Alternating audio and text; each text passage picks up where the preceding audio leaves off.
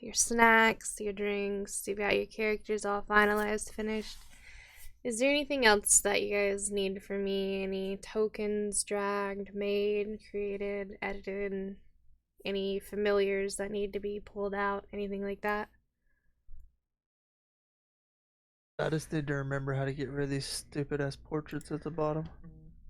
You go to Chat avatar? something like that. That audio and video and then put none? I don't oh, video display under audio and video and put names only.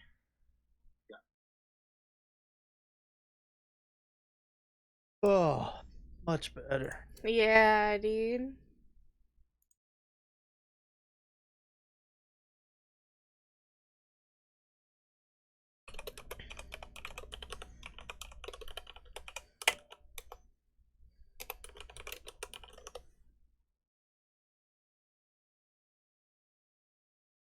Okay, no.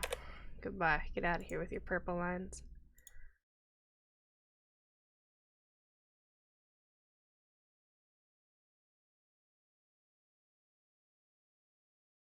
Okay, so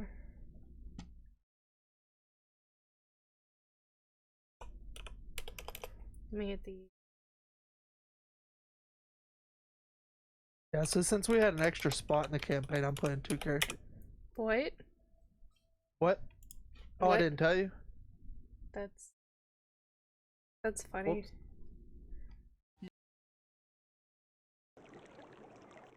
Say that, because that's not gonna happen.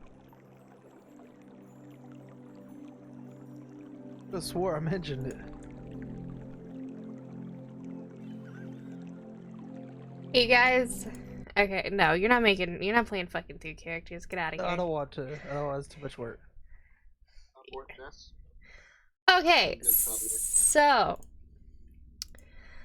all of you guys, give me your owl. Okay, you guys are all. I'm gonna highlight you. Copy. Okay, so welcome You to. do need to fix people's tokens.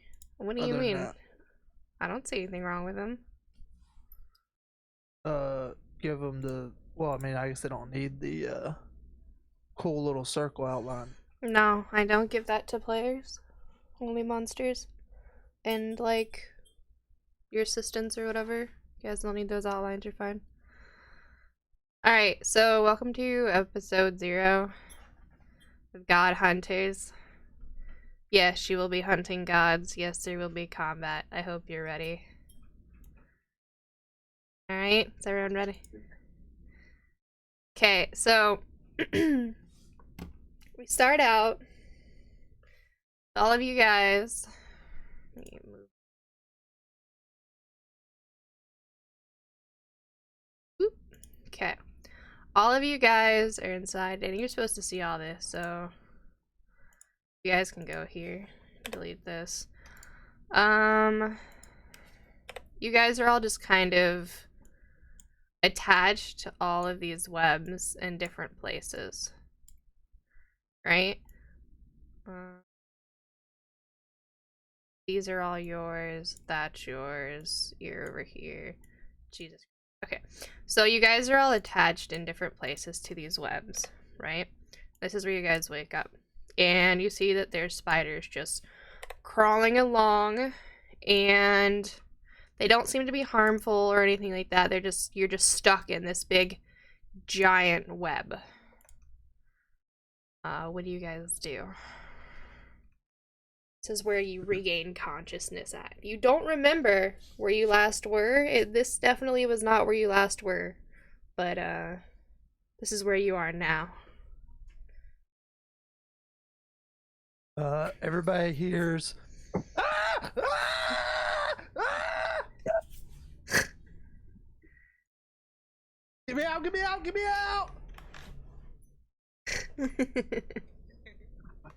So some of the spiders kind of turn and look at you, and then they just keep on their way. You notice a large spider here. Let me see. Spider question mark? Yeah, spider question mark. I mean, he walks across the web, so he might as well be one, right? I think it's Shift Z to see bigger pictures. No, that's to undo it. Is it Control Alt? Control Z? No? No, because that undoes Alt it. Z? Is it Alt Z? Is it Shift Z? There it is, Shift Z. Okay, so that's what he looks like. Enjoy. One of those in Baldur's Gate. And he scurries over to you, and he goes in like a sort of whisper like voice and goes, "Be not afraid, my child. This is the web." Dad? The dark web. This is the dark web. No, he goes, he looks at you, and his eyes kind of sparkle gold for the second, and you see his like what look like hands kind of flit through the web as he runs his fingers through it. Gold sparks come off the web. You can make me a perception check, Elodin. Can you tell your dad to like? Look, I just met the guy.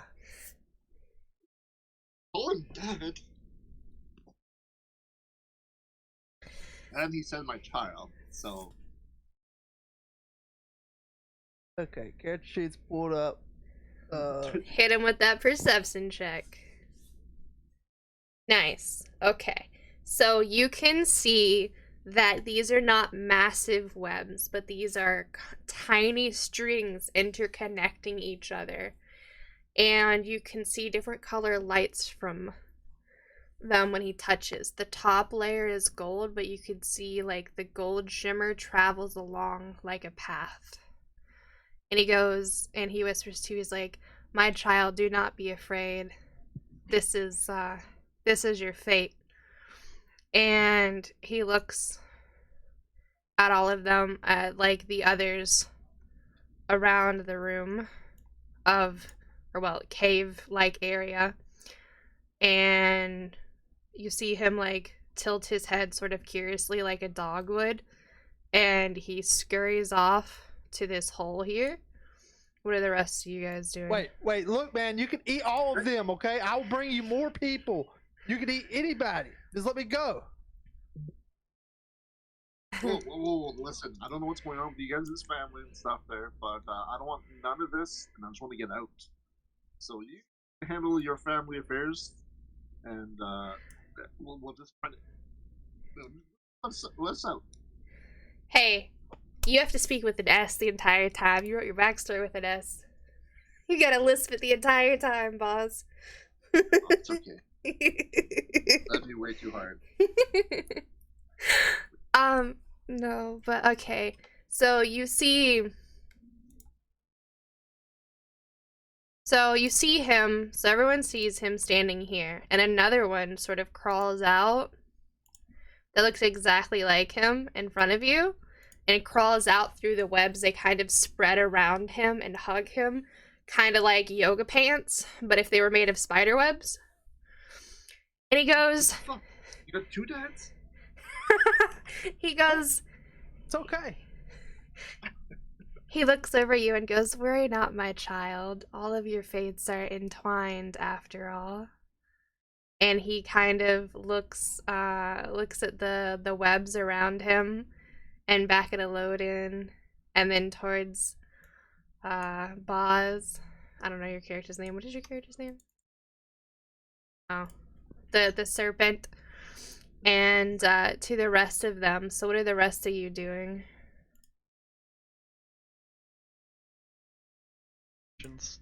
Yeah. And Chicken and Death, what are you guys doing?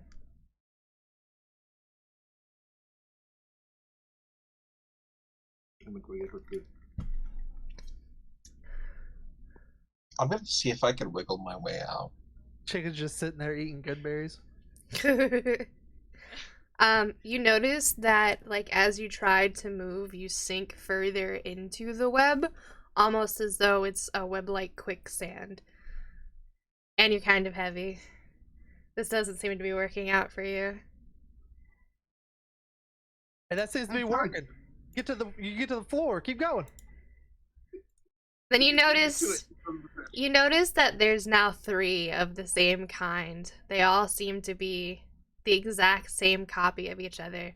And he looks to you and goes, my child of meadow, stop touching and twisting fate.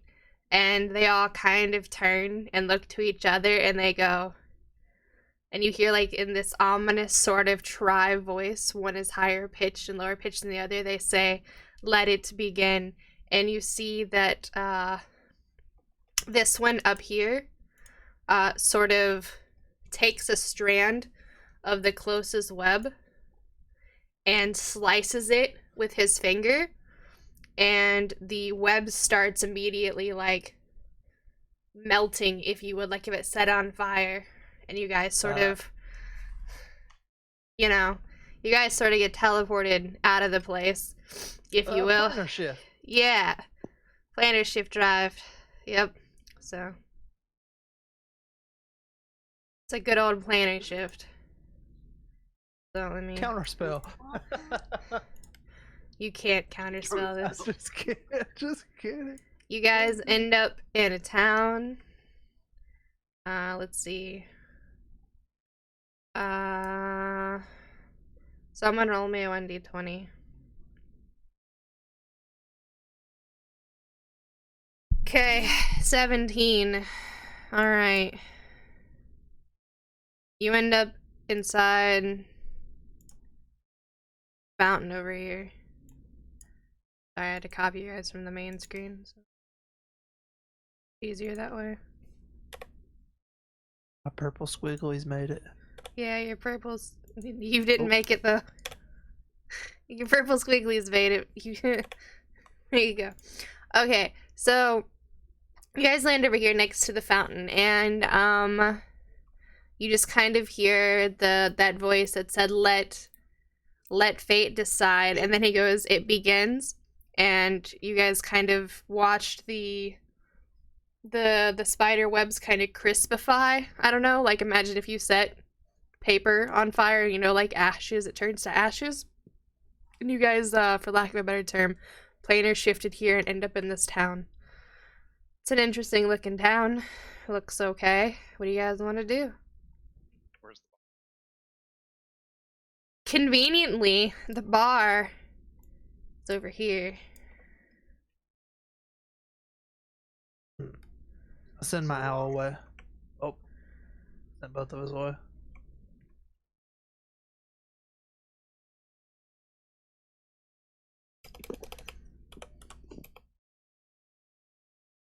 Well, you see, that was karma.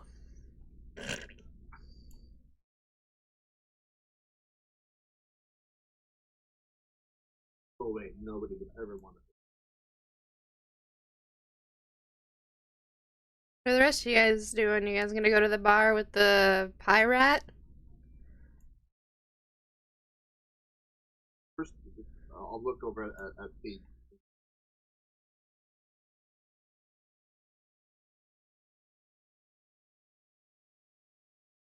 I want to look at the architecture and take into fact the weather and try to determine where we might be. All right. Roll me a survival in history.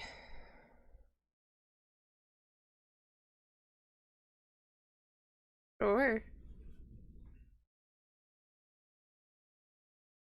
Okay, so through history, you kind of recognize the building of this. They looked weathered, and it looks like an older town. You can tell by how the buildings are made of sort of this sturdy like brick that it's more of a military-based town.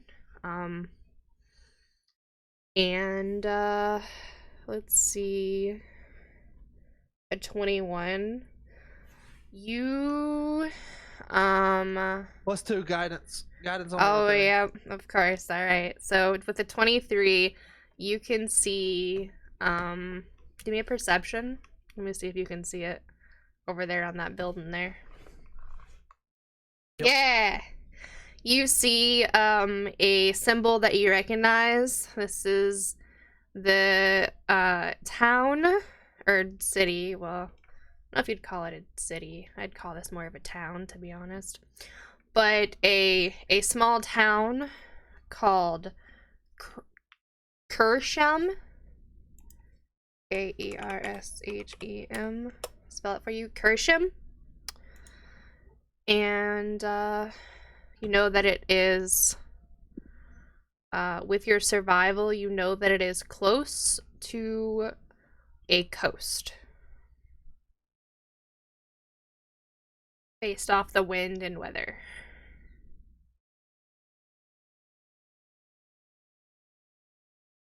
Yeah, I'm pretty sure we're in Kersham. And I like lick my finger, like stick it in the air and then put it in my mouth. Yeah, definitely Kersham.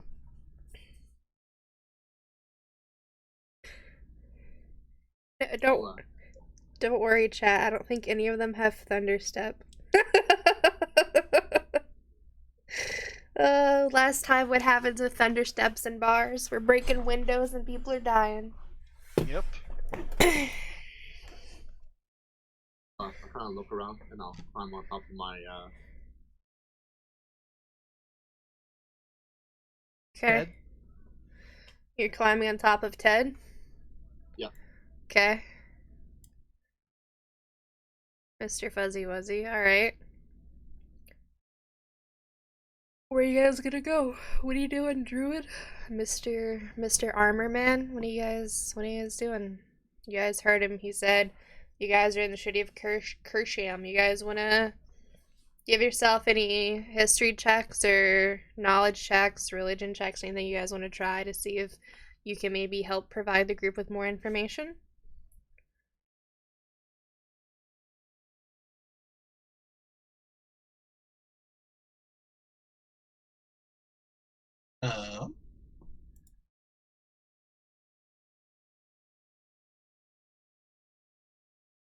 I will not be useful for any of that.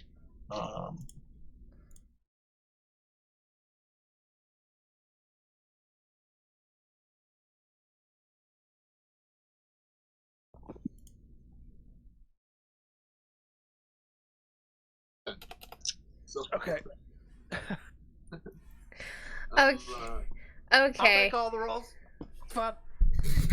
Okay, so with that religion check, you know that this city is loyal to a god. You can't quite remember the name because it doesn't seem as though you recognize like the imagery, the battle axe with lightning through it, rings a bell to some sort of like god, but you're not quite sure which one. You're not too proficient in this plane's gods quite yet. But you have seen that image before on a different plane.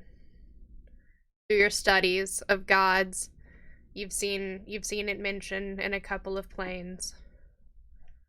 I've seen this imagery before. To the library. you didn't tell us. Like, I'm guessing you told us all of this. Told you what exact the only things I've said. Okay, so you just said I've seen this. I've seen this imagery before.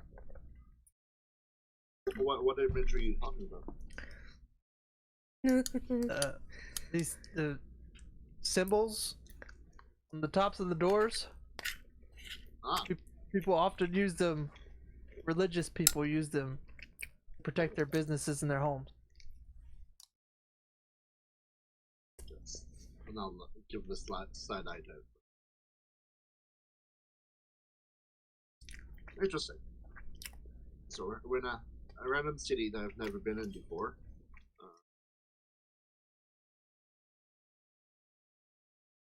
Let's go to the library.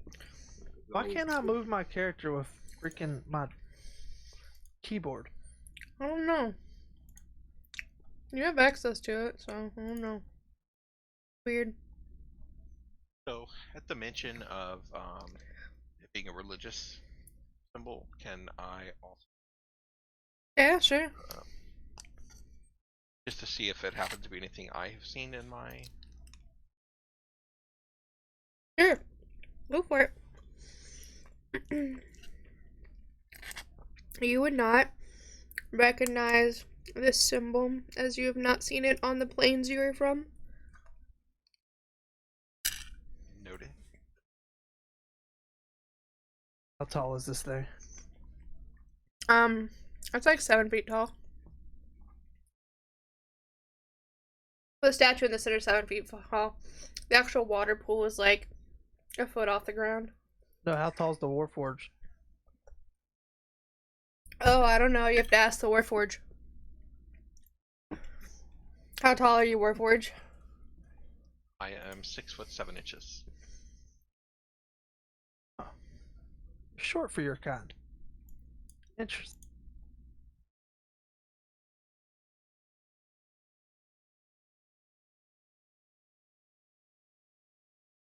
Walk over to the druid. Hey,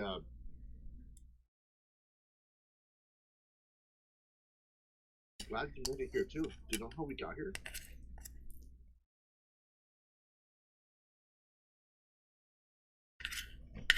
Wow. We both went through the same thing? Ah, okay. I thought I was losing my mind there for a sec.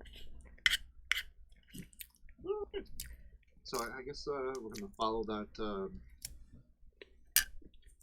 that fella over to the library. More about this place. So. Pretty good bet. I'm gonna follow him until we find out what's going on. Alright, on our merry way. So I'll just like follow Teague around. I'm around the corner and I have vanished. Well, you guys are walking to the library. What are you doing, Mr. Pirate? Pirate wants booze. So Max is gonna go up to the bar. Alright. I'm on one of the stools because Max can't see over the bar. Okay. See a commoner go, "Ooh!" And she goes, "Well, what can I get you, sir?" I want the strongest thing you have. Oh. She kind of looks at the other barmaid who's like cleaning up the table. It has served a large crew of people. There seems to be like 6 plates on the table, some leftover like pork chop bones. And someone didn't eat their mashed potatoes. So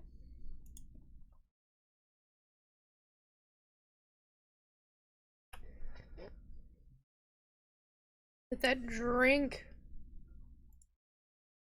and drink, fucking roll me a D100.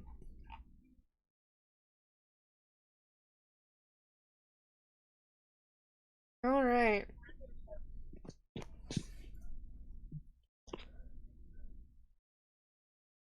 Okay, she pulls out this sort of glass bottle. It's very long, stemmed, and fat at the bottom. It's got like a diamond, sort of, like a diamond-shaped cork stopper in it, and she pulls it out, and it goes, makes the sucking noise, and she goes, "Okay." And she pours it into like this curved stemmed glass, almost like what you would think like a wine cooler, like a little wine portable glass. I don't know. I'm trying to think of it. It's like it's a thin glass that she pours it into, almost like it's as a vial. and it's a very lime greenish color, and then she takes an orange wedge and stabs it through with like a toothpick and puts it on top of it. She says, "Squeeze the orange in the drink," and she pushes it towards you and says, "Good luck." How much do I owe you? 40 gold. I hand her over the gold. I don't have that gold, so I can persuade her to.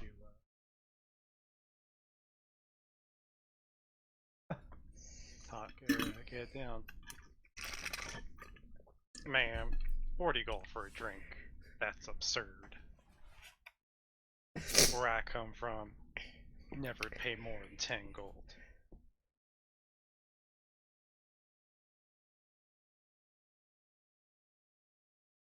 Roll me that persuasion check.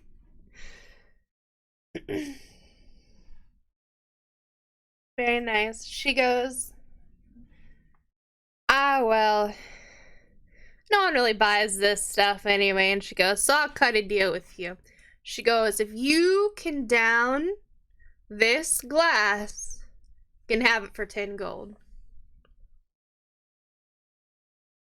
Max will take the glass and squeeze the orange into it.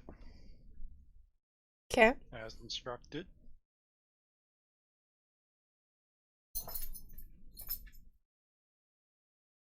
Alright. And swig of it. What does it taste like?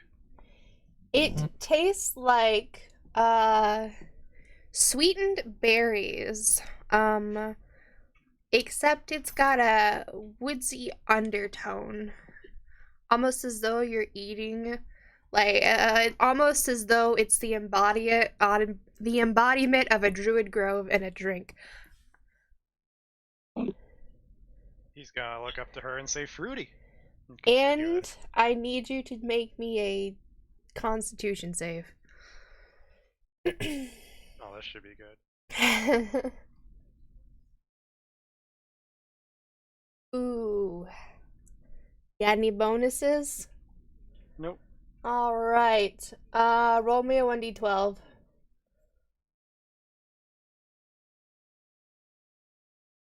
Okay. You kind of puke the drink back up in your mouth, but because you're of your background, you're able to kind of swallow it back down and hold it. You now have exhaustion for 7 hours. And you actually pull up exhaustion tracker now. That drink is called the Green Fay.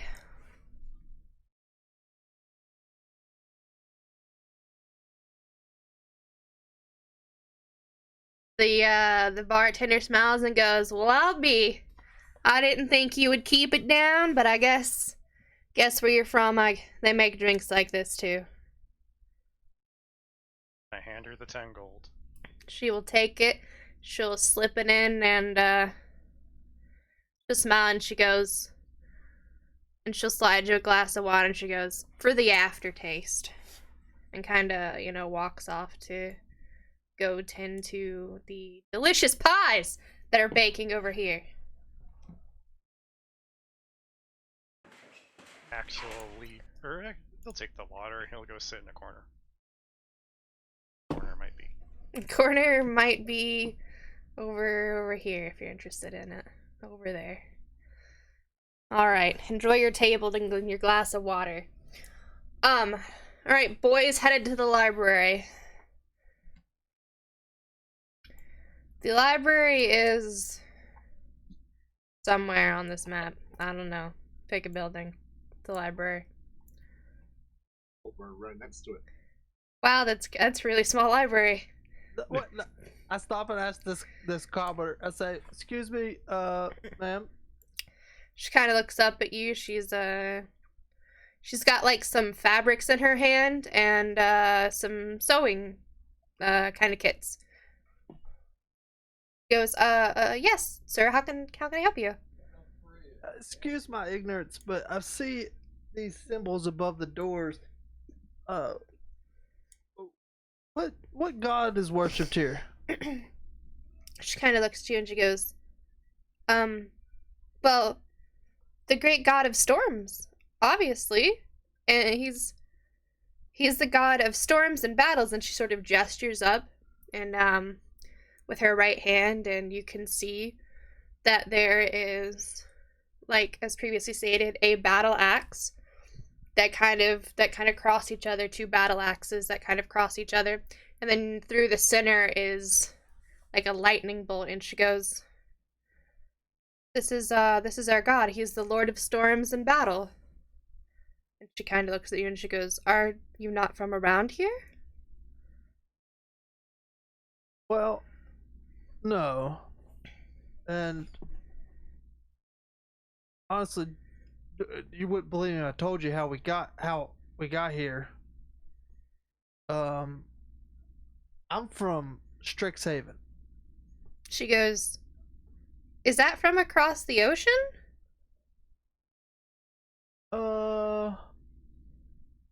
That's a great question. I was kind of hoping you could tell me. She goes, Strixhaven, and she kind of furrows her brow. She goes, I've never heard of it, so you're probably from across the ocean. Your accent is weird, too. Okay. Do you have a library?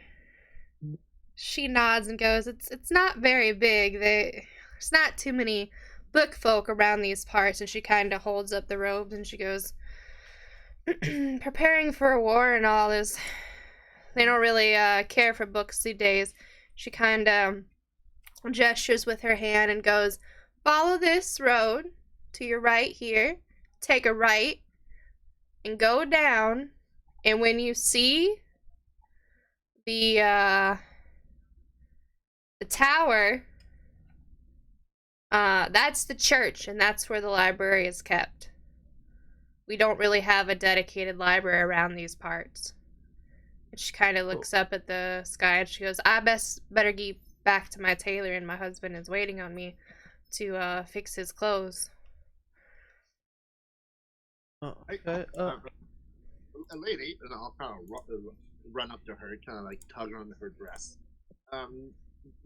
Preparing for a war? She screams, not expecting to see someone to tug on her dress. She screams, she goes, what are you? Oh, I'm very unfortunate child. And she goes, and I'll be a very unfortunate woman if I don't get home to my husband. Yes. But what about this war? You mentioned a war? She goes, yeah. The army from the city of Kersham is going to be sieging the citadel. Citadel is Kind of scrunches her eyebrows at you and goes, and looks to Elodin, and she kind of gestures and goes, he with you? Honestly, when I showed up here, he was here, and he's just kind of been following me. She nods and goes, I see that. But I'm a weaver by trade. I could take care of those clothes for you real quick while you're answering the question.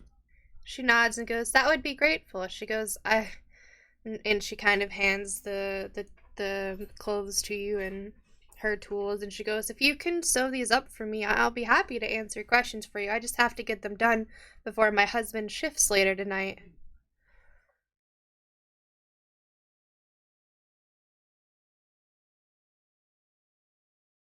My husband is a blacksmith for the military here in Kersham.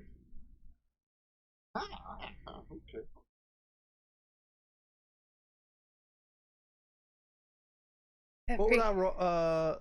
My weaver's tools. Do I roll that with what? Dex? Yeah, he just Dex. Not bad. She might have sewed a little bit better, but you do all right. Got it. If she rolled a 17, she might have done better, but you know. Oh my god. she is as she talks, you kind of use her tools. You see that her thread is certain colors, and you go through and you start weaving them, and you start touching up the imagery. You notice that on like the guard outfit, the sort of cloth that he wears over his armor, you can see much closer now the image. You can see that the lightning bolt is a gold color through the center, and the battle axes that are crossed are a deep gray, almost like iron, while you're embroidering. And this war, is it happening here? Or are they going to the Citadel? She goes, oh, they'll be headed to the Citadel, and she turns and points, which direction does she point? Let's see. She points, where's my ruler tool? She points that way. And in the distance, I need everyone to make a perception check who's listening.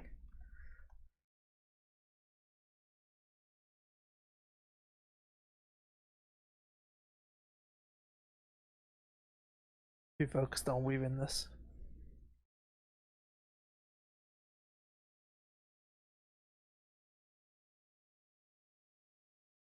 Right, you see in the distance a giant floating citadel.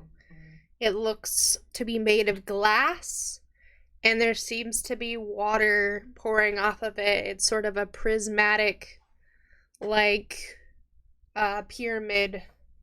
It seems to be maybe 800 feet off, 800 feet to 1,000 off the ground. But you can see the sort of crystal glow and rainbow effects that the glass citadel has. Boz. The rest of you can't see it. Yep, sorry guys, there's absolutely nothing over there. Oh, one last thing before you leave. Do you guys have ships that go across the ocean? She shakes her head and goes, not here. You're a little, we're near the coast. She goes, about 20 miles or so, and she's like, there's like an outcropping, or she kind of like fidgets with her fingers and goes, that's not the right word, a dock, I think that most people call it, that you can rent boats from. And she goes, but you have to be careful about them pirates out there in the motions. Yeah. More scared of spiders at the moment. Are you scared of spiders? Aren't your parents spiders? Well, are you not afraid of your parents? My guy kind of like looks sad for a second, kind of like kicking around. I don't have parents. The lady looks at you and goes, lucky you. Imagine if I didn't have parents, I wouldn't have been married to this man, and I might have been able to find someone who might love me for more than just what I can do with my weaving tools. Wait, so you're saying men that live here get free women? She kind of turns her head. She's like, well, I suppose we can't, there's a rule in the city that women cannot be out late, unsupervised by male chaperones otherwise. And she kind of leans in and goes, bad things happen. And she looks at the sky and she goes, that's why I best better be getting home. Oh, naughty girl. Yep, I'll agree. I totally agree. Women should not be trusted. She kind of squints her eyebrows at you and she goes, well, I see you're finished with my weaving. And she kind of eagerly tries to grab it from you and goes, I need to get this back. She goes, I need to get this back to my husband. His shift starts in about 2.5 hours, and well, I need to press this and get it all ready. He's on the night shift, you know. If you see Lexicon out there, I don't know if you will. I don't know if you guys will be staying. You probably stay over at the inn. And she gestures across the street to the barn, and she goes, but if you see him, know that your beautiful handiwork is what patched up his wonderful tabard. And she kind of rushes off towards her home. As she's walking away, I'm just gonna be like, so she's all alone in her house tonight. about look at you. Wait, you want to leave more of her stuff? It is my favorite thing to do. It's not ready down. Noted. Okay, well, I don't think we need the library anymore. Maybe. Well, Yeah, one would never know. What's the top of the door? Are they like painted on? Or No, like, sir. They are not painted on. are there actual like little symbols? Hell yeah, they are. Like someone could actually like break one of those off. You sure can. Go ahead and get on top of your, stand on your tippy toes on top of your bear. With what toes do you think this man has? That's Have true. toes. Hi, Suni. Have no toes. You have toes? Okay. He's got legs. Do your toes, are you like the gecko? Are you like a gecko? Very similar to like a gnome-ish. Yeah, But so scaly. I'm imagining you as the gecko from the commercials, for the car insurance commercials. Sell your cards. How do you make something big? You cast have to a be the large DM. version. Yeah, what do you Oh, need yeah. made big? Yeah, what do you need made big? I was just gonna. Oh, yeah, hold on.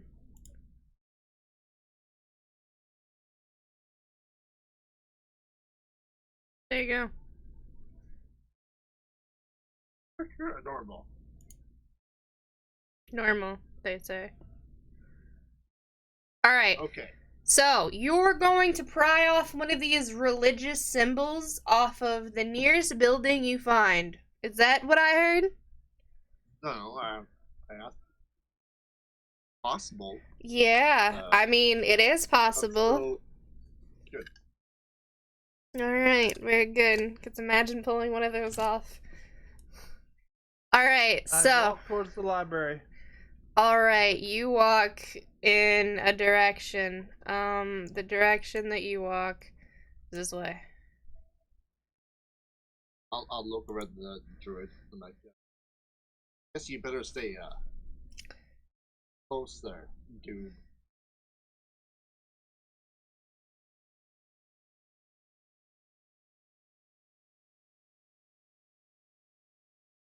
What do you think about all this? Library's right here. Everyone don't occupy the same spot at once. Could cause a cataclysmic catastrophe.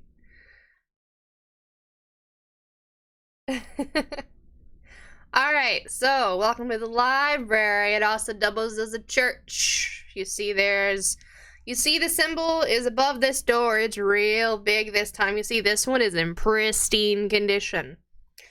Elodin, you can see, because of your previous knowledge from sewing and seeing the colors, that this one has been painted the matching colors that you saw on the guild tabard you sewed for that lady's husband.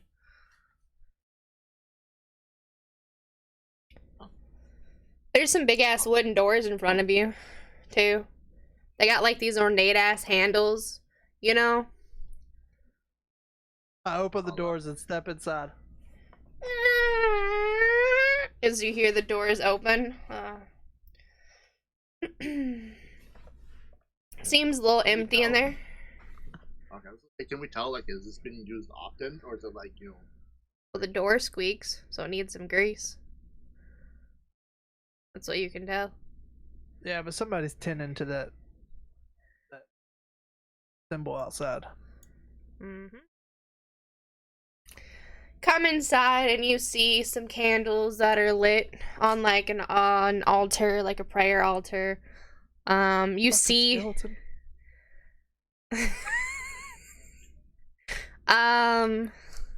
you can see that there is you see there's a statue this time that has like those candles around it. They're just regular white candles, you know, that you would see kind of at like a Catholic church. Just kind of there melting. There's a couple pieces of paper on like the pulpit or whatever in front of it. Nothing too crazy. You see a older gentleman in his office in the far corner doing the Lord's work. Has he noticed this yet? He heard the door open. Does this do an echo when we talk in here? It Like, yeah.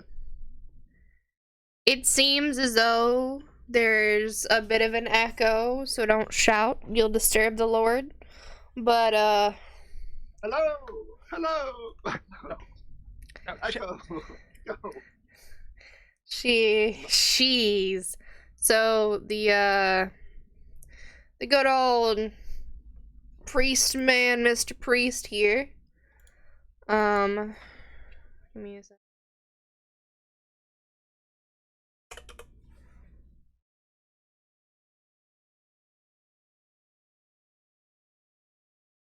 Good old Mr. Priest here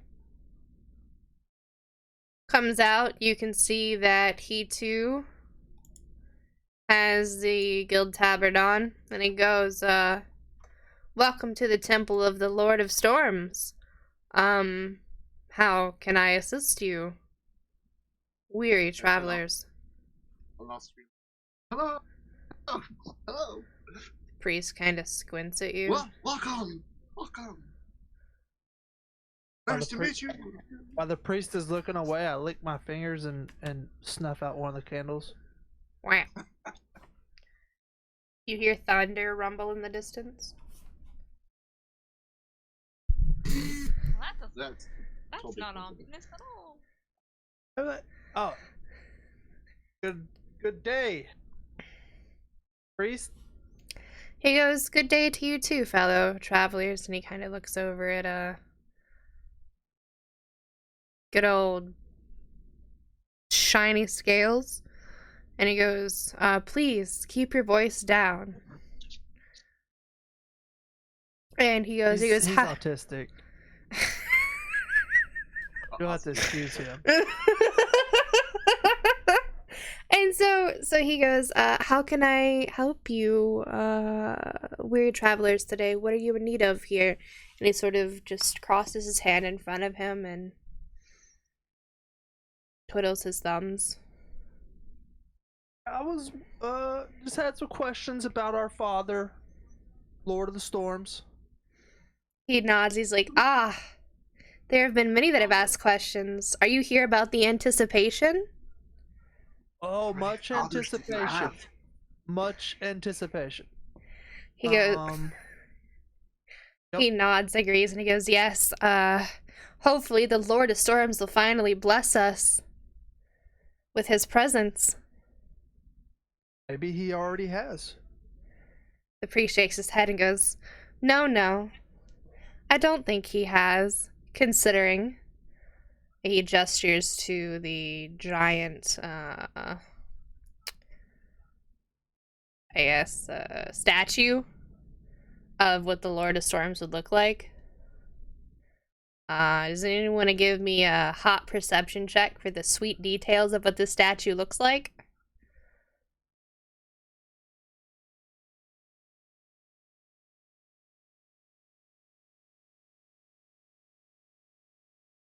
Wow, that sucked. So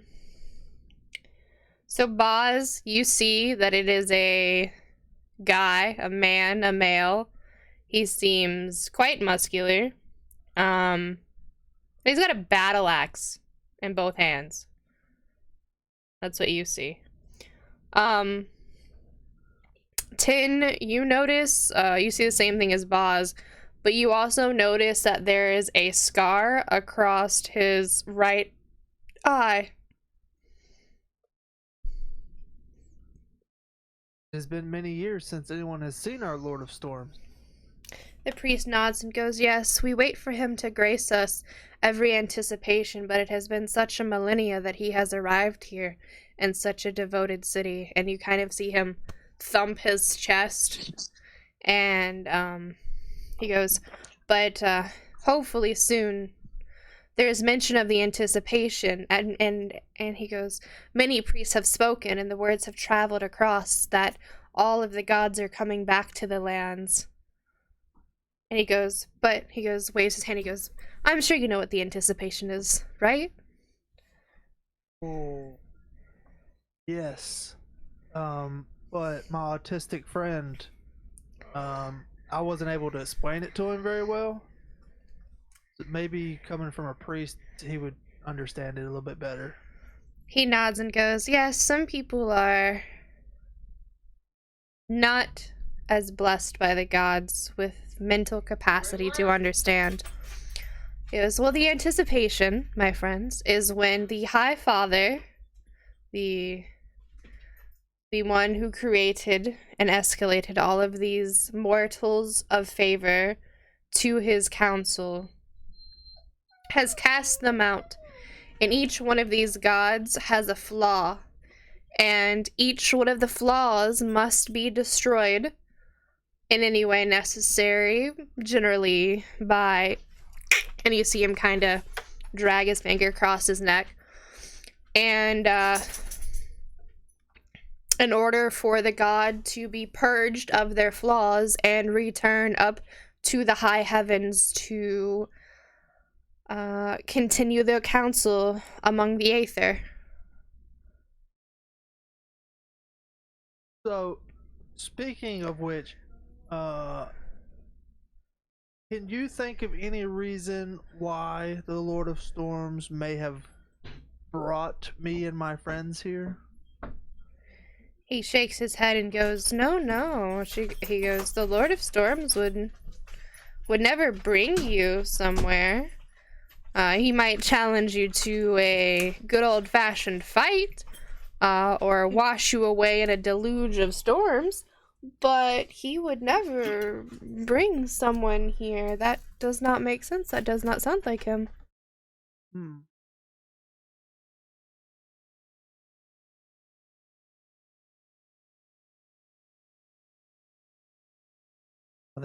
There's a lot. There's a lot.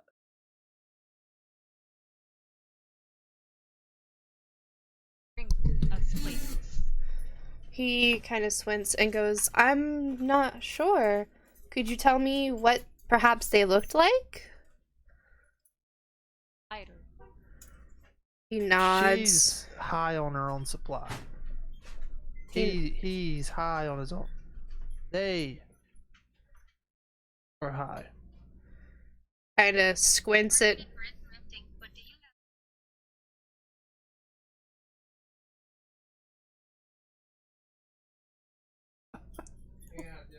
Excuse me? Is someone getting caught metagaming by Siri? What's happening? Oh my god. Okay, anyways. So, no. He shakes his head and goes, I've never seen them per se, but I have heard of the Spy Have I heard of the Spy Day? I don't know. Hit me with... Alright, the religion check would not. Hit me with the history check. Hey! It's known through history that, there's generally spider-based imagery and spiders around, tumulus events that happen in this world. So yeah, a lot of spider stuff happens around there. So it might be. It might. Some people believe that spiders are pulling all the strings. He nods and goes, they are the most efficient creatures with the web, so it would not surprise me if they are the ones that weave it for them. So, since, you know, like I said, we're kind of a little discombobulated from the travels, when can we expect the anticipation? Well, he goes, well, Hadis Light is aptly titled as such. One anticipates the Lord's arrival, but one does not know when it happens. Everyone give me a hearing-based perception check.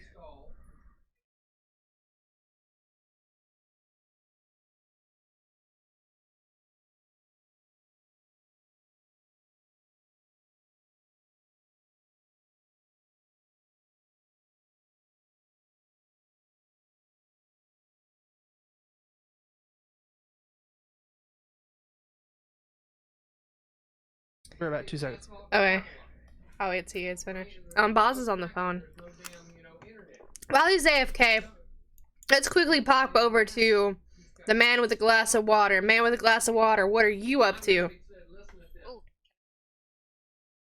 You sure can. What are you gonna prepare? Speak with animals? Alright. Prepare that spell. What are you doing over here, Maximum Blingus? Max Bling is holding the glass of water in his hand and looking at it disgruntled as he swirls it around. Alright. You see some commoners. You see one of the commoners is butchering. Roll me a 1d10. Let's see what animal he's butchering. He's butchering a goat. Or yeah, he's butchering a goat. You see him hack into it and rip off one of the hind legs, almost like a big old hunk, and he tosses it towards this large patch of fire. Looks like it's gonna be charred goat tonight here at the bar and grill. Further along the lines, you see some commoners shuffle in and they take a table. It's a man and his wife and 2 kids. They seem to be coming in for dinner. They speak to one of the waitresses over here. She comes and takes their orders. You hear them shout. They go, "Hey, Steven." And one of the waitresses waved him, and she goes. Steven waves back. And that's all that seems to be happening right here. Seems like a nice, quaint little tavern with goat for dinner. Oh, and apple pies. The apple pies are done. What do you do? Continue to look disgruntlingly at his glass of water and his lack of money. Well, that's what happens when you drink. Life lesson, boys and girls.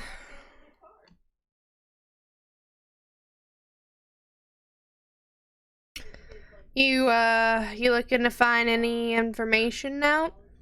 She kind of walks over to you, the bartender, and she goes, "You look a little upset." And she goes, "You okay?" Life's crap. She nods and goes, "Ain't that about true?" She goes, "Especially with this anticipation coming. Everybody has to be prepared for the Lord of Storms all the time. Who knows when his lordly godness will show up and grace our city." And she leaves word. She goes, "To be honest, every anticipation, he hasn't shown up here, so I don't think he's going to, but you didn't hear that from me. They'd call me a heretic." She kind of throws her hands up, and she goes, "Well, if you need anything else, honey, the apple pies are done." And she walks back to the bar.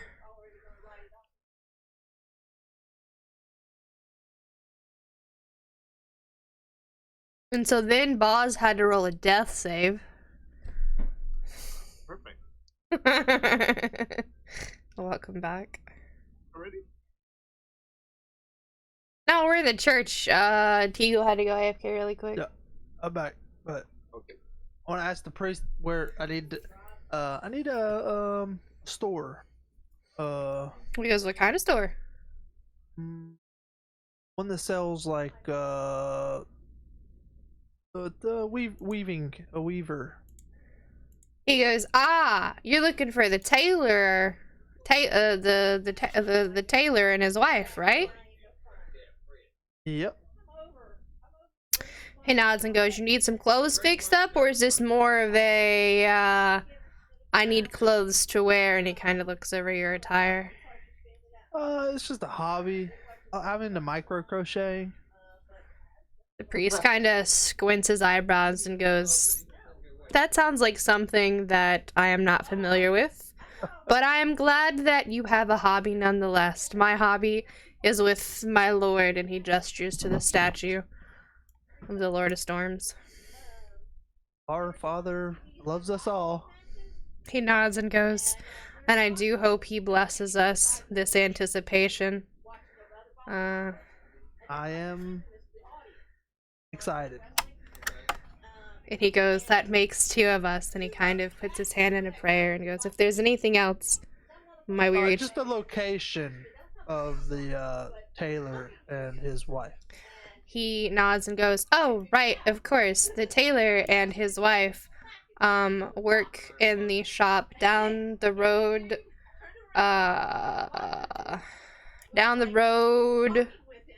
to the left. You go out the door, there'll be a small alleyway. You will go under the arch pass of the church where it touches the tower.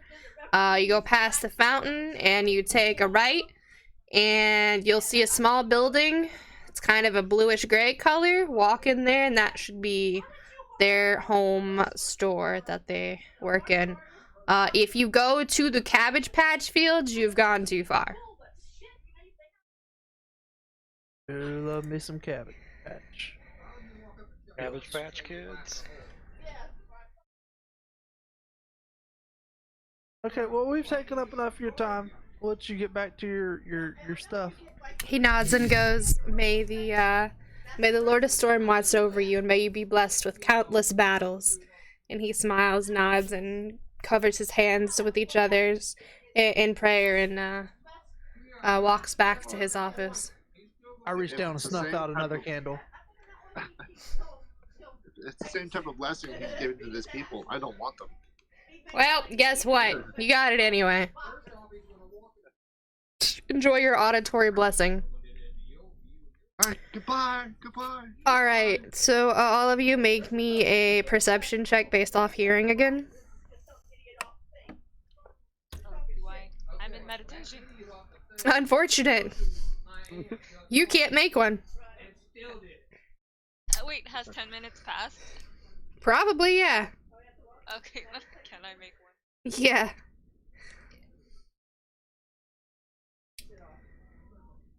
Well, Elodin, you don't really hear it. Oh, nice. Good job, Druid. Good job, Druid and Tin Can. Good job. Alright, you guys hear the sound of rumbling thunder. As you guys walk out the door, you hear kind of like a...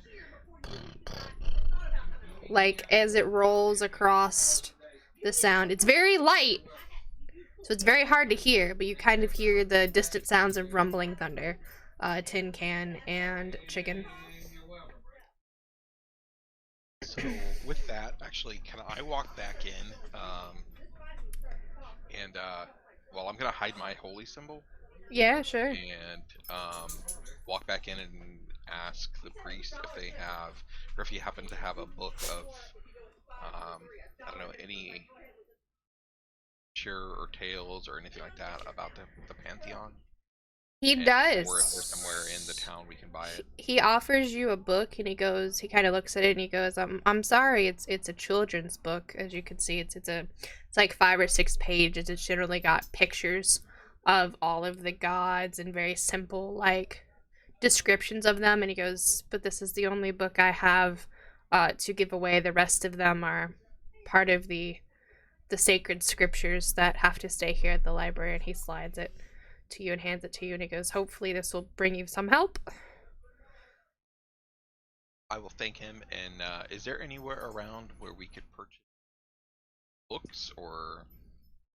He shakes his head and he goes, no, but he shakes his head and goes, no, our Lord does not quite delve in the ideal of knowledge outside of battle. He goes, the only real knowledge that he cares about is the tactics and how to win them. He goes, and he gestures to his wall, and he's like, there's countless books on different fighting styles, different ways to fight, different weapons, how to craft them, the armor, their choices. but the lore of the gods themselves, you'd think they'd want to talk more about each other, but alas, our Lord does not really care. He cares more about fighting more than anything else. And then he smiles and goes, "But that is because he is the Lord of Battle, after all." Can I ask him to bless my warhammer? Sure. Because I'm in like full armor and Oh yeah, yeah. armor shield and Oh yeah. Giving him paladin vibes. He can bless it. How would you like it blessed? Do you have any? whatever the standard blessing is for the Lord of Battle. All right. So, Candace smiles at you and goes. He smiles and goes, while I would be able to bless it, he goes, I'm not in the mood to fight right now. He goes, our Lord, we bless him through battle. The blood we shed, be it our own from our injuries of fighting, or the blood of others as we kill in his name, for whoever tries to take territory from him and his devotees. That is how we are blessed. And he goes, he hands you like kind of like a set of, like, I wouldn't say engraving tools, but engraving tools that you can use to etch his symbol onto your warhammer, or have a blacksmith etch it for you onto your warhammer. Handy. He goes, He goes, this is all that I have for you. These are the symbols that we usually give to our soldiers to carry them and to show the world who our Lord is that we serve, and hope that he blesses us with all of the victory of battle and protects us from the tumultuous storms that come from the coast. And he kind of looks up, and at this point, everyone can hear a low rumble of thunder, and you see the priest kind of turn around and shuffle some papers, and start organizing some things. He turns back to you and has a large gulp that he does and goes, "It seems our Lord is doing something, but I'm not quite sure yet."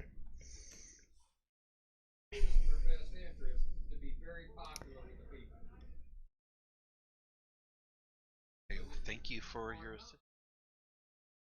May the Lord of Battle bless you. He smiles and goes, "The same to you." Where the fuck did you go, Elodin? Well, I'm at the tailor. Oh, okay. That's a. Where do you see the cabbage patches up there? I don't. I just see the colors you mentioned. Okay, it's down here. You go down,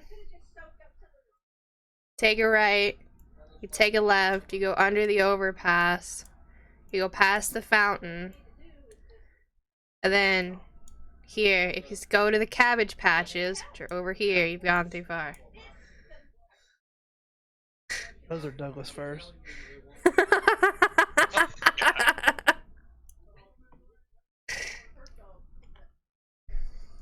Well, I'm Alright, you two have a conversation. Let me do a quick check-in. What are you doing down there, Max? Still Antisocial. still being upset at a glass of water? Yes. Alright. You gonna drink the water? No. That's unfortunate. Would you like another drink? No. I don't have money? No one said this one was gonna cost you. She feels bad. You looking down. The anticipation is coming, Max. Cheer up. You want a drink to make you feel better? No. Commodore shrugs and goes, "I tried." And Her name actually commoner. her name is Lacey.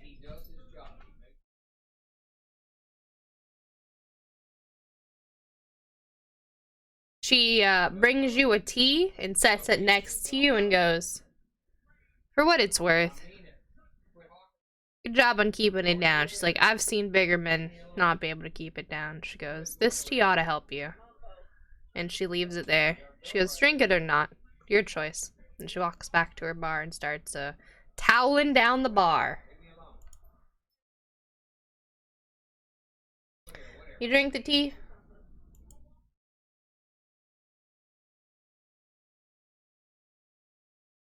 You look at the tea? Do you drink the tea? Do you observe the tea?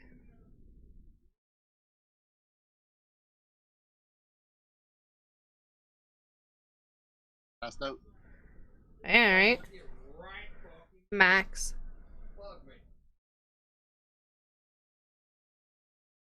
Alright, well, he's gonna stare at the tea, I guess. Back to the team up at the having a conversation. Mr. Druid and Sneck. Have your conversation. You might want to be next to the Sneck for the conversation. Mighty walk away.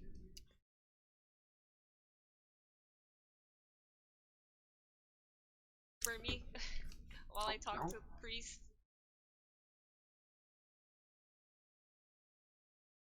Here. You just never know.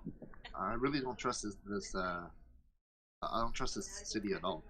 I didn't hear it. Alright. But I think just to be safe, your home will follow you around. Just he can just store himself somewhere in your beard. I can. If anything happens to you, I can hear you and know where you are. It would suck if some rain watched off a disguise kit.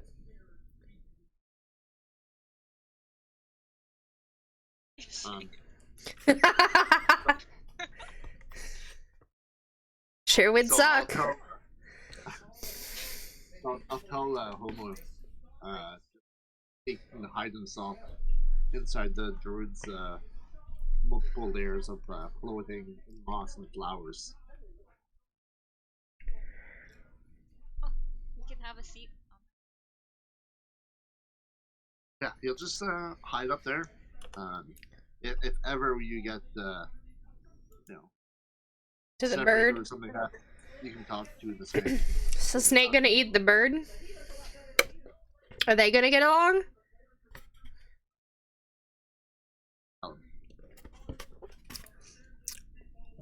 I was just looking. Snake You have might not eat my bird. the snake and the bird are gonna share your crown. You're just gonna hear caw! There's just gonna be a bird and a snake fighting on your fucking crown. So yeah, I'll stay close by. I'll be listening in. I'm guessing you want to have a chat with the priest. Yes, I heard bad things happen to It's true. Good. Okay, I'll be close Curious. by. Ooh, We sure did. Saw a couple of them. You sure can look through the papers to your heart's content. Which paper are you looking at? Paper 1, 2, or 3? 1. Alright, give me a perception check. Perceive the paper. You perceive the paper. What languages do you speak?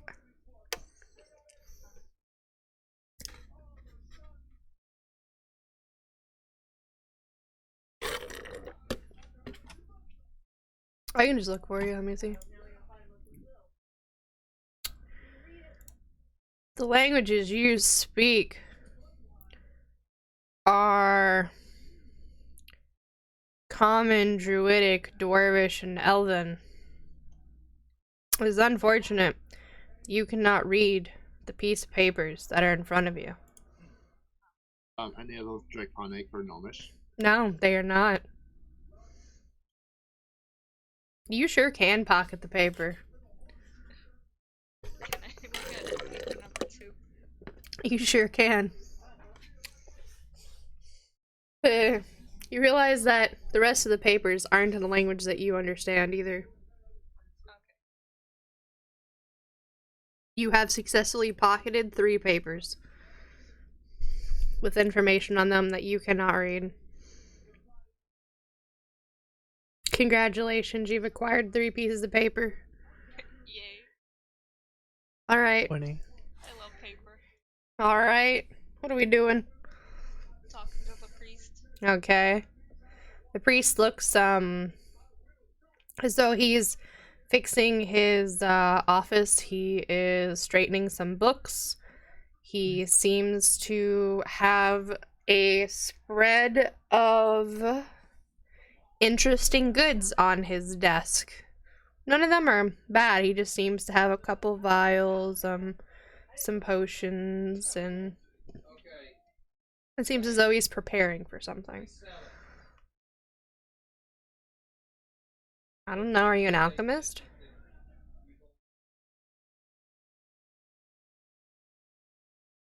I don't know, are you an alchemist? Sniff it. Yeah, open it up and give it the sniff test like we're in 8th grade fucking science class. Let's do the The, waft test. the waft method. Smells like formaldehyde to me. Smells like, oh no. Alright, which one are you picking up? Purple, green, blue, or yellow? Alright, you pick up the blue one. It's got a weird lid to it. It's kind of screwed. This bottle looks like a light bulb if you had emptied the filament out. You open the lid. You give it the waft method. Giving it the waft method? Yes, waft. Alright, smells like the sea. Turns around and looks at you and his hands on his hip and he goes, "Excuse me. Can I help you?" Wondering what this potion is for. He goes, "Well," Like, he goes, "Yes." He goes, "That is blessed seawater from our Lord of Storms." He goes, "We use it on our daily rituals as the way to welcome those to our religion."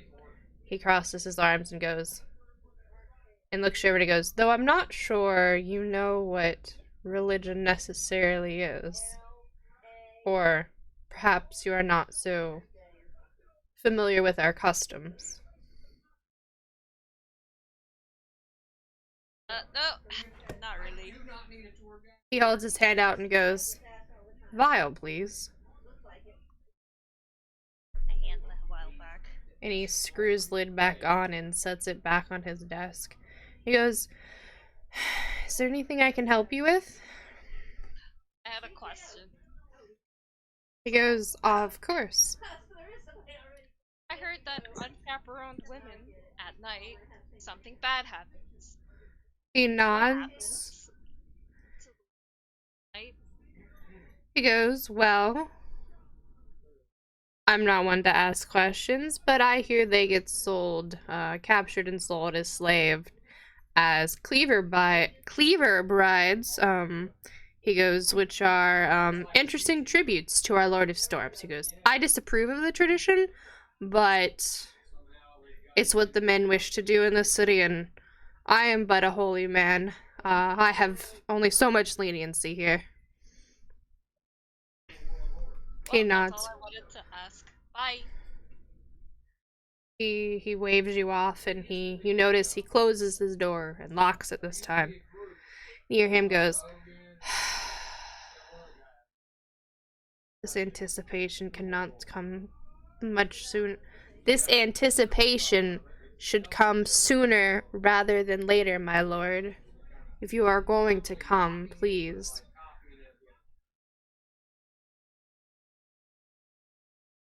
You hear him say through the door,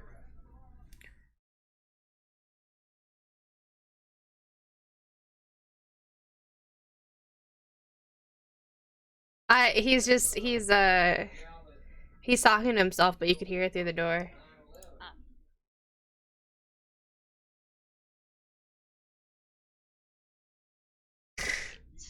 our way out. Yo, is that that's crazy, Death?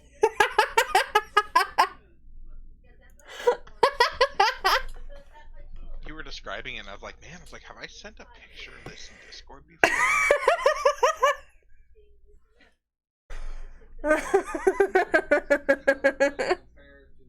No, you haven't.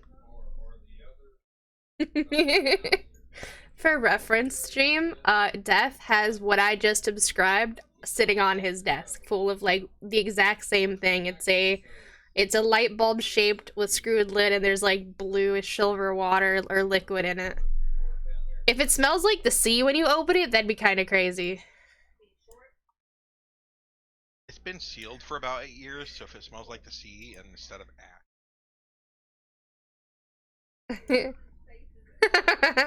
Okay, Elodin and Mr. Tin, you are down here at the tailor's place. What are you doing? Knock, knock.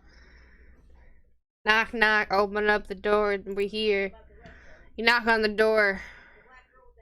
Then I realize it's probably a business, so I just open it and walk in. That's a good plan. You open it here. Ding! You hear some rustle in the back and some curtains swish open. And the wife comes out. She's dressed in a dark red robe with some pink frilly lace around the sleeves. She goes, it's almost closing hours, but I'm sure we can help you. And she turns around, she goes, it's fine, honey, it's just a customer. And she swishes the curtains closed, and she comes up to the desk, or not, like the sort of, you know, like when you go to a jewelry store and they have all those cabinets of things on display, you see that there's rows and rows of fabrics and threads and different types of needles and stuff like that, as she kind of rests her hip against one of them and goes, how can I help you, sir? Yes. I am a hobbyist, She tailor nods. myself, and I was just wondering if I could get some few things. She nods and goes, of course. We stock all of our tailoring goods here, and she gestures to the right half of the store and says, what might have you are in need of? Some threads, some silks, some fabrics, some needles. Yep. No. Do you have Velcro?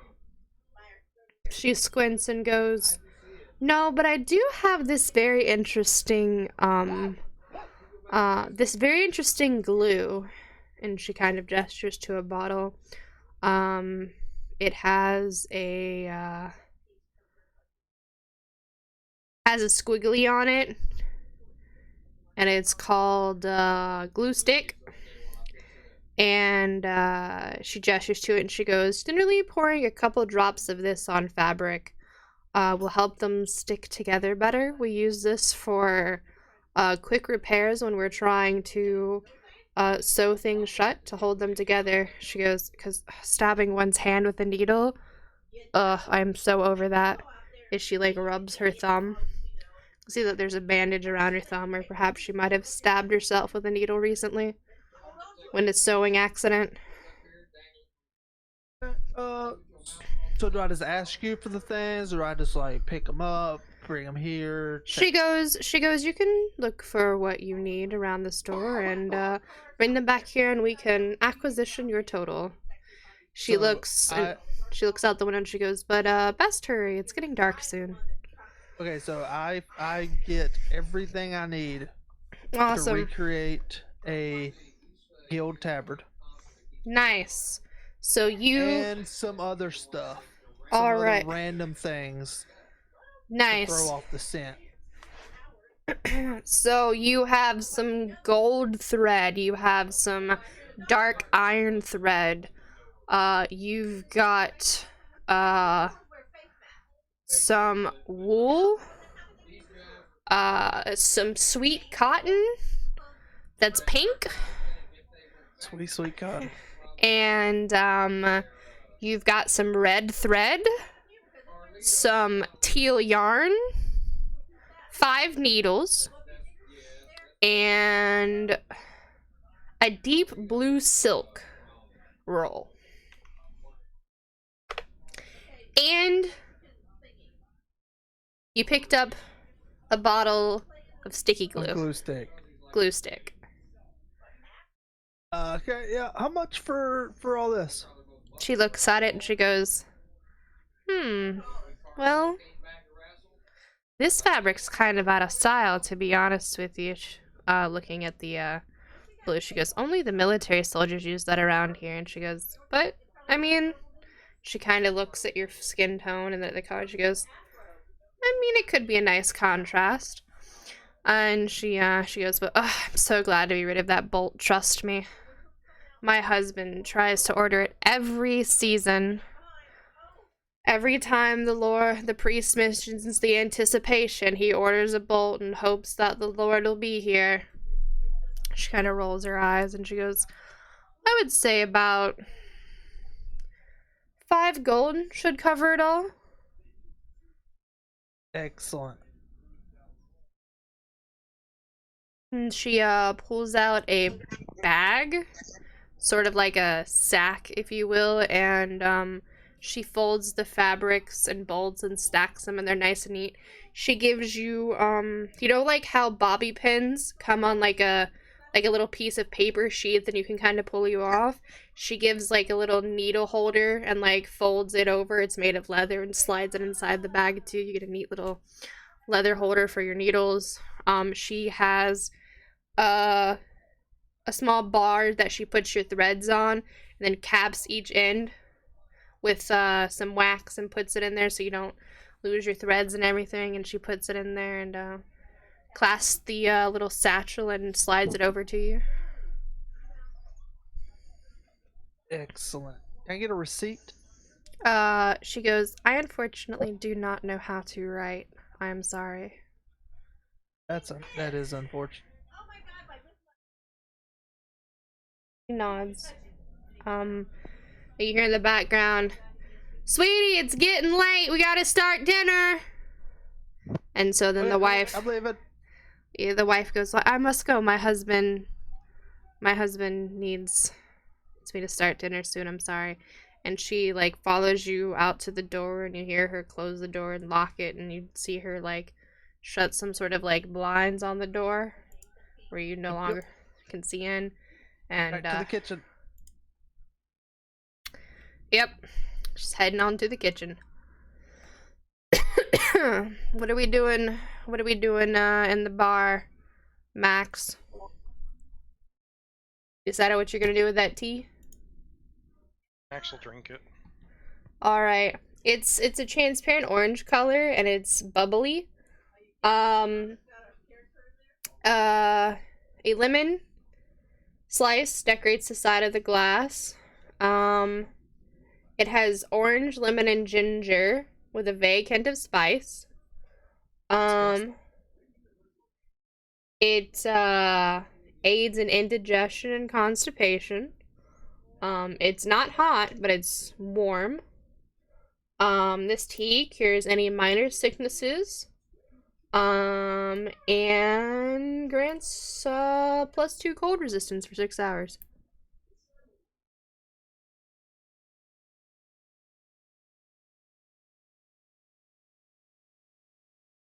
It's a nice warm tea. Alright, what are we doing up here, Snake Druid? Snake and Druid, what are you guys doing? So,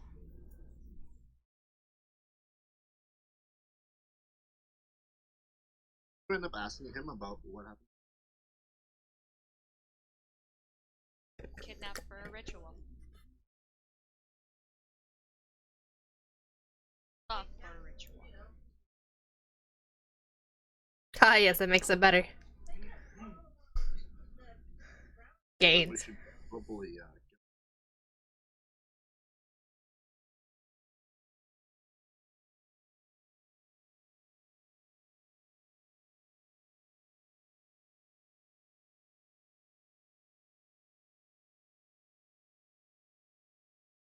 want to. I don't see.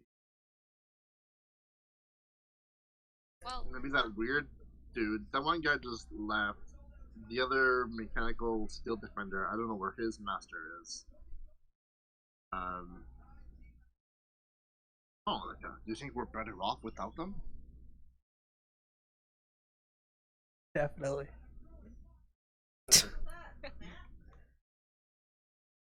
I don't know. Maybe we should just go to the bar for the night and then figure what's happening. a lot of information.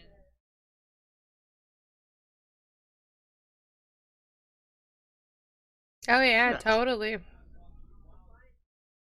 Everybody loves a good bar. That beard type.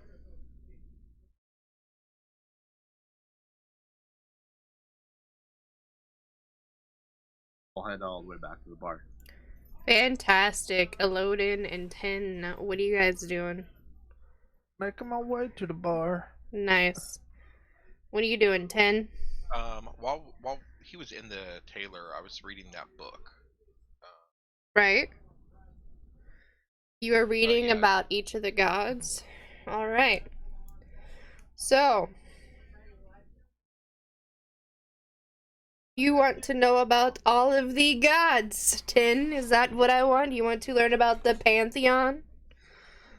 That's correct.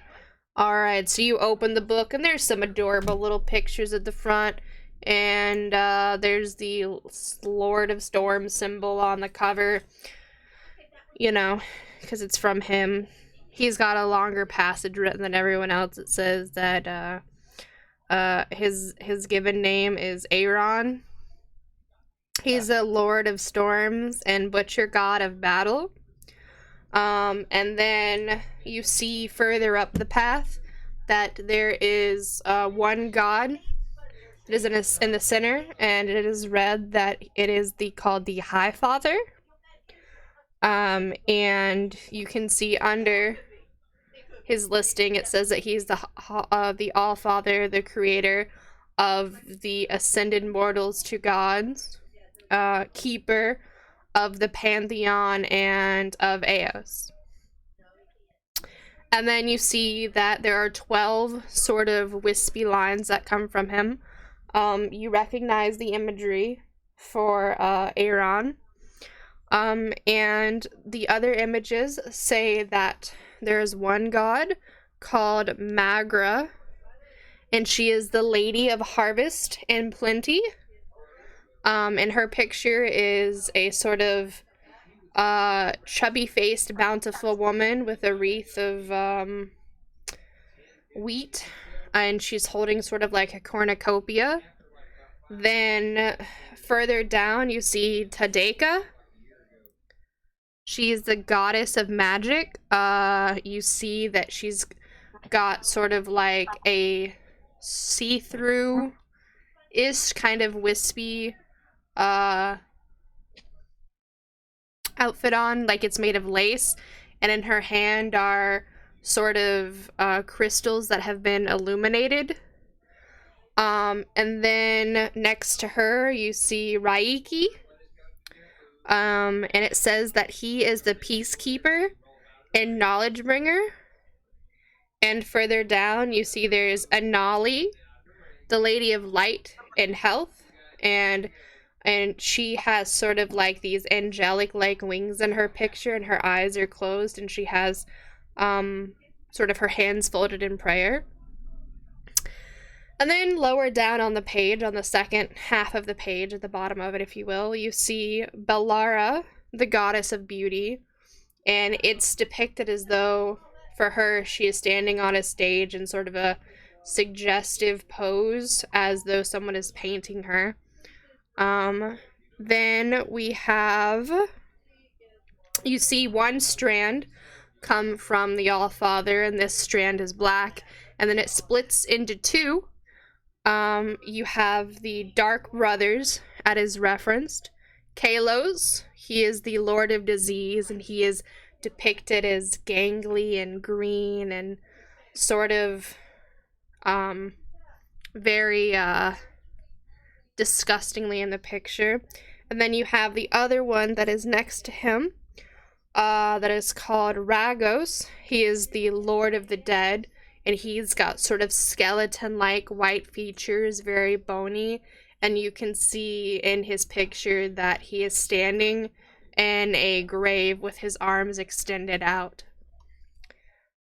Further on over, you see Kassam, who is the Lord of the Wild. You see in his picture that there are deer and squirrels and birds, and they are perched around him. Very Disney princess vibe. And then you see Gentile, the one of the final gods, and he's the god of family, and you see him sitting at a long table of 15 people with multiple ages, as though it's like his table of his family.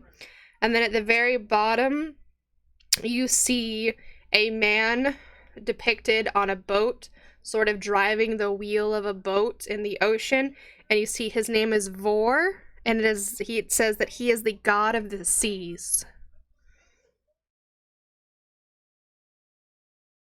So those are some of the simple things that you learn from the child's book of the Pantheon, and some of the descriptions and what they look like.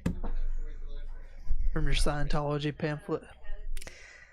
Definitely didn't get the spellings right, but I got them. You're good. I can... Yeah, so... But I mean, that's fine. I can send it to you. I have a picture of it. Yeah, you don't mind. Yeah, give me a second.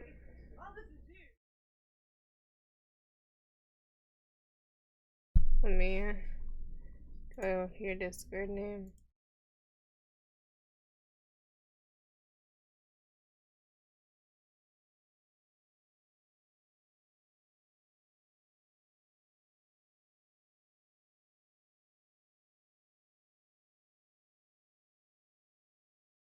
That should have went to you. Do you see that? Yep, I got it. Okay. You're welcome. Didn't do too bad, actually. Yeah, pretty good. So that's the Pantheon that you learn about and the symbol information that you get from them. Those are on the first couple pages. You keep reading, obviously, right? Yeah. I'm just gonna kind of read to see if it has anything about. No. But there is a section on the anticipation. I assume you read that one? Sure. Alright.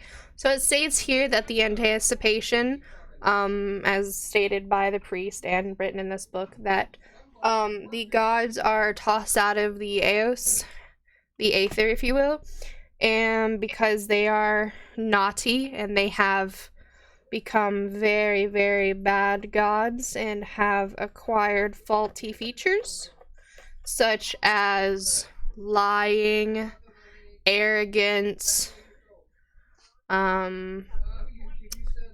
sloth-like, like laziness, and like hedonistic tendencies, like too much drug use, too many e-girls, the whole sense of like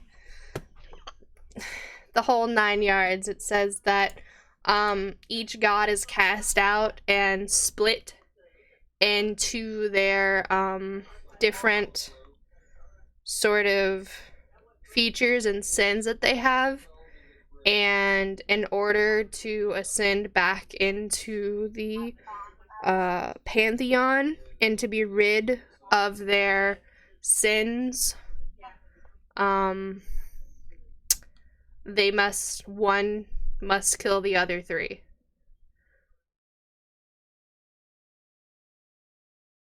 One kills the other 3 and all ascend, or? No, the other 3 just stop existing, and those flaws go away. So, like, for example, out of character, for example, if there is arrogance, hedonism, lies, and if there's, like, sloth, arrogance, hedonism, and lies if arrogance kills hedonism, sloth, and lies, then those three like features will be erased from his character and he will just become an arrogant god. So, that's, in order to get rid of all the other sins, one sin must triumph. Like, you have to, what's happened is the gods have to rid themselves of all of their sins. Or, so the book says.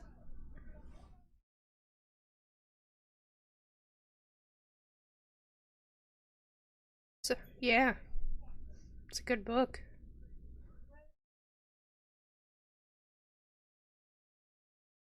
Look, great book.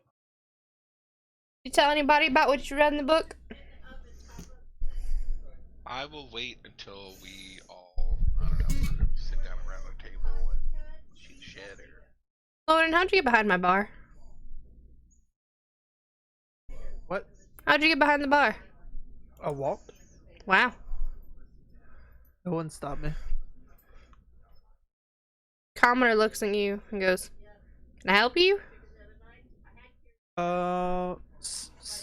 Sounton? You have Sounton? Squints and goes, "I never there heard of that. What's that?" I'll just take some water. She goes, "We got some just grab a wyvern glass. wine. Like, we got some..." She turns around, she goes, "We got some wyvern wine if you want."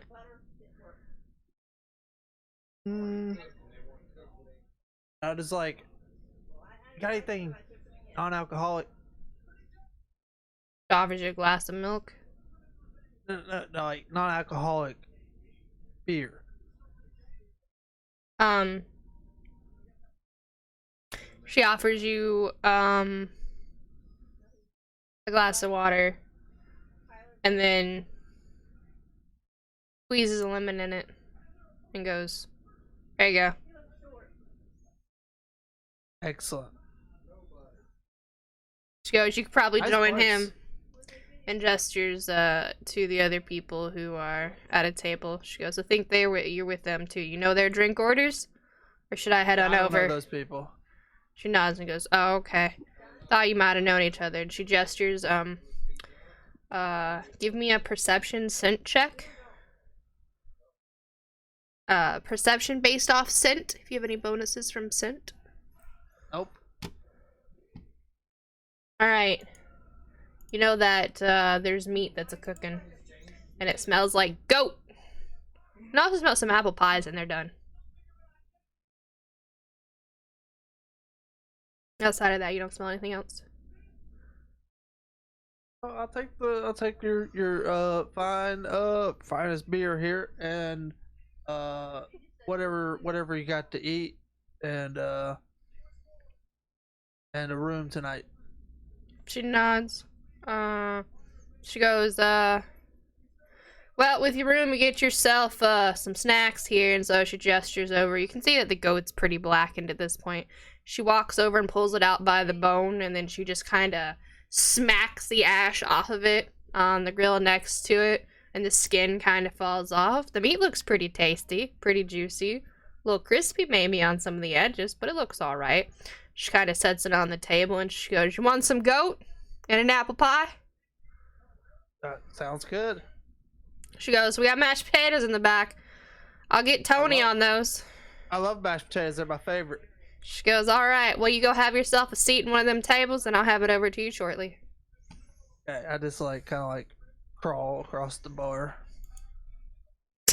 So creepy.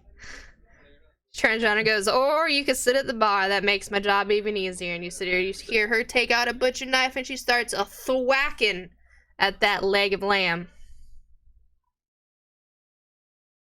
Dinner and a show.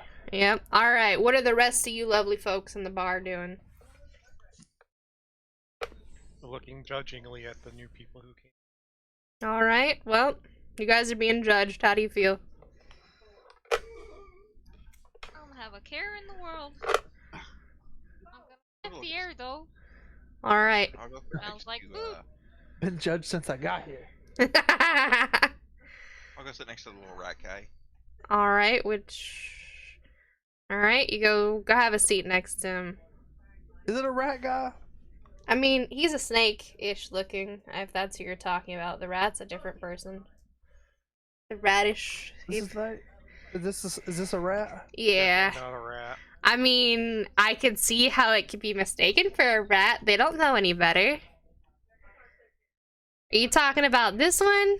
Are you talking about the pie rat or the snake? Oh, I guess the pirate. The pie rat is Definitely up not a rat. here. I mean, you're not a. I mean, I know you're not a rat, but does he know you're not a rat? I Well- very clearly don't have fur. Blow up his picture. Okay, well, when That's it's a that hairless small, rat. you look like a rat. That's a hairless rat. That's what I thought too. Okay, the armadillo. Yeah, he'd be up here. You're looking at the thing. I would say you're looking for the small creature with scales, but we have two of them. So, yeah. All right. So you'd be up here with him. The one with the hat. You looking for the one with the hat? Wait, does he also have a hat? That'd be kind of crazy if he does. No, he doesn't. Okay, we're good. All right. So you're sitting up there next to Mr. Pirate. All right. And what are you doing, Tin Can? Nothing. I don't need to eat or sleep. Okay. So you're just the life of the party. You're reading that book and just gather that information, huh? Pretty much. All right. Druid and company. What are you doing?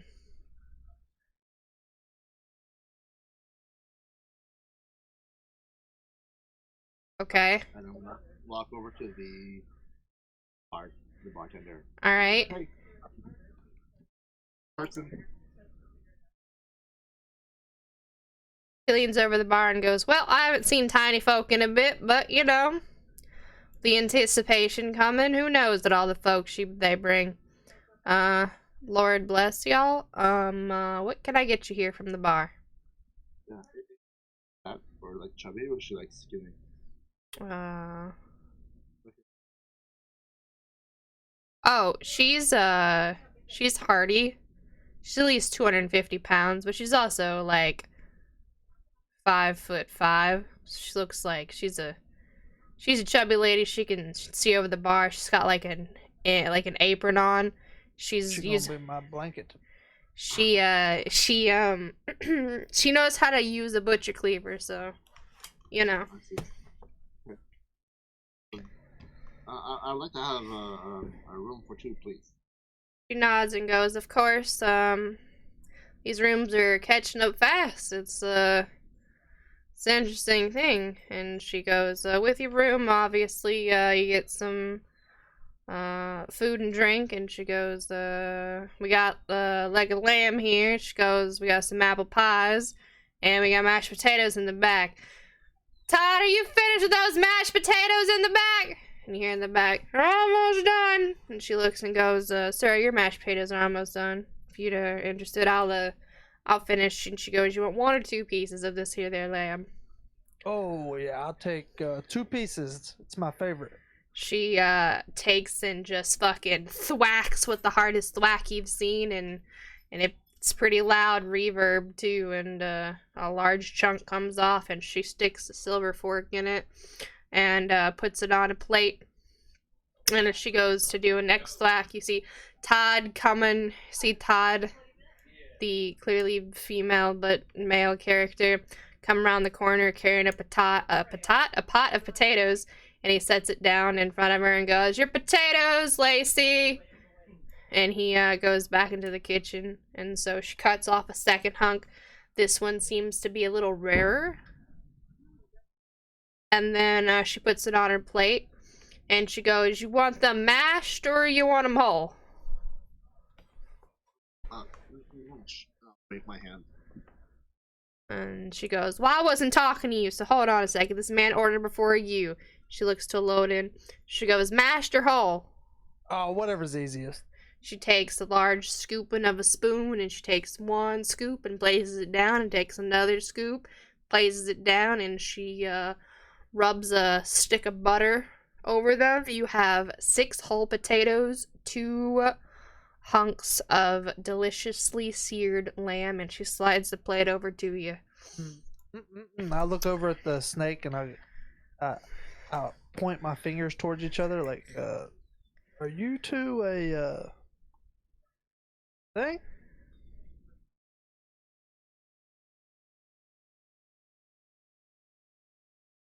Ooh.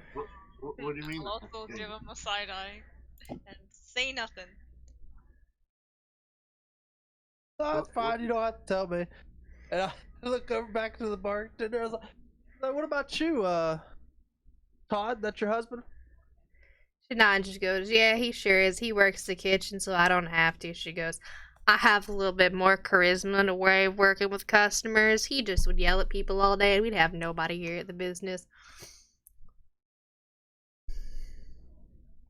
And she brought the rest of the leg of lamb down and sets it in front of you two and says, all right, you guys want hunks, you guys want slices. She goes, you look a little small, so maybe you want some slices. Oh yeah, license, please. She takes hear like a shrink noise. She goes shrink, and she takes out a longer sort of kitchen knife blade and starts slicing the meat. You get 4 slices laid out in a nice flush on a plate, and she goes, mashed or whole? Oh, no. Totally smash. She takes out and she gets 6 potatoes and she takes them, and then you see her. She's got this big pile like hammer with like ridges on the end, and she just goes wham, and she smacks the potatoes and it smashes them real tight. She takes the other end of the butter stick and rubs it over the potatoes and slides it to you and says, there you go, sir. And she turns to the druid and she goes, I'm assuming you're the room for 2 that he asked for, so I'm gonna ask you the same question. Chunks or slices? Nods and goes, all these tiny folk and their lack of chunks. So she takes it and she cuts up more slices, and you get 4 slices on your table. She goes, smashed or whole?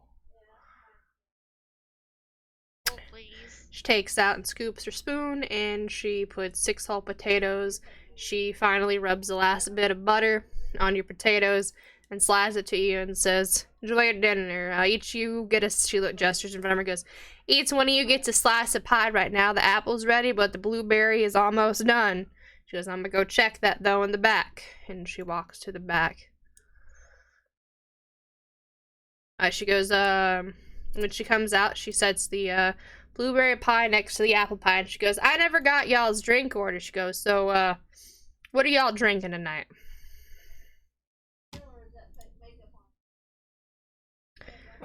She slides you a glass and squeezes a lemon in it and puts it on the side and says, ah, yes, our finest beer. Water. After the day we've been through, water. Take a big old gulp on my very strong beer. Mm-hmm. And she looks at the scale-like man in front of her and she goes, and for you, are you having our finest beer too? I'll look over at the glass of the druid. Is that clearly alcohol? No, I have a tankard, okay? Tankard. Got a tankard. It's got a lemon wedge on the outside of it, so I mean, maybe. It smells like Yeah, it's lemon. too tall for you. Nobody wants to play the D100 game with me? No one wants to play the D100 drink game? Damn. I played. 50 gold. Yeah, I mean, that's because he landed on one of the more expensive ones. There's some in here that are 2 copper. When I saw the price of it, I was like, jeez.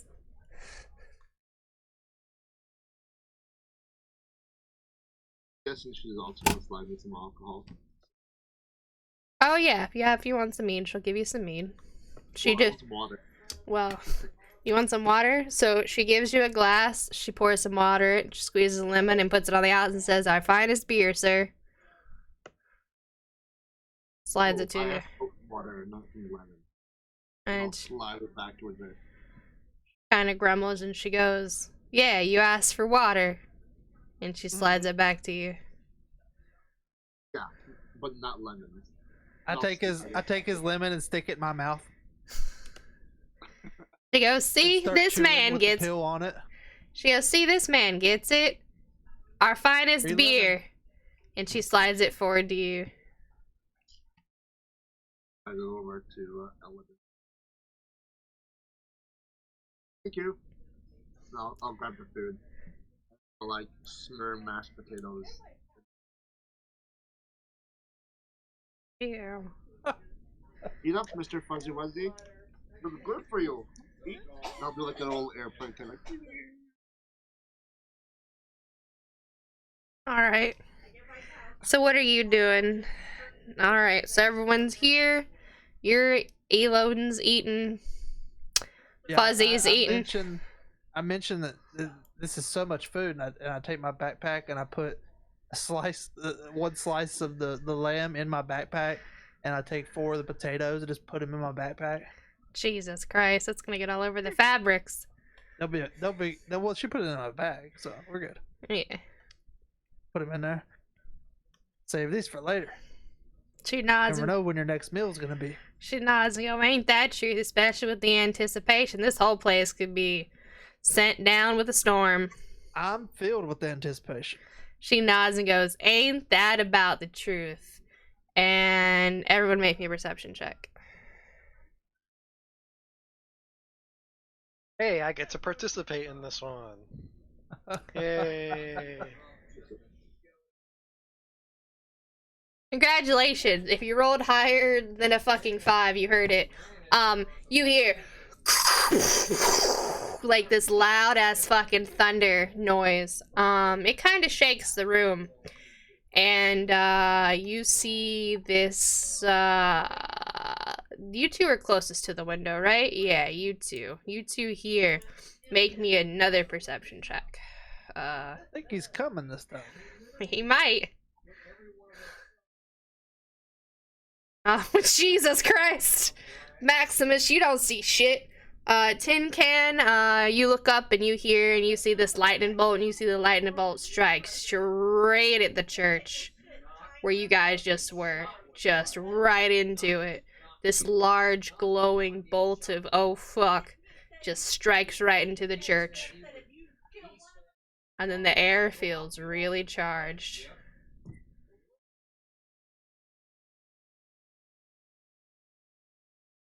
But the apple pie and blueberry pie are done, so that's pretty good.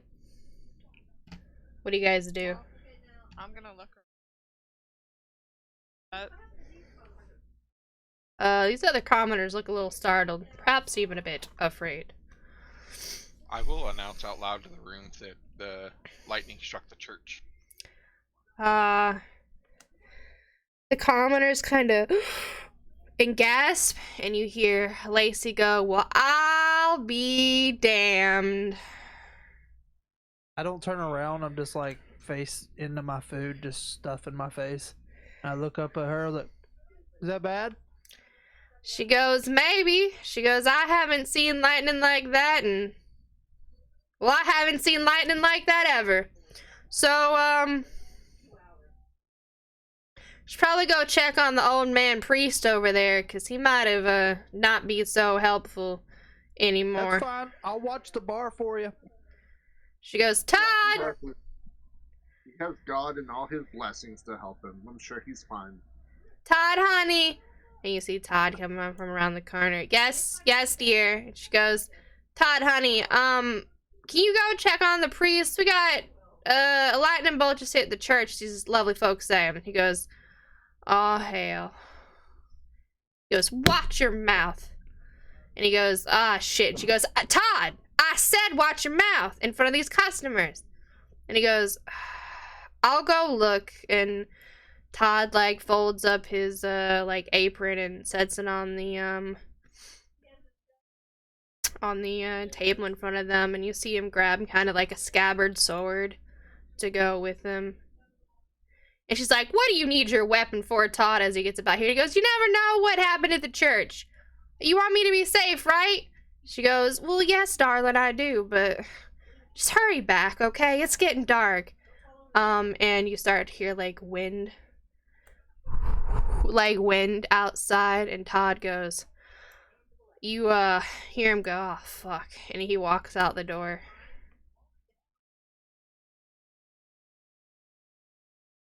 Your guy, him trained. She goes, "Well, after 37 years of marriage, that about do it to him." Yeah, he's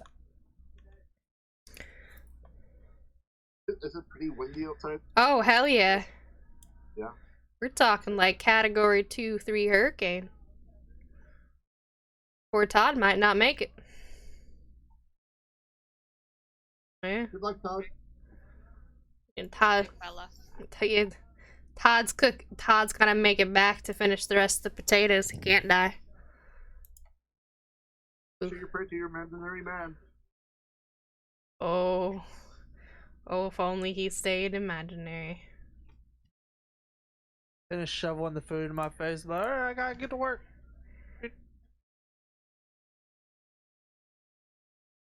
She takes the plate and tosses it into like this bin or whatever. Wait, forgot my pie. She was. Were you going to a table? I was gonna take it to your table. Nope, I'll take it now. Okay, she takes a slice of pie and she gestures quickly. She goes, "Which one, blueberry or apple?" Surprise me. She takes the blueberry and then she scoops the innards out of the apple pie and lays it on top, and then sprinkles it with some stuff, and then slides it over to you. Thank you. Uh-huh. That stuff is known as cinnamon. Alright. What are you guys doing, Druid and Sneck? Guys, you hear wind, hear the thunder. You guys just gonna eat your lamb and have a good time? Yeah. Yeah, I'm gonna lead into the Nope. I didn't see the break, light. and I'm like, you're a nature type. What do you think about this whole thing outside? Should we be worried about this weather? Shake your I'd 8 have ball. to take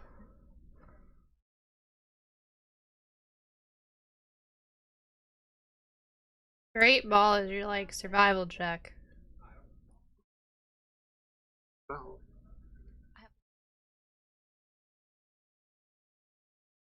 mean, what is your spell for it?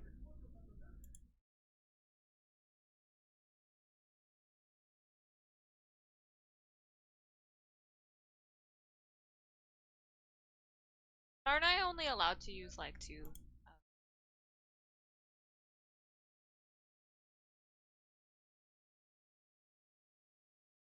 Yep. I don't know how many spells. Yep. It should say in your spells, it should say spell slots. Yep, you got 2 level 2s and 4 first levels and 2 cantrips that you can use for free all the time. Yeah, cantrips are free. For free. Hey, did you by chance take plant growth? No, she didn't. I'm looking. No, she didn't. And we'll figure it out. Alright, what's the spell that you have, ma'am?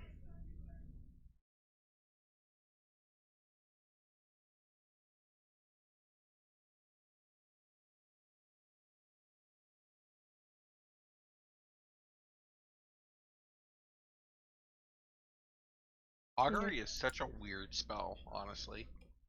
By casting gem inlaid sticks, rolling dragon bones, or laying out, you receive an omen from the otherworldly entity about the results of the specific plan and take within the next 30 minutes.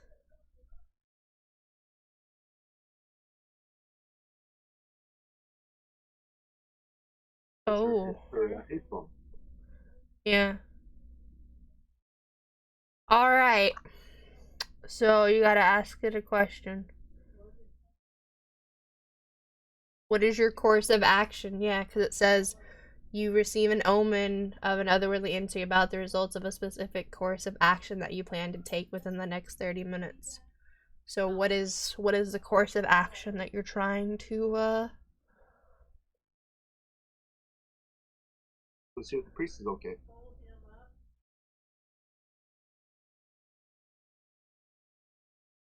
Is that what we're gonna do in group?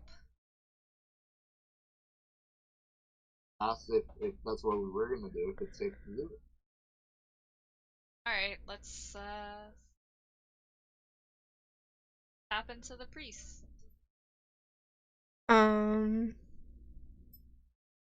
Get a feeling of wheel that the you feel kind of good when you think about the priest. There's no real ominous feelings. You get this feeling of calmness for a bit, and then you kind of feel excited, like your body sort of tingles with excitement.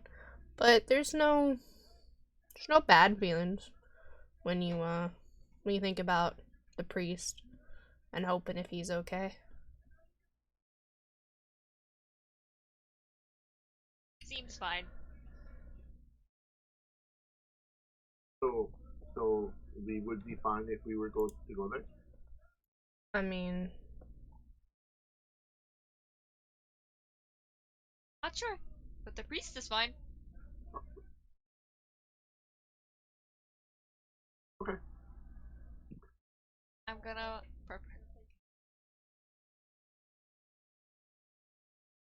Yeah, you could prepare your spellcasting modifier, which is wisdom, so whatever that is, plus your level number of spells per day. What is your wisdom?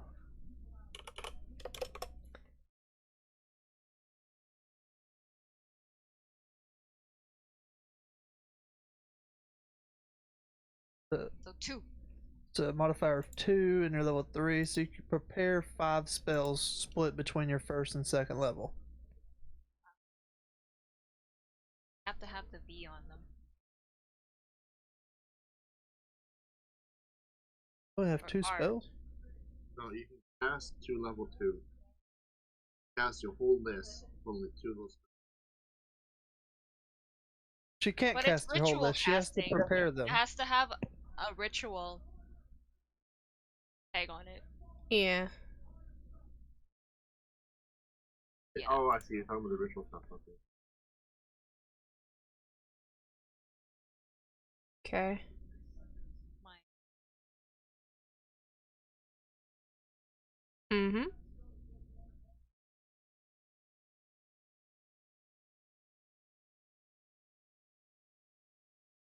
All right. Mr. Bling, Tin Can, and Loden. What are you doing in the corner? I just sit down beside him like, this place is amazing. All right. I think I am gonna go check on the priest actually. All right. Well, you're the only one that saw the lightning strike, so you're probably the best. You saw Todd run out. He's got a shabby sword, and a hope, and a dream, and a wife I of weigh a whole 37 lot, years. so as I say, I weigh a whole lot, so the wind shouldn't do much to me. All right. Well, if I don't see you again, What are you doing, Max nice Bling? knowing you. What are you doing, Mr. Bling? I am watching Metal Boy run out the front door because I did not see the lightning bolt. Nope. So I have no context as to why he's leaving. I told everybody. Yeah, he's like, the church got hit by a lightning strike, y'all. Then Max will just shrug, and he's gonna look at this thing here. What is Max looking at? A white dude in his pale- 30s. A pale human. About 6'2", black and kind of unkept hair. So, He's wearing chainmail though. so like I said, a white dude in his mid-30s. Who probably works in the tech field too. That kind of hair. He's got a robe on, but you can tell he's got chainmail underneath it. Just you can hear it. Clink, clink. Max is gonna eye you up and down and size you up. Ooh, And not say anything. getting sized up. That is Like, this place sure serves a stout. This drink's pretty stout. Are you doing it sneakily, like eyeing him up and down? No, he is. Max does not do things sneakily. All right, you Max walked is up to him and went, very- "Hey, No, big." No, you just looking at him. You Max just is giving him the side very eye. much sitting at his table. Well, no, because we're sitting at the same table. Yeah, you're right here. Yeah, So Max is sitting with his feet up on the table. Thank you. you're welcome. I didn't remember how to do that. Yeah, you're good. And is deciding homeboy up. All right, you're getting sized up. How does it make you feel, Elodin? And with a judging look. All right. I really don't pay him any mind. I just, kind of slur my words a little bit. It's basically talking about the drinks, Place sure serves the mains, right? And start rummaging through my bag and pulling out some of the things. All right. And I get to work making a tabard, but not decorating it to what it's supposed to be yet. You're just making a tabard right now, right? Got it. In the middle of a tavern, no big deal. No, hey man, I'll take my knitting needles to the bar too, you know? People watching. Alright, Mr. Tin Can, you are out here in the open. Give me a solid perception check. Ignore that long. Dude, I was confused. I was trying to close it. Alright, you perceive that it's windy as fuck out here, and that you see some storm clouds rolling in, and you can see rain in the distance. It's looking bad. Alright, continue to church.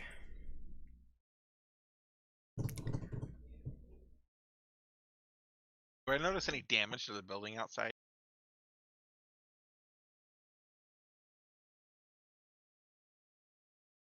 I don't know, give me a perception check. Let's see if you can see through all of this kind of... Oh my god. This way?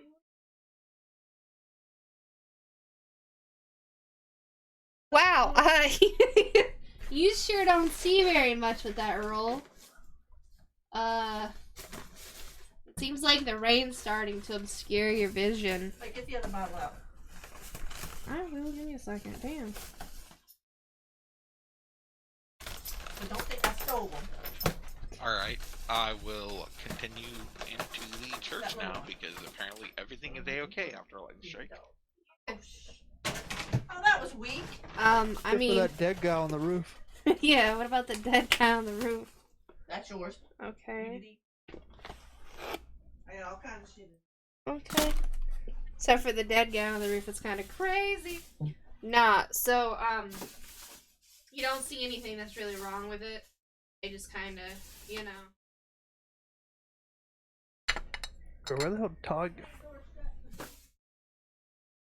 Oh, Todd went to the gym later. Time being. But, we Gucci. You walk into the church. It has not been 10 minutes yet. Todd, you see Todd inside. He's looking real scattered and real winded, and he's like, Lord, forgive me, but God, can you lower these storms a little bit? Goodness. You see him, he's here in the church. He's looking real winded. His hair is blowing all about, unkempt. You see that the wind's kind of ripped some of his shirt a little. It's pretty breezy out there.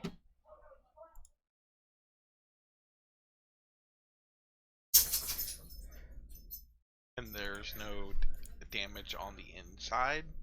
No, there's not, but you do. You walk inside? You notice the statue. Yeah, I'll step inside.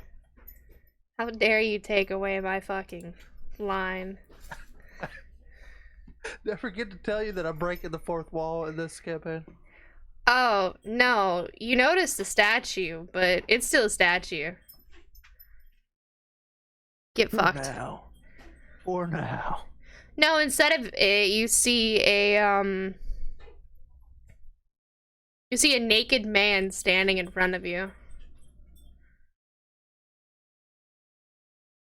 Alexis. He's holding nothing but the air that he was fucking slammed into the ground with. Is it Arnold?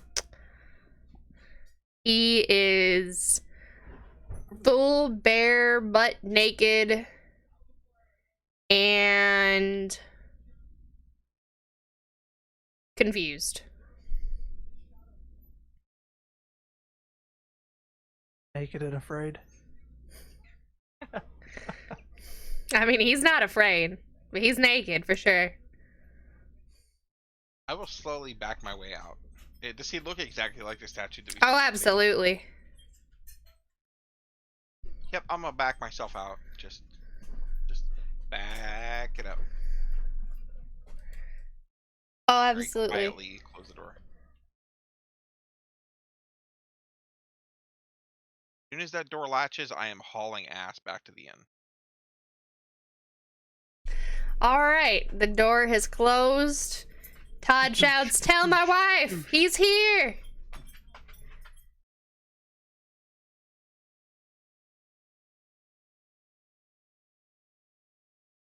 Make your way back to the tavern. Alright, what do? You made it back to the tavern. I will burst in and say the Lord of Storms has...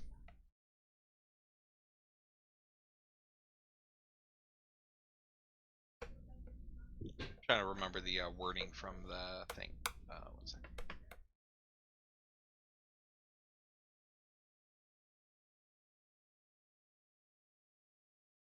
Alright, there we go. Anticipation. Is that it? Yeah. I'll burst in through the doors and say the Lord of Storms has joined us for the anticipation. You see one lady faint in the corner. And then you hear Lacey goes, "Well, I'll be damned. He finally decided to grace our city with the presence. Ain't that about a Wait, situation?" what's this guy? She goes, "Well,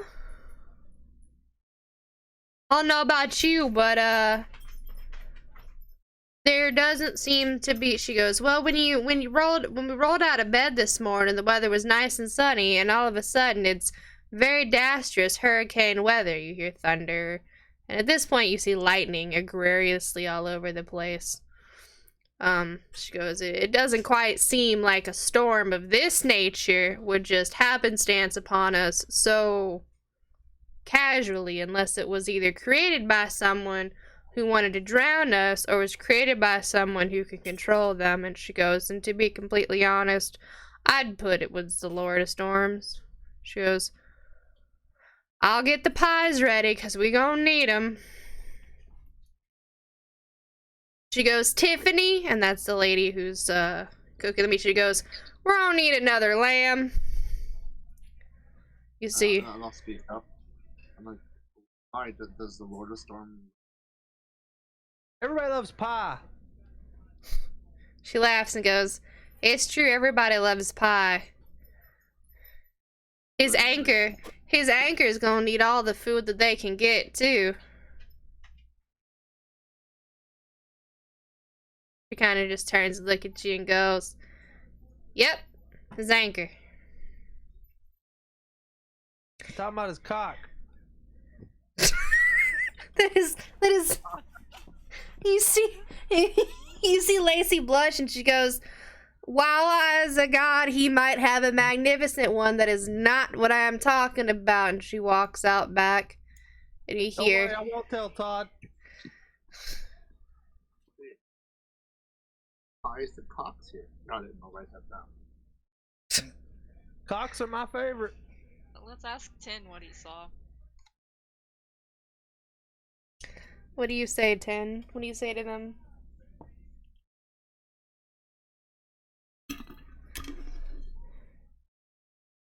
What do you say to them when they ask, what happened? I climb over Fuzzy Wuzzy and I'll look over at the man over the shoulder.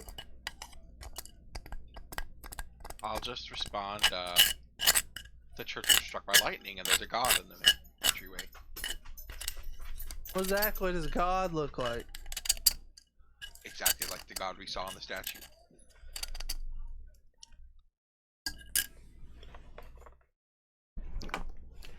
Does he have a third leg? Did you check to see if he bleeds? By myself? Absolutely not. Does he have Oh my god. What is a penis? True. That's true. I don't think you would know. Have you never been around any, like, non-concert? What is your master? Elodin, I think true. we should I was go him. wondering. What is a master? Ooh. Where's the person that gives you your orders? Checkmate, motherfucker. I give myself orders.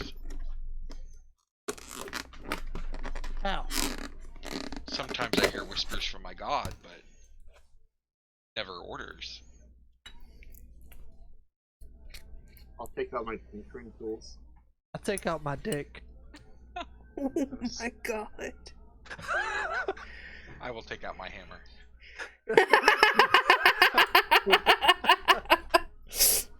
Oh, there's his dick. You see Tiffany turn around, she goes, well, that's very nice, but can you please put that away? Ain't never seen one before. Oh, well? She goes, you gonna do that, you do it in your assigned rooms for the night, not in my mama's bar. Alright, boys, put it away. Show and tell for later.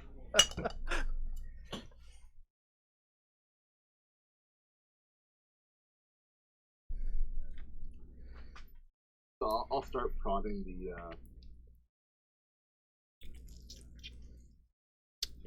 Do you allow him to prod you? I look over at the druid. Show him your cock too. I said. Well, let's take a look outside. Hmm. I'll look at the sky. Shake my 8-ball. Mm-hmm. Survival check. Yeah, you can survival check.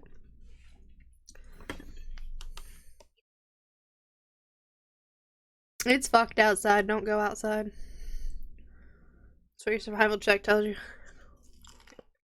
But does it look natural? I mean, maybe.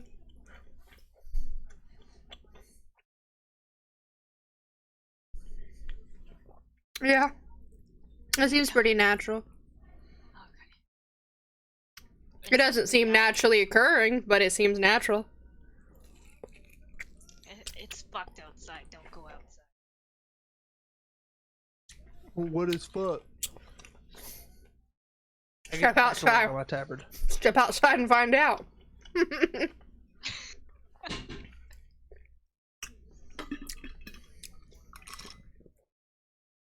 it. Just don't go outside. Alright, so what are you doing, Tin I Can? need the rest of my food. I will follow the majority. If they're not going to investigate, I won't investigate. Alright. I'm an I walk investigator. into it by myself. Okay. The reptile is investigating. What are you investigating?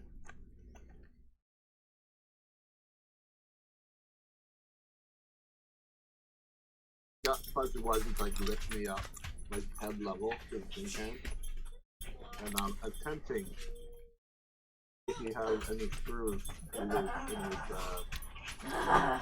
So, are you letting him look at you?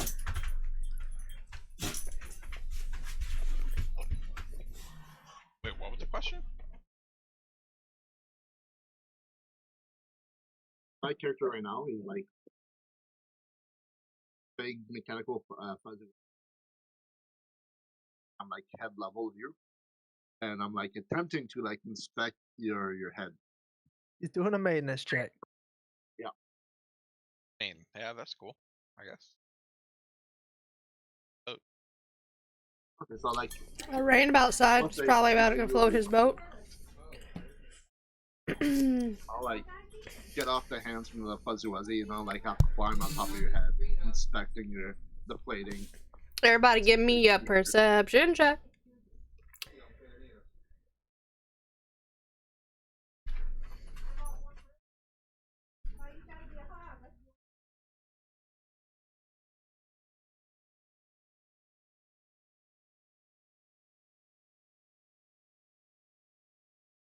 Too busy. True.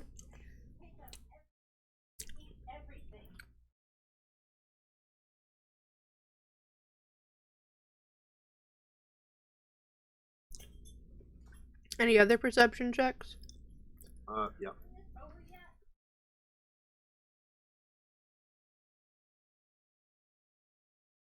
Okay.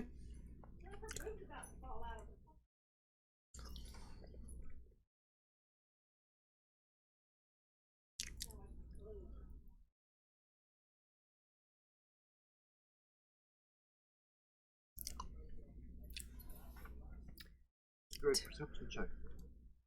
Tin can. Gonna roll.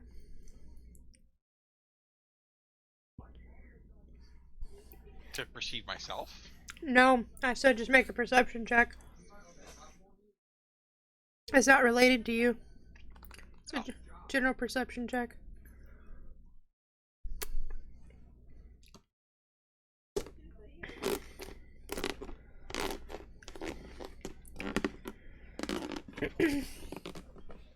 Very nice. And Mr. Max, do you perceive?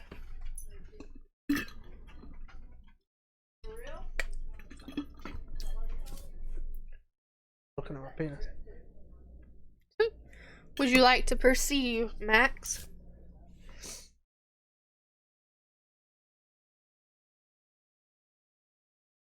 Going once. Going twice. Sold to the lady with the hat.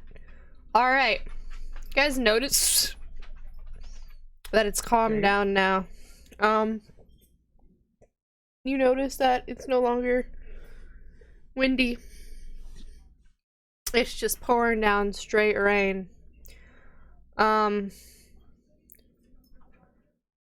Elodin,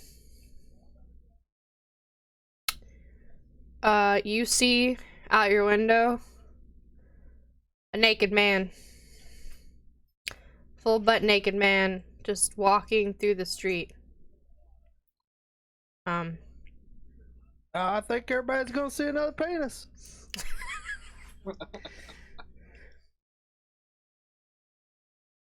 You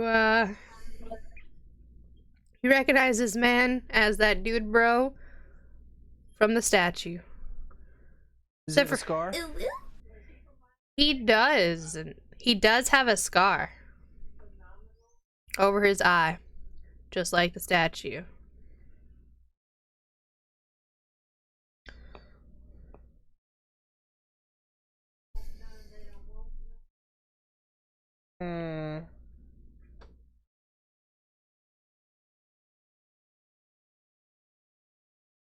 Yeah, I think that naked man's coming our way.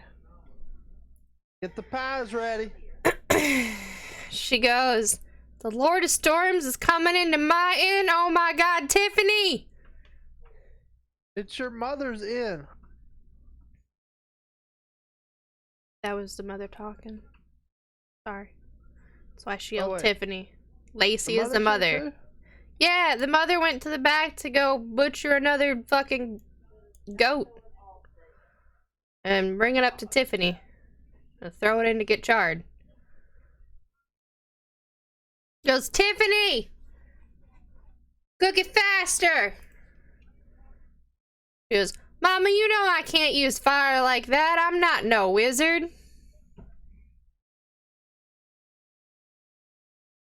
So, Wizards are the worst. So there's now a naked man making eye contact with you through the window, Elodin.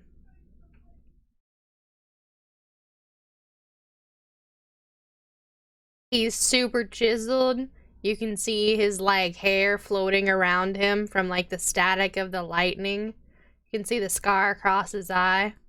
You can also see that he has two different colored eyes. Green. One green, one blue. The statue only had gray eyes. Statue. You see that he has one green and one blue eye. And he's just staring you down. Not maliciously. He just seems to stare you down.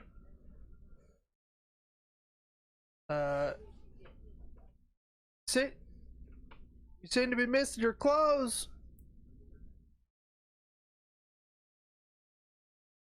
You shout at him even though he's outside. I shout through the window. Oh. He goes, "What are clothes, mortal?" Don't play dumb on me. He cocks his head and goes, "I'm not dumb. That is a feature only mortals have. What are these clothes you speak of?"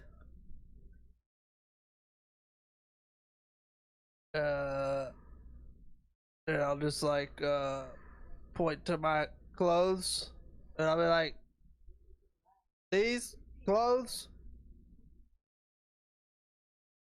He walks. He's autistic too.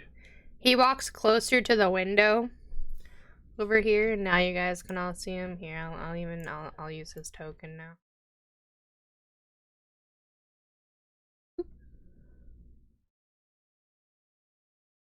Wait. Whoop.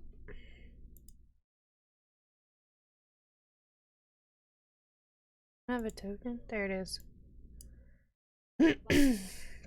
He's now at the window, and he goes, "Well, then get me clothes, mortal." And he gestures in through the window. I've got some fine silks in my bag. I can whip you up some clothes for the right price. He goes, "Money is such a mortal thing. Why would I need something like that? You are to provide for me, for I am your god."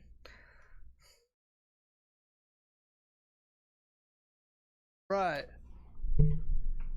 But you're on a mortal realm. He nods and goes, "Which I don't understand, yet here I am." I don't understand either. I just got here. He nods. Were you talking to some spiders? He nods and he shakes his head and goes, "The spy day? No, but I'm sure they would have answers."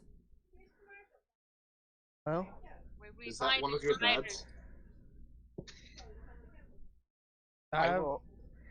I don't know where they're at. Climbs in through the window. I'm gonna step outside and hand him the. Oh, he climbed in. Never mind. Climbed in through the window. I His will hand. penis is right in the kobold's face. Sure is. I will hand him the children's book and say perhaps this can provide answer. He looks at it and goes, but I don't need some children's book to tell me about my brothers and sisters from the Aos. Especially her." And he kind of points to Tadeka, and she goes, "Her citadel deserves to be destroyed. I cannot wait to see it as it shatters like glass and it rains." I will flip the page to where it has the entry for the anticipation. This one he does seem curious to read.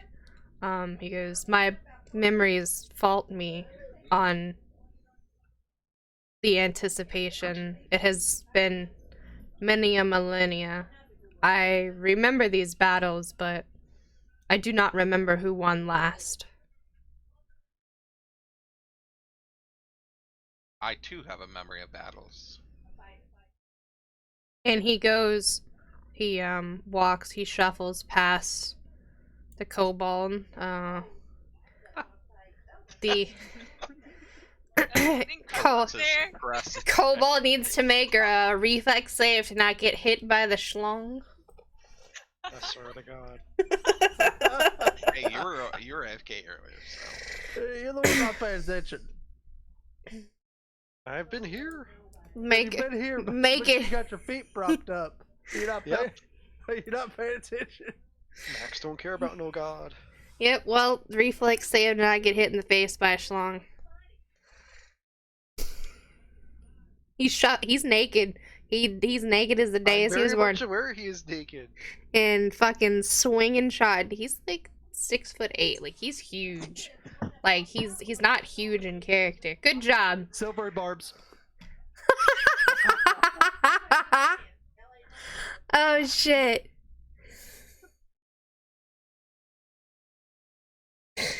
All right. Well, that happened. I guess you're not taking bludgeoning damage. Silvery barbs. You gotta roll it again. Who are you giving advantage to? God damn it. I'll take the advantage. Congratulations. He wiggles by. You manage to not lose your hat as he wiggles by. Good job. You're silvery barbs though, right? Yeah. Yeah, you do. Well, actually, Yeah, I don't, act- I don't say silvery barbs. I say, let the song compel you. would you know the magic? You'd have to make an Arcana check to know what spell was used. I think that's how that works. Yes. I mean, Yeah. unless he knows the spell. I mean, unless you know the spell yourself. 12, it's 10 plus spell level? It's 10 plus spell level? Yeah. It's first level. So. Yeah, you would know. You would know what it is, yeah. I pull out my rapier and I poke him in the chest and say, "Look here, boy. You need to calm down now." Hey, everybody's Please pointing their pointing reach it. things at each other today. What's going on? Pull my screwdriver away from the Warforged. So, just for reference here, give you that solid imagery. He's like super cooked and super pale, dude. Like, this man is etched from the gods. Well, that's because he's a god. But, you know, he's fucking 12-pack of abs out here, dude. Real battle god body style. He hits the gym every 15 minutes. So, as you were saying, Mr. Tin Can. Oh, I was just saying that I also have shattered memories of battles. He I understand nods. how confusing it could be. He nods and goes, I don't, he goes, he goes,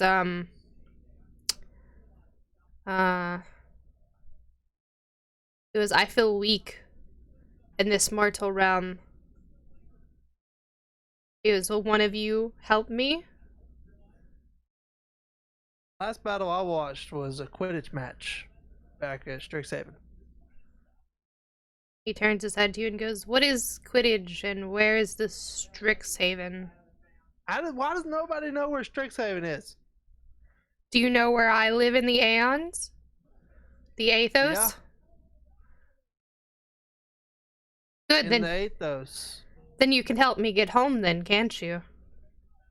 Well, I read a book one time. You could click your heels and say, I wish I was home. He looks down and goes, what are these heels you speak of? Are they another article of clothing that you wear? Well, it involves smacking those that sack underneath that thing hanging between your legs against the desk. Against the table. He's confused.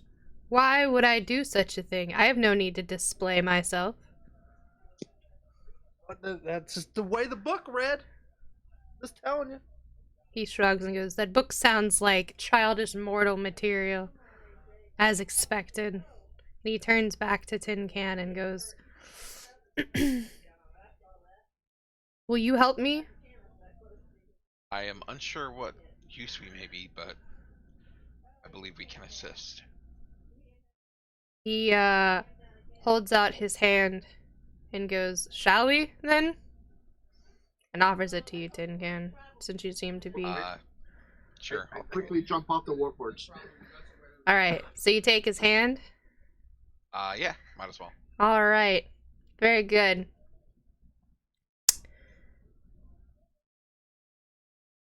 Nothing happens. Except... you have this weird sensation. You are now hungry. You need to... you feel tired and strained. He seems to...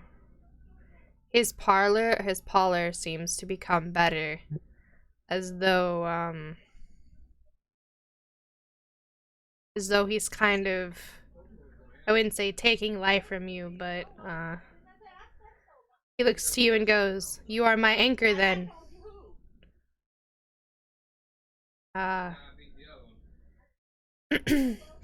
He looks to the book and goes, you've read this, so you know what anchors are, correct? Very like pie. No mention of anchors in any of the scripture.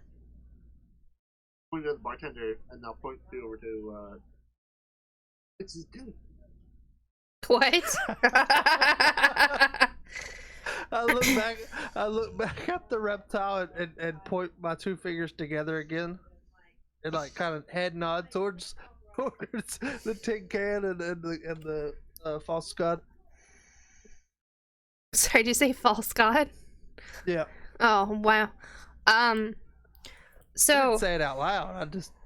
I know.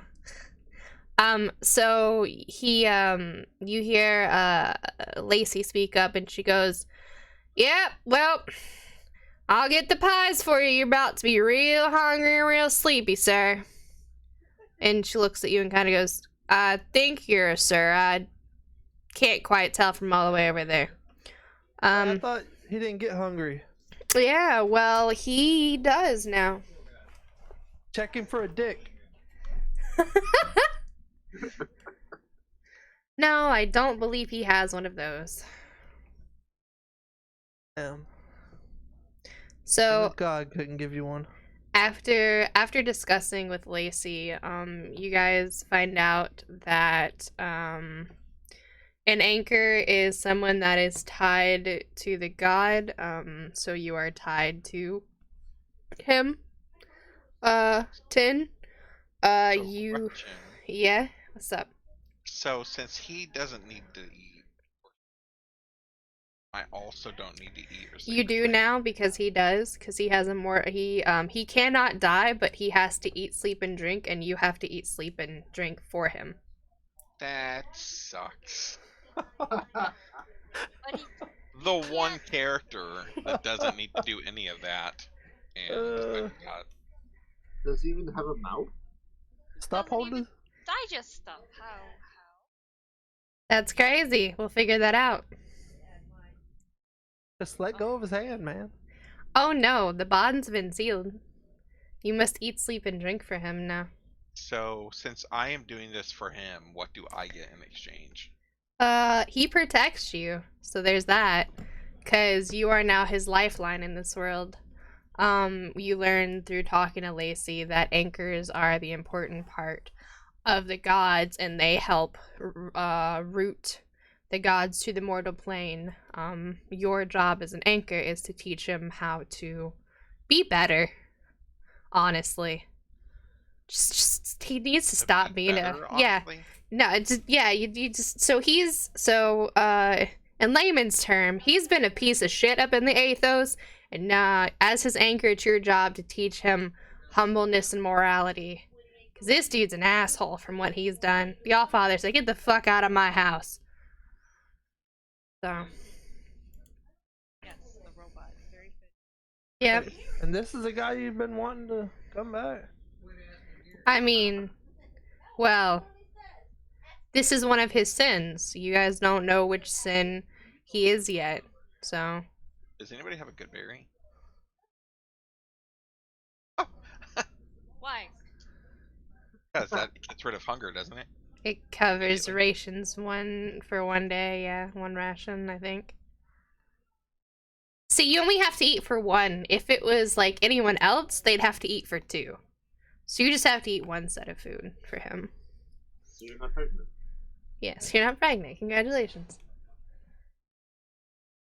But yeah, you will have to sleep now. You will have to eat. And it'll be quite an interesting experience for you to experience sleep. Because sleep for you won't be like sleep for everyone else. You just kind of go into hibernation, kind of like a computer does. You just kind of hibernate and it goes, you power it down and you're like, wait, what? And there will be periods of times where you just don't know what's happening because you're asleep. New experience for you. I'm sure it'll be very exciting. Well, so I used to shut down like normal. What's that called? Two centuries rest. Yeah. Yeah, now you'll do it every day. You'll do you will actually you'll actually sleep now, like you'll actually be unconscious. You have mortal like features. You will have to eat and drink and sleep like a mortal, like you won't be like an inert kind of shut down things. You like how we sleep and you're like, damn, what happened in these 8 hours while I was asleep? That's gonna be you now. Is it gonna be the full 8 hours or like half that time? No, it's gonna be 4 hours because Lame.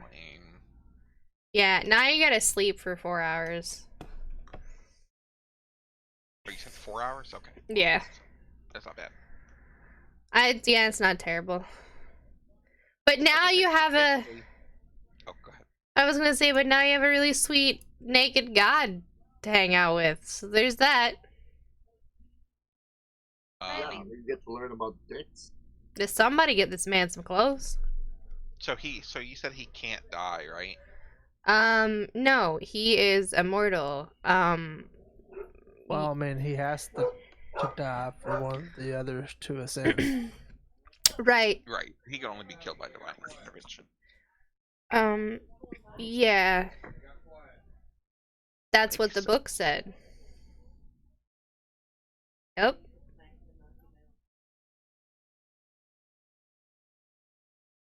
Yep. Sure do. Ask God if he can read the. Sure. Whip the papers out and ask him. Don't get hit in the face, though, because you're also kind of small. It's a good plan. God, sir. What, mortal? Can you read? Why would I...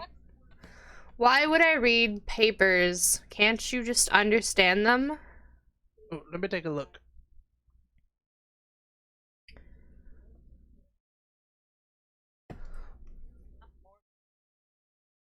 He nods and goes... He nods and agrees and goes, most mortals are. It is glad to see that you know your place. I'll sigh at the god and ask to see the Can you help papers and me? see if anybody else knows. Max is gonna just hold out his hand at the table he's at in the direction of whoever has the papers.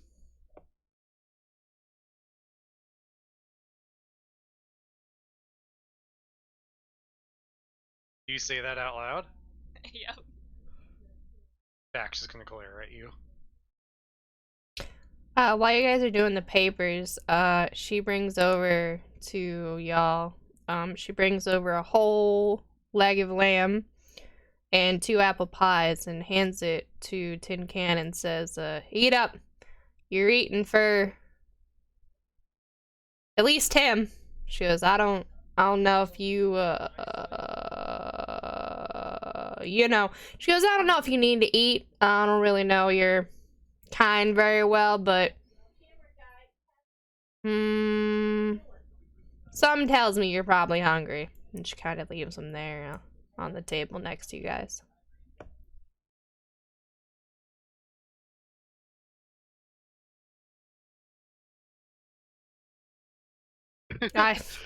You know, that's something you guys can find out.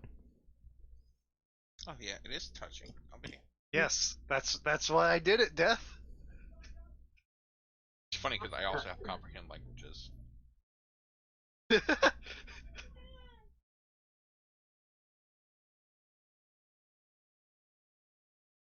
Federation, you say literal meaning me that you hear. Oh yeah, I could do that too.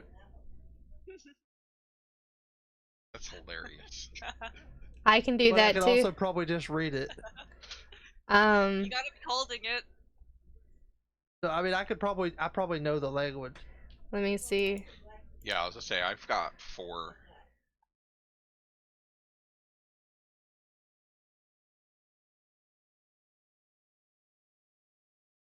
Oh, I forgot to put my languages down again.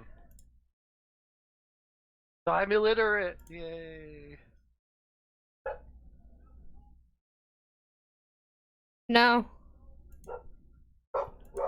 You guys don't speak it. Neither of you speak what language is written in. There's only like 10 languages. What the hell? Yeah. There's more than 10 languages. Yeah, you guys don't have it. What language is it? Did you cast comprehend languages? I cast comprehend languages. All right. Cast comprehend languages. Neat. Oh, It's neat. It's written in primordial. It's almost like it's written in the language of the elements. Why would it be written in the language? Why would of it be in? Exactly. Because he is Lord of the Elements, Lord of the Elemelons. And He's Lord of the Water and Storm Elemelons. Hello? Yeah, well, I speak the ancient lost knowledge language of the gods, so whatever. decipher this piece of paper. Wait. Is that what that one is? Yeah, Yeah. supernal. Yeah, I was like, is that what that is? You might be able to read it. I don't know. I don't know how that works. I don't know how that language works. I haven't seen that one in a while.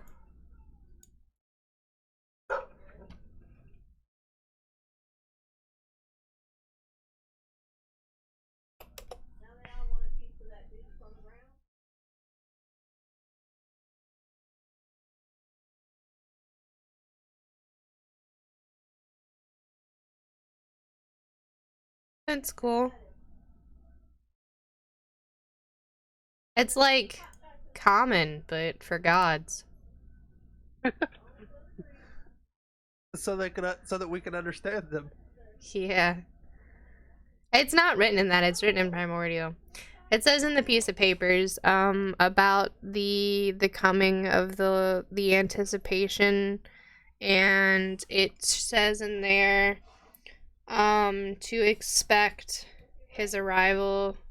That's why you saw the candles were always lit, except for 2, since Elodin put them out. And then you also saw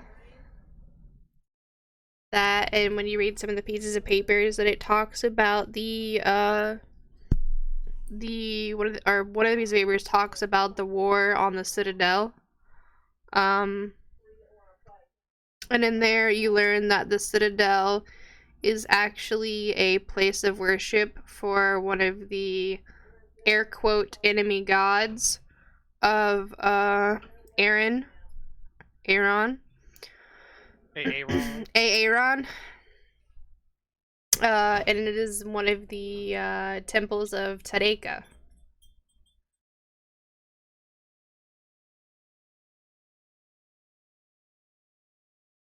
Oh hell yeah. He doesn't like Tareka. Him and her have a not so good past. You see war underlined in red pen.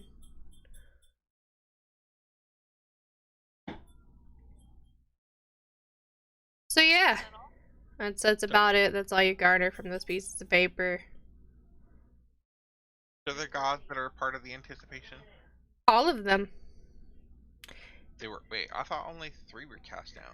4 cast down. No, all of the gods are cast out and then they're separated into 4 pieces for their 4 dominant sins. Ah, I got you. Yeah, the only Matt. one that yeah, so all of them are cast down and separated into four of their dominant sins. So this version of Aaron, you guys will have to figure out which one he is, and then you got to kill the other 3 versions of him, and the I other think we 4 already figured out versions. which one he is. Yeah, which one? He's pretty fucking arrogant. That's crazy. I rolled a die off screen and I was like, this is great, dude. I get to be an At least asshole. I don't know if y'all have figured it out, but Yeah, no, yeah, I rolled the dice off screen, like I rolled a d4, and arrogance was 4, because I was like, man, I really don't want to be arrogant, and the d4 rolled the 4, and I was like, oh, well, guess I have to be an asshole. So, yes, the other 3 that you will have to find of, Aaron is, hedonism, lies, and like thievery. Like, well, you'll figure it out when you get there. so it's 3 other dudes that look like him. Absolutely, exactly like him, sound like him, look like him, smell like him. Okay, well we gotta dress him up so we can recognize which one's which. Absolutely. I need more materials. What time's the tailor open? Well, it's Hurricane Katrina outside for a little bit, so the store definitely is closed. And Oh, it won't. Oh, if it's Hurricane Katrina, we're doing B&E's, baby. Just give them all different cock rings. But yeah, so at the moment, the store's closed. It's like 9:30 at night. The rain has calmed down to like a small pitter patter of like just a drizzle. There's no real wind. Oh, I have a spare set of common clothes. Mm-hmm. And I don't really take my armor off. Yeah. So can I give those to Sure. Eladin and have him just kind of fancy them up a little bit so that he would like wear them? Absolutely. He's an arrogant asshole. So Absolutely. yeah, so I'll do that, and then he can use some of that extra shiny fabric and shit, the gold thread and whatnot. Yeah, go for it. You feeling like tailoring up some commoners' clothes, Elodin? I got time. All right. I was gonna say I was gonna give him to a party member, but nobody seemed to really fit my frame. So this guy's literally an inch taller than me, so I think we'll be good. Yeah. I He's think me and you are about the same size. he's a fucking muscled god, dude. Wait till you see what happens when he has a battle axe. It's crazy. Yeah. My character is not too bad as far as like size goes. Probably should have made him like. Oh. Hold on. Here we go.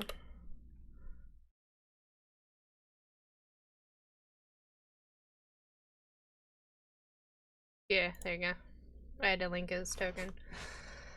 I don't think he's that crazy in damage, TBH. He should be, but I didn't make him too crazy. I just, gave him some cute stuff. I didn't meta. Well, I mean, he's alright. I could have done worse for him. But, alright, so now you have, you know, you got some clothes, you're gonna work on them right now? Yeah, I mean, it'd take me. I can create clothes during a long rest. Yeah, so everyone's gonna go to bed now? It's kind of like 9:30, 10 o'clock. I gotta ask, like, Mhm. so this guard shows up, and now we're expected to go kill his siblings. Yes. I don't know what's going on. I don't know why the spider sent us here. But we have to kill copies of him. Why do we need to go after his siblings again? That's what I mean. The copies. Why do we have to go kill the copies? Can we just like push this on? He goes, no, you are my mortals. Can I ask There him are if plenty of people here. He nods and goes, yes, all of you are my mortals. You are in my city, after all.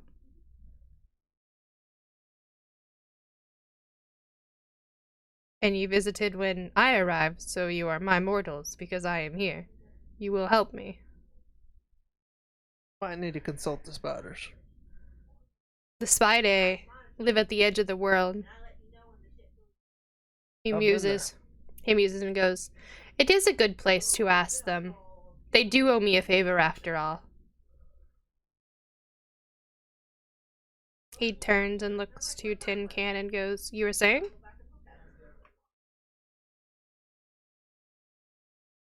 priest in the church told me that you bless people in battle. He nods.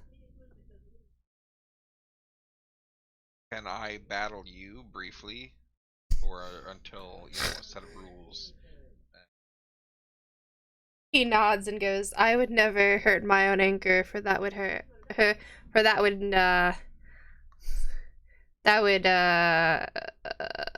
he just leaves it at that. He goes, I would never hurt my own anchor.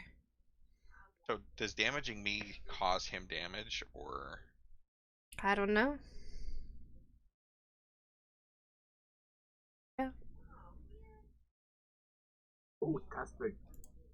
Because I was gonna say, being blessed by a priest is one thing, but being blessed directly by the god is. It sure is. That's. You guys will have to find out if that's how that works or not.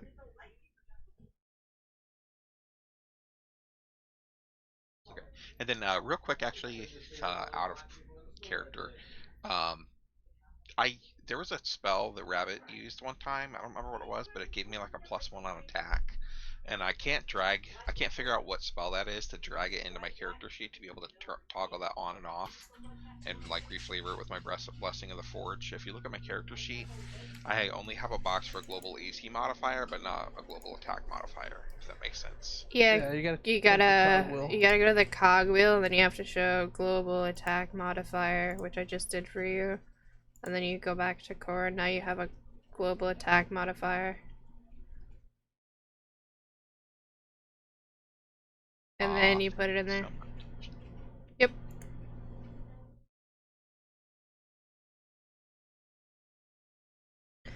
Alright.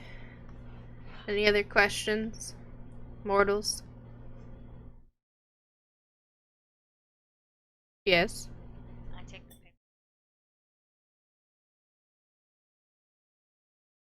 paper. Yep. Robot, eat it! Paper. Imagine if it comes out as shredded, like he's a shredder. Comes out shredded pieces. Or does he have a butthole now? It's a great question. Who knows? Not me. Let's see.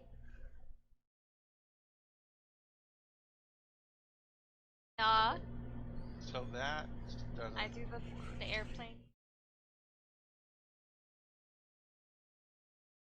So, The airplane. oh my god. No, I was gonna say, yeah. So it's it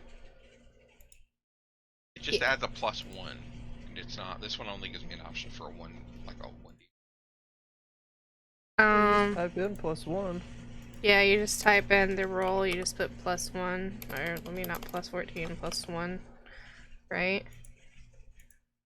So then, oh, I see what I see what I have to do.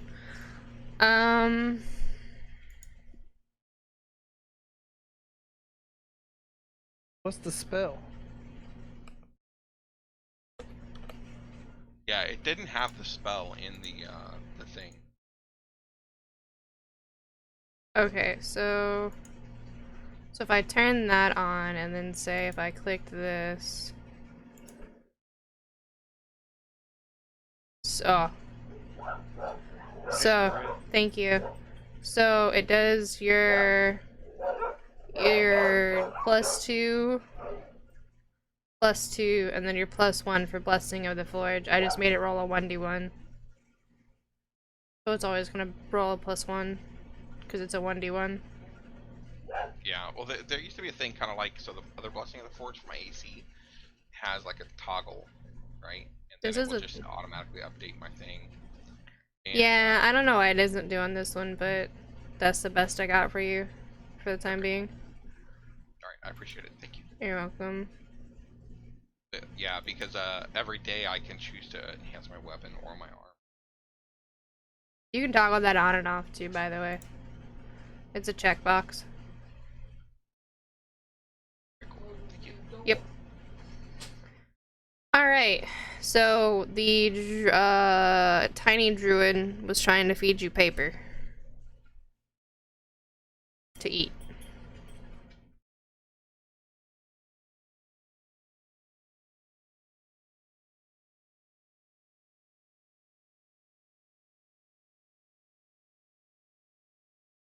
Has a mouth, wherever it goes.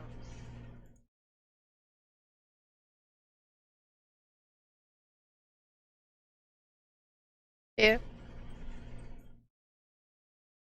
Getting paper shoved in your mouth, how do you feel? Feel full. Paper? Paper, yep. She's shoving paper in your Well, mouth. Luckily, I still don't taste, so. Nope, you didn't get that feature.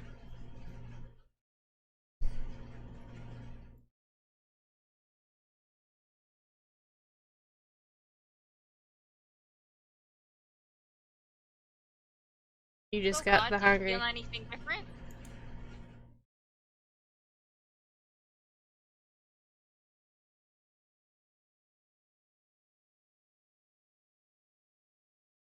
In front of you on the table is a leg of lamb, some mashed potatoes, and a piece of blueberry pie.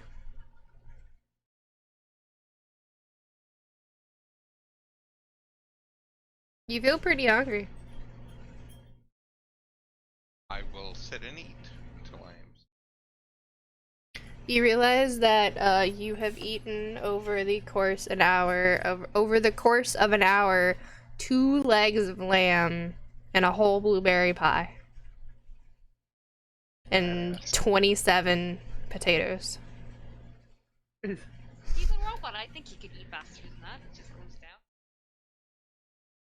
True.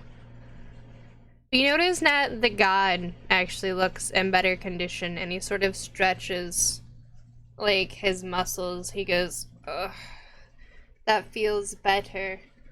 And he kind of pats you on the shoulder and like a gingerly placed hand on the shoulder and thank you and goes, thank you, my anchor. Your sustenance empowers me.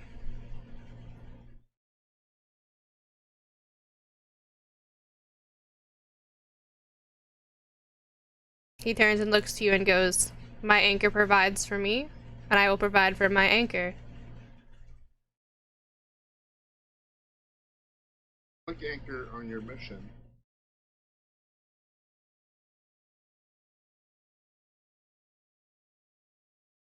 Alright, does everyone want to go nap time now?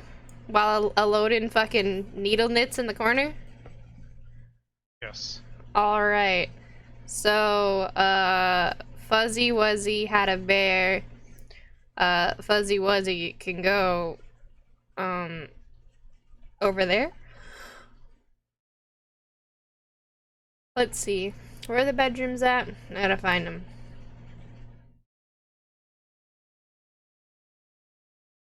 Else or whatever. I gotta prepare every day. Every day. So next door you see there are some rooms. There's like 4 rooms next door. Pick your rooms, boys. It's nap time. Where? Over here. Tiffany, which room we taking? She goes, I am going to sleep with my family in our rooms. She looks at Yeah, you. I was just kidding. Max goes in the room and locks the door. Alright. Congratulations, you've locked a door. All the doors. He locks all of the doors. That's okay. You've locked the 3 doors there is to that room. How'd you pick a room with 3 doors? Yeah, I'm trying to figure out why he picked the room with 3 doors as well. I couldn't figure out which one was the entrance room. It's kind of blurry on the picture. I'm gonna move over by the fireplace and like lock myself in for the night. Not like lock myself into the room, but like Fireplace? don't move. You notice that he comes and sits with you next to the fire and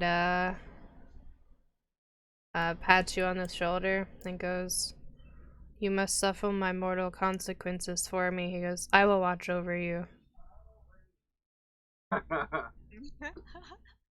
Oh, do you want my berries? Tomorrow would be good. You realize that why you have to sleep, he doesn't. And you eat, and he doesn't. You are now mortal. And he isn't. High five. Kappa. But yeah, so when you guys are all taking your napsies, where are you gonna sleep, Elodin? The bar. Alright, that's weird. Lacey Hammered. Lacey hands you another pint with water and a lemon wedge in it and says, "Our finest beer." She's like, I'm gonna head out for the evening. Come on, Tiffany! They kinda back to their room over here.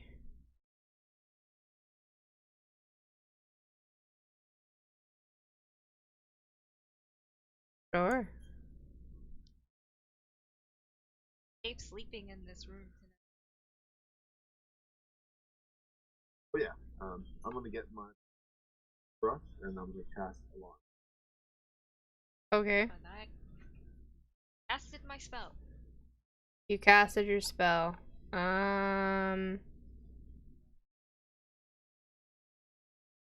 had no result.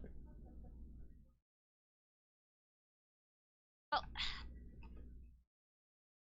Well, no result's not like the answer. You don't really feel anything. It's not like there's anything good or anything bad. You just like chill. nothing bad. Good enough. Yeah, nothing bad means it's good.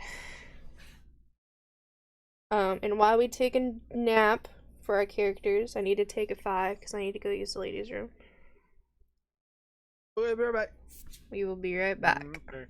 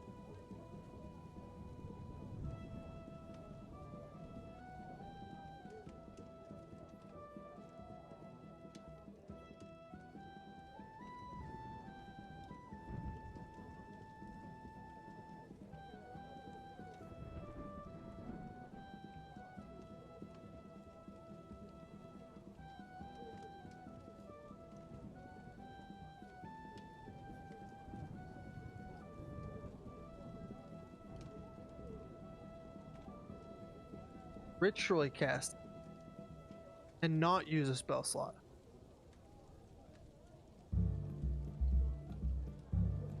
Right, Like the 5 that I rituals. selected. Hello. Rituals don't need to, like, if you ritually cast something, it doesn't use one of your spell slots, but you have to spend the time to cast a ritual 10 minutes. Ah. Rather Yeah, than it being 1 minute or instantaneous. It also has to have the ritual thing on it, doesn't it? Right, it has to Yeah. have the R. Yeah. But I'm sure you But- have some spells that aren't rituals. Those are the ones you want to prepare so that you can cast them throughout the day. Correct. Okay. So for rituals, I have to do it outside of battle. Well, it Yes. takes 10 minutes, and each round in combat is 6 seconds. So if it's a ritual that you might want to cast in battle, then you need to prepare it to cast it normally. All right. But like, which spell are you thinking of? None in general.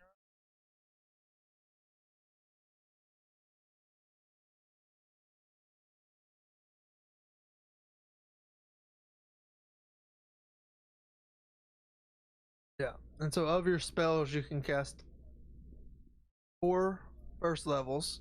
So even if it's casting the same spell 4 times, and then 2 of your second level spells every. Right. Okay.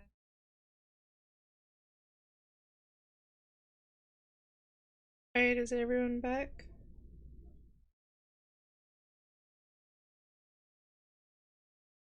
Okay. Fantastic. I need everyone to roll me a d20.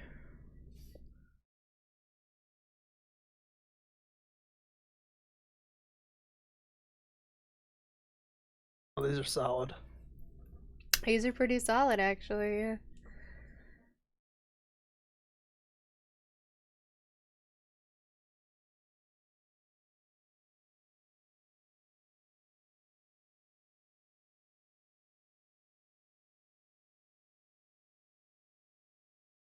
Left hand side at the bottom, left hand side, the little black bar. There's a little dice right there. Click it, and then you click the D20.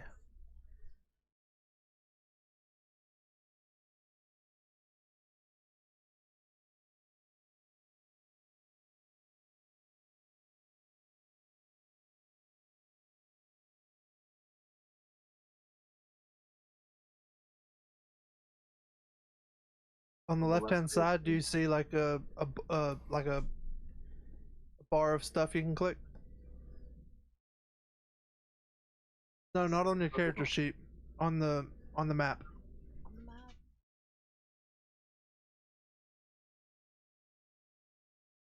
Click the die, and then you select it.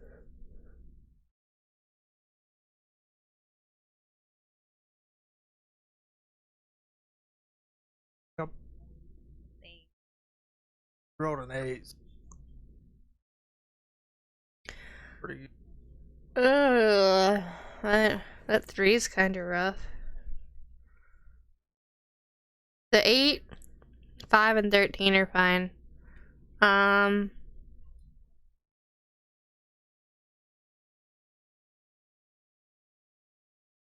don't know. Where's Death at?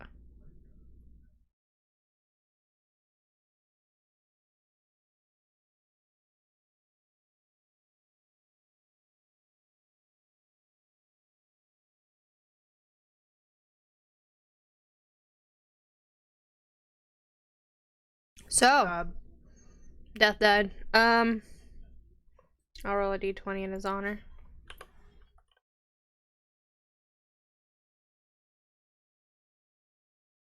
Okay.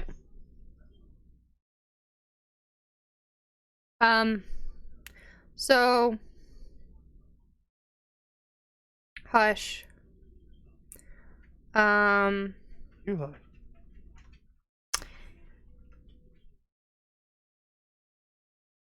Mr. Snick, your alarm spell goes off.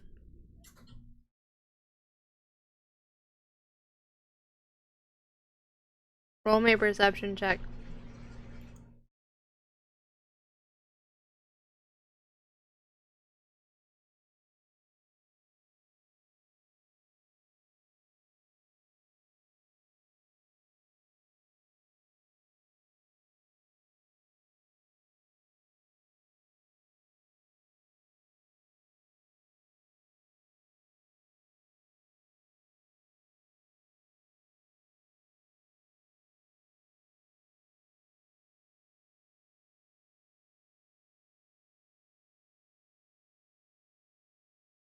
Nice.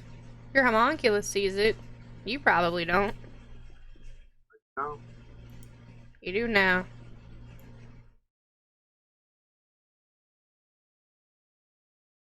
I'll load it. Pick the room. There's a rat problem, dude. Oh, who the fuck let rabbit in?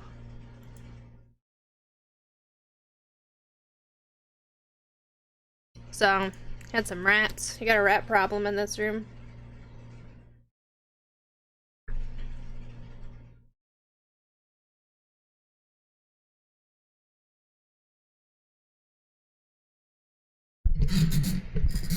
These rats are here to eat your shoes. What are you gonna do?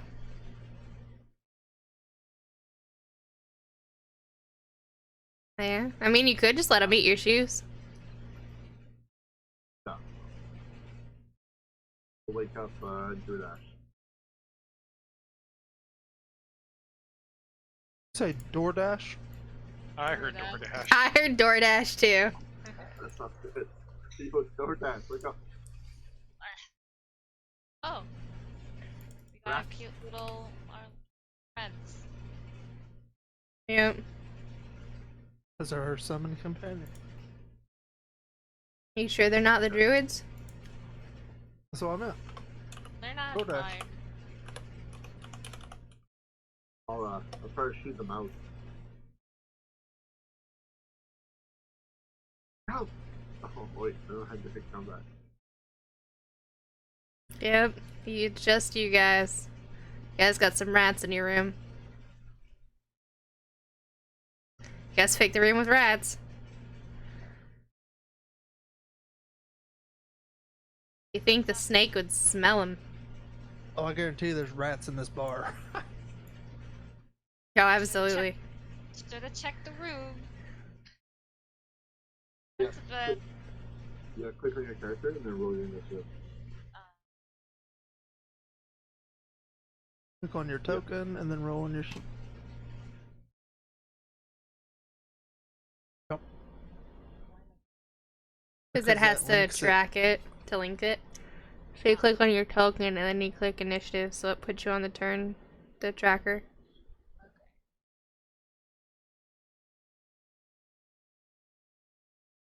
Nice.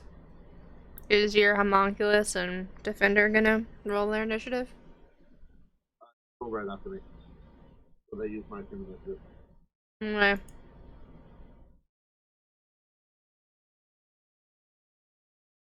Alright. It's your turn, Hush. You hear the alarm spell go off and you see some rats in your room. What you do? Alright. Shoot it. Alright. Shoot the rats. Which ones? Pick one. Nice. You hit the rat. You crit the rat. The rat dies. Perfect.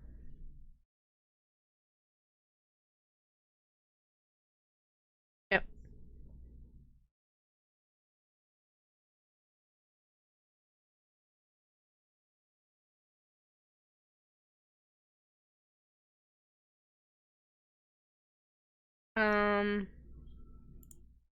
Okay. Does that hit? That hits. Nice, you kill the rat. Job. You've earned the Steam Achievement Exterminator. Fuck you, rat. Alright, you got 2 dead rats on the ground. What are you doing with them?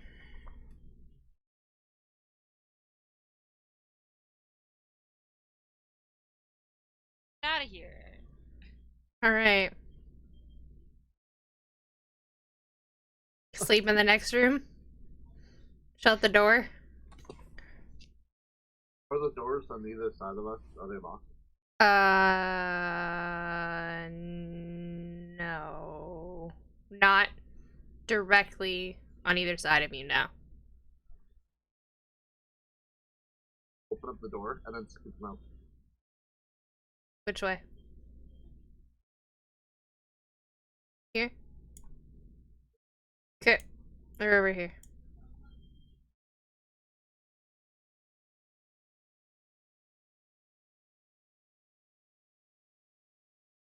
Hey man, maybe it was just all the rain, dude.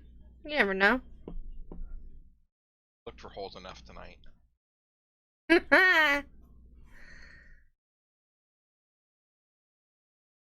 you sleep at all, or is this like middle of the night? Oh, no, you guys are good. This is like 11:30 at night. Oh, I see. You guys you scrolling through TikTok on your tablets. Still not in bed. You're in bed, but you're not asleep. All right, everyone goes through. Everything's pretty simple. Everyone give yourself a long rest. Wow, long rest.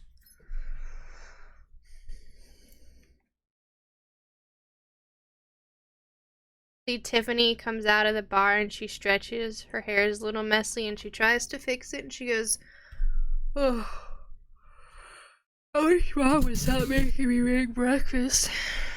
She walks out. You see, she turns on the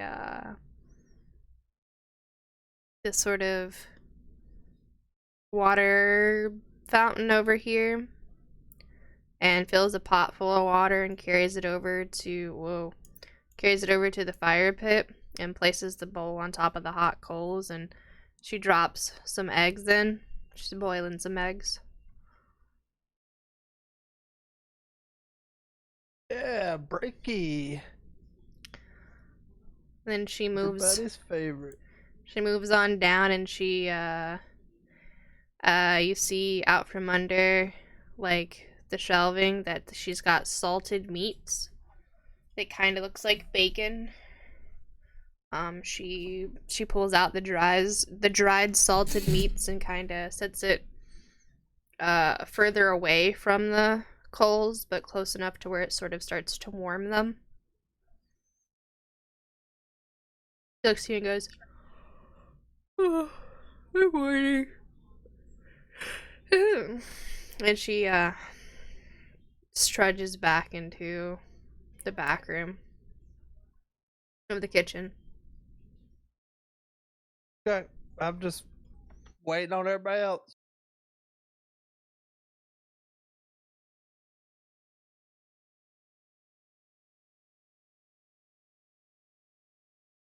I During have the no clue where they went, so I'm just assuming this is the meetup point.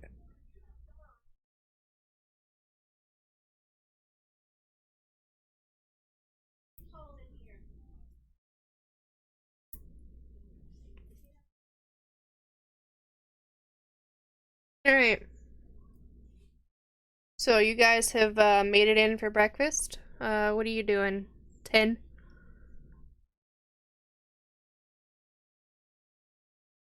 So we had talked about using that rune inscription to give me the spell. Okay. So I'm going to inscribe that on my shield. Okay. Yeah. And I'm actually, so I have a list of spells, and I'm gonna replace enemy with that spell. Okay. So instead of disguise self, I'll use the one that we talked about. Okay. That's fine.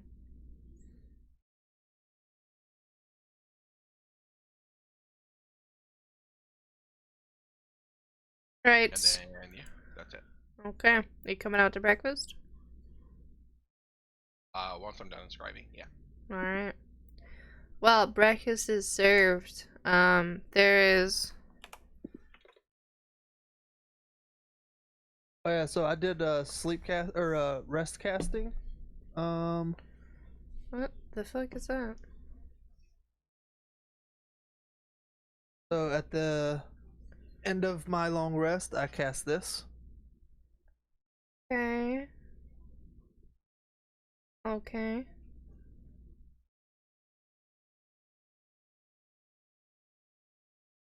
Alright. Enjoy your initiative bonus. There are 9 eggs that are boiled and ready to eat. And there are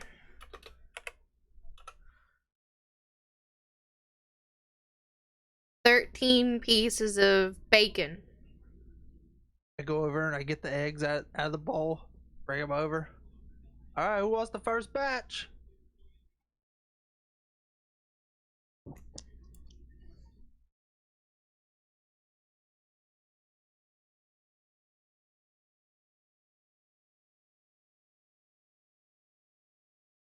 Okay.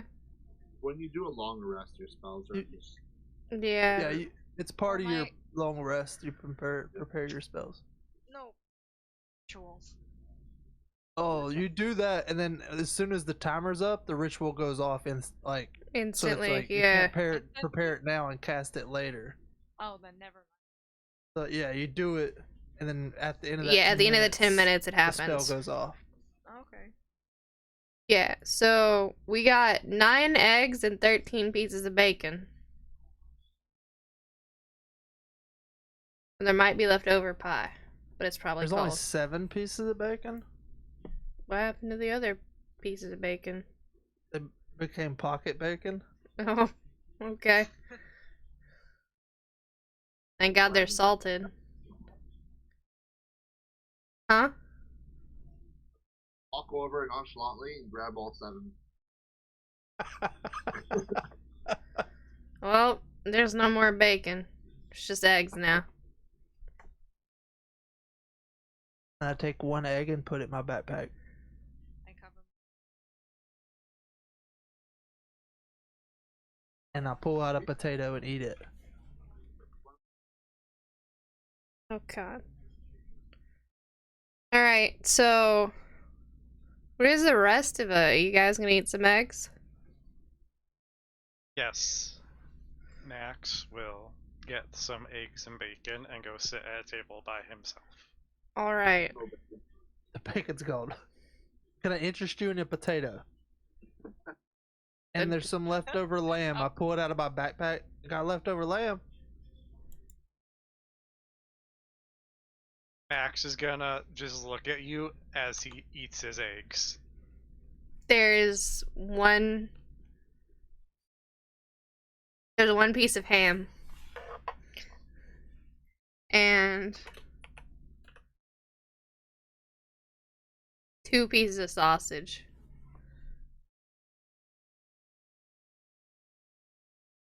Max will take both. Okay, so you have 1 egg, 1 piece of ham, and 2 pieces of sausage. Yep. Tin can, that kind of leaves you with just 6 eggs to eat. Oh, I was just gonna hit up the And, druid for good Oh, good berry. Though that also works. I got a slice of ham Oh, here. Can have If you're interested. Roll The me a Ripper. 1d10. Yeah, Okay, I bet. because it says up to 10 berries, so it's not always 10. Alright, you got 3 good berries. You get. You have 2 good berries left.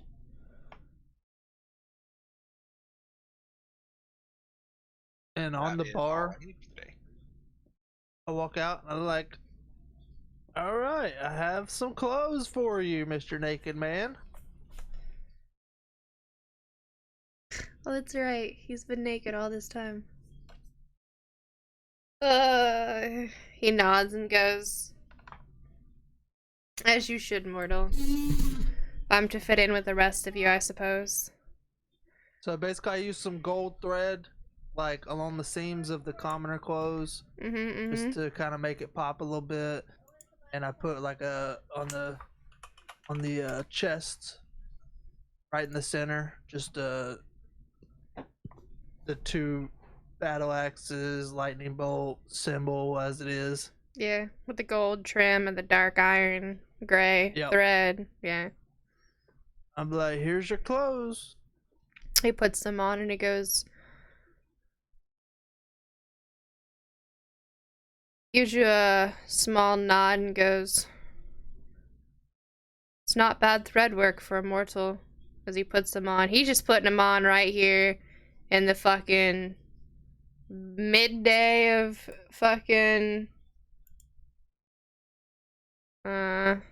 midday. He's fucking zipping them up. Things are flipping around.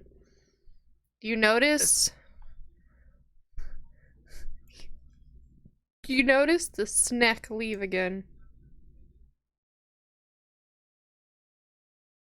Notice what? The snack. And his fuzzy wuzzy bear leave out the door. Hey, give me 2 leatherworking checks then.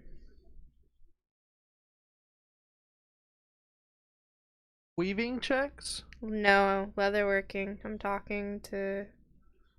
Oh. Yeah, it'd be dexterity or Survival. strength. He's got leatherworking tools, that's why.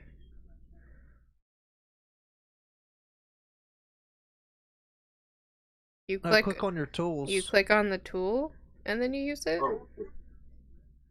And you Okay, choose alright. modifier by dexterity? Nope, not on the first one. Try the second one.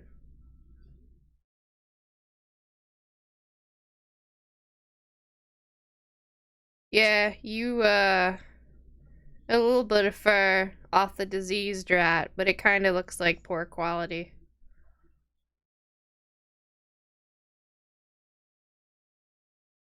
And I'll look over. I was like, well, if you like those, I've got something even better here for you. And I pull it out of my bag, and I made him a silk robe out of that silk I had. Yep. Hooded robe. Pull the hood up if he wants to. Yeah. And it's got like two big pink thread lightning bolts. Pink? Nice. Yep, down the chest, and then like smaller ones in between. Let's go. And that just wraps all the way around like the sides and the back of it as well. Very nice. And then you just wear this over your clothes. He nods and he puts it on. He seems clearly unfazed by the coloring and the abhorrently pink woolen lightning bolts all along the clothes. Puts it on and goes,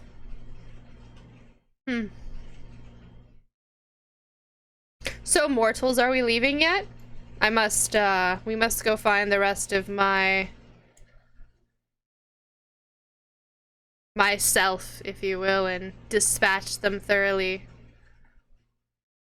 First of all, What we do you mortals want to do? require breakfast, which we are currently engaging. He nods and goes, I see. How long will this breakfast take? Takes as long as it takes. It could lead into brunch. He nods and goes, we don't have things like this. Second And- breakfast. And secondly, while I did leave Strixhaven, carve my own path and my own great adventure, like Uncle Kavoth,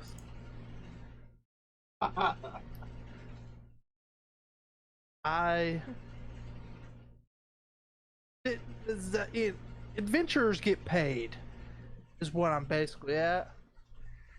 Do I look like And I I'm have hearing a lot of coin? what can you do for me? And don't get me wrong, yeah, you are all powerful. You could strike me down, but if you did, I would then become immortal. Would My you? name would live forever. So mission accomplished either way. He turns his head and goes, no one here knows your name. Everyone knows my name. This isn't the Cheers bar. No one knows your name. I'll lean over. What's your name? Elodin will live.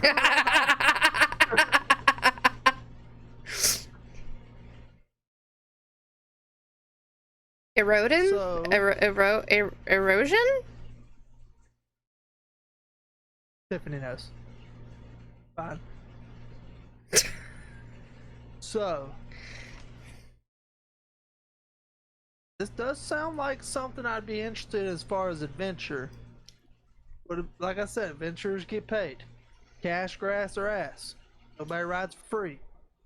He nods and goes, does the idea of battle not seem like a worthy enough cause for you? Sort of crosses his arms. Well, I don't know if you were paying attention last night, but we're not from around here. We don't hang your crest above our doors, and we really weren't anticipating you showing up at all. But you are here. And you are with Because my of the people. spider. He's like, yes. And the spiders owe me a favor, so consider this, mortal. We battle my... And he kind of flippantly waves his hand. He goes, shards of myself, if we will. And as we head towards the end of the world, where we will find the Spide, or the Fates as the mortal refer to them, the mortal world refers to them as, you can have whatever treasures you find along the way. You may pillage, enjoy women, currency, he goes, or men, if that is your forte, as long as it is done through battle. I do not care how you acquisition your, whatever your funds are. I will turn to Eladin at this point, and if this shard has an anchor, then other shards must also have it. They may also have teams, and they will obviously have spoils. They will not allow a misgeared team to protect the shard. So anything that we take in the heat of battle and the victory is ours to keep. He nods. I mean, that's just kind of the rule of mortals, ain't it? I mean, that's not like you're giving me anything. If I kill you now, your shit's mine. I take your name, I take your family, take everything. And then you are arrested and imprisoned and put to death. We have the blessing of the god. Not a god, the god that controls this region. He kind of looks and goes, you want? He goes, do you serve genial? You speak of family. No wonder you choose to not fight. Who's a what? I've read all the books. And no offense, but where I come from, your name didn't come up much. So I'm still learning all this.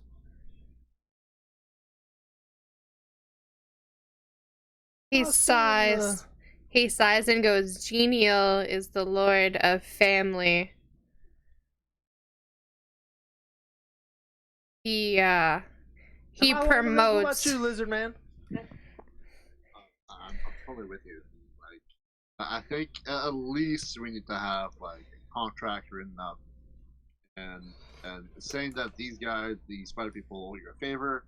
I think we need to actually have something down as to what we get out of this, and then we'll have a discussion, create a contract, and then we'll see where that goes.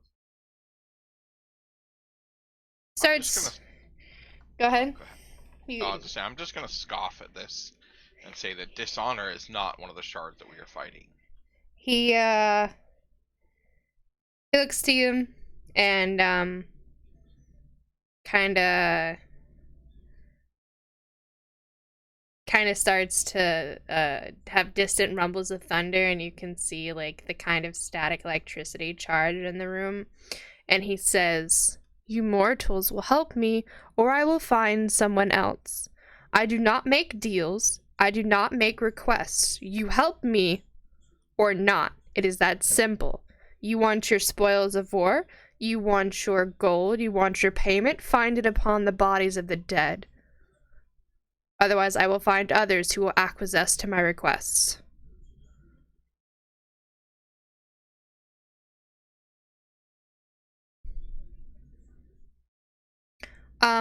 Also, Tin can roll me a Constitution save.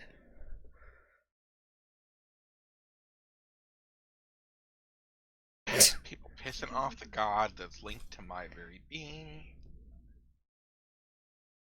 I signed up for adventure, not to fight somebody's war. I'll heat your butt. Alright, you're good. Put a fire under it. You're good. You're good, Tin Can. You're good. Alright. Well, I think let's. I think we should have a little meeting, and then we'll get back to you. Yeah, it's time for second breakfast, so we're gonna go have second breakfast over here. During this, can I look at my inner flame and see if it is maybe less of a flame and more of a spark now? I don't know how this is gonna fuck with my my thing there. Well, it's still a flame, but you notice its color has changed. It's not the original color. It seems as though it's affected by something else. So you're you, but you're not you that you were yesterday. Alright. Oh, I'm going to, I mean, my mind's already made up. Hell yeah. I mean, your mind got made up for you. Yeah, true. Yeah, exactly. I really did. Oh, I'm just gonna go to the party and I'm just gonna be like, you know where my path lies. We were all sent here for a reason. At the same time, for a reason. I feel like this is the best course, but please talk it among yourselves. And then I'm gonna ask the Lord of Battle there if so they're like this village or this area is like really dedicated to war, right? It's a military town. They have military here. You can see as they move in and out that there are soldiers coming in and grabbing breakfast. And they seem to look pretty solemn. But you've seen probably about 60 soldiers come through while you guys have been here for the past 45 minutes. Awesome. We didn't leave him any breakfast. In that case, can he secure me a set of plate mail?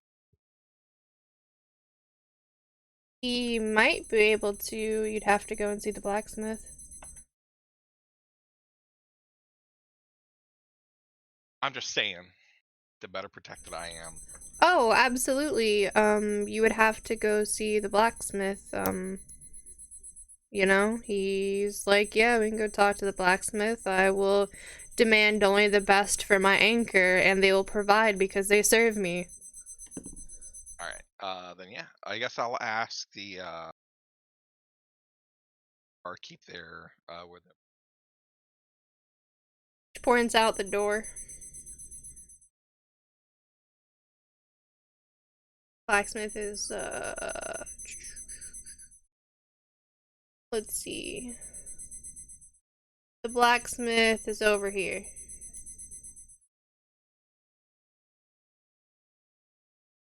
building before the church. Yep. I will walk that way. Nice. You were at the blacksmith. Let me find his NPC. Hold on.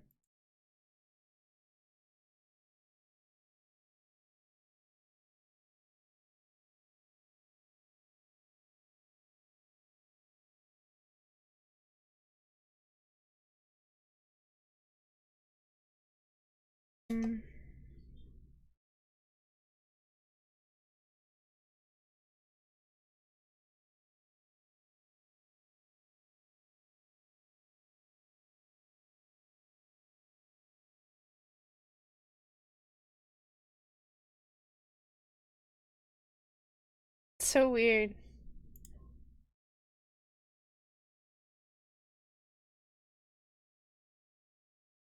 Yeah, alright, there we go. Ta-da! Checks out. Not as big. Alright, so you see when you walk in, a fire giant kind of hanging out here, working in the blacksmith. Did you enter in? What do you say to him?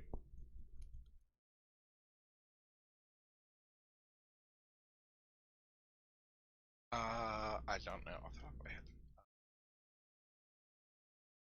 So yeah, I will approach.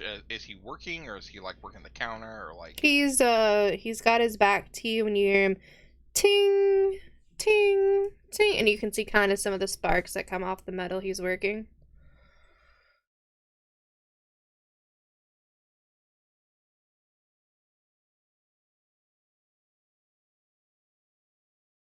All right.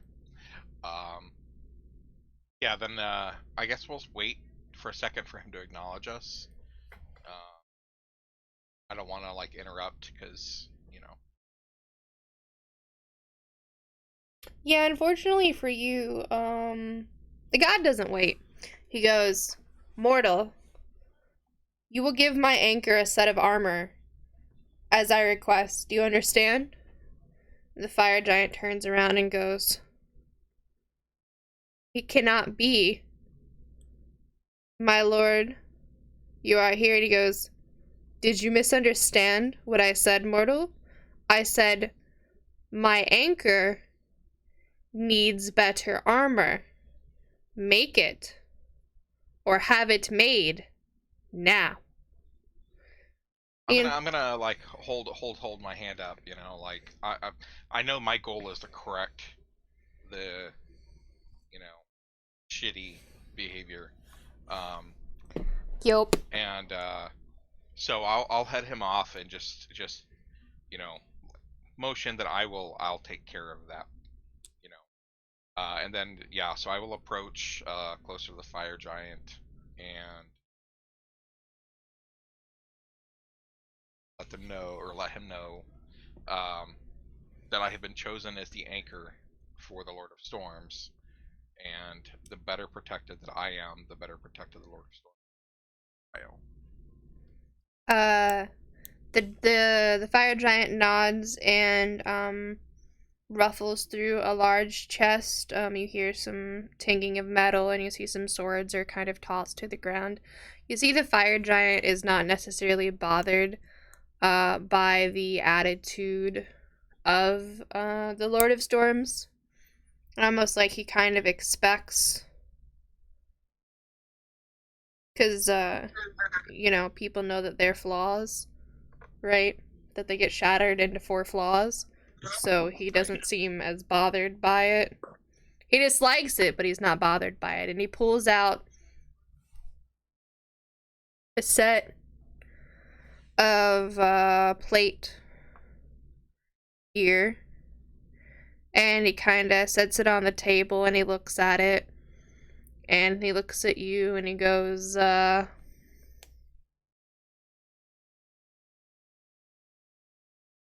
then looks at you again and looks at the forge and goes, how do you wear your armor? Should I just smelt it on you? No, there's a process that takes quite a bit of time where I incorporate the armor into my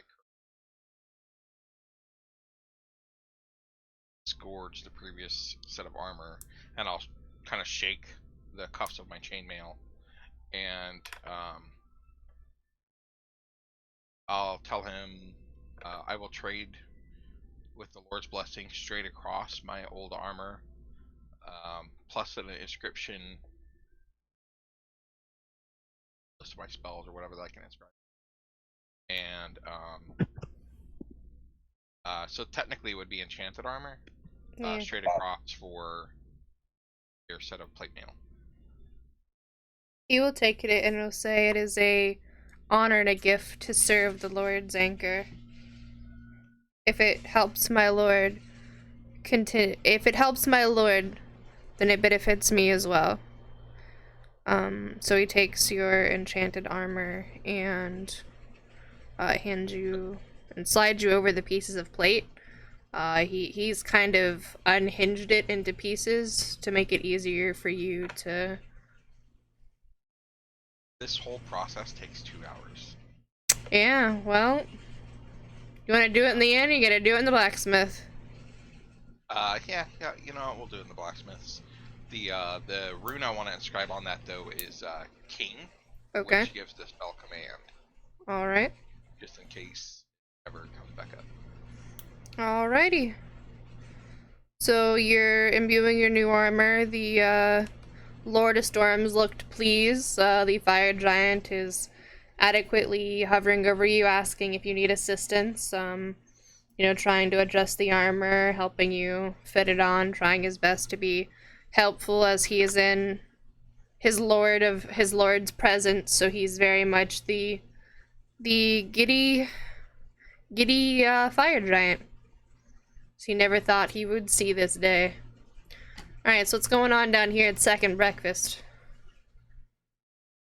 What are the other shards? So there's arrogance, there's lies, there's kind of, I wouldn't say sloth, but kind of like laziness, so we'll go with sloth. And then like someone with hedonistic tendencies, we'll call him hedonism. So someone who, yeah. So lies, arrogance, hedonism, and sloth. You got a lazy motherfucker, you got an arrogant motherfucker, you got a dude who's gonna fuck everybody and do the fucking cocaine, and then you got a guy who's gonna lie to everybody.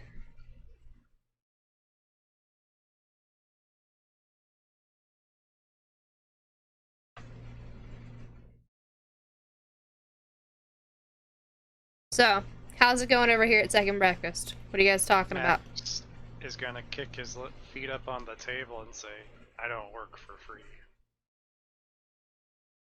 That's Yeah. what I'm talking about.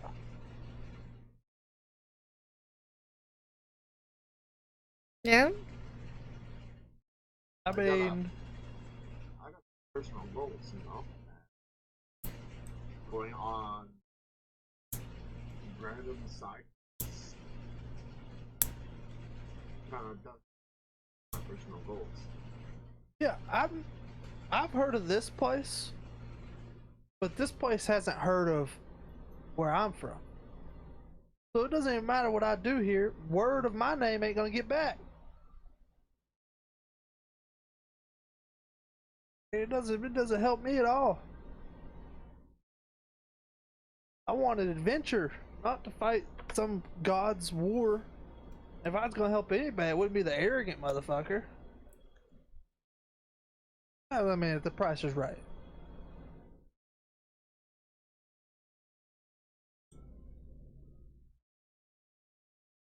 What do you think, Rich?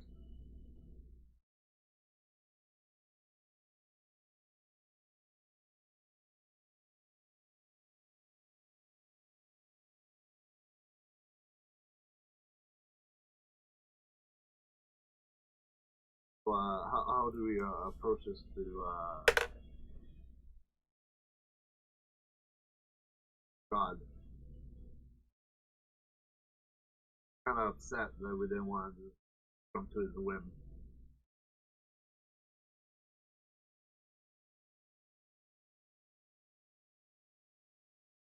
But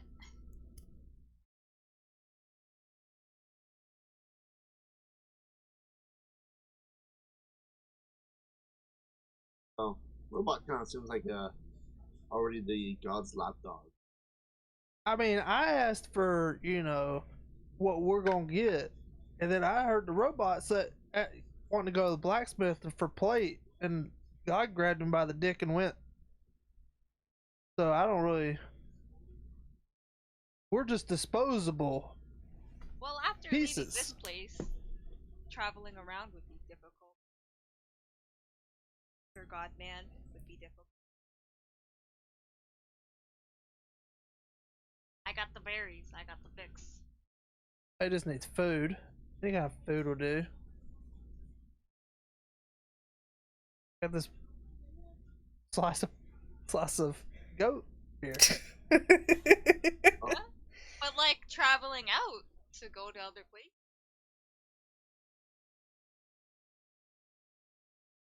I guess we could convince that the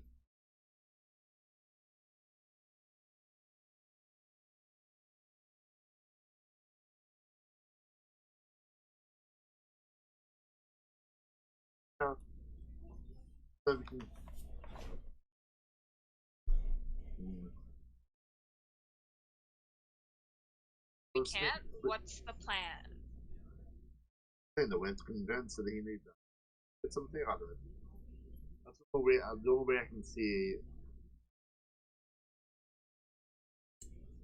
us If we, getting.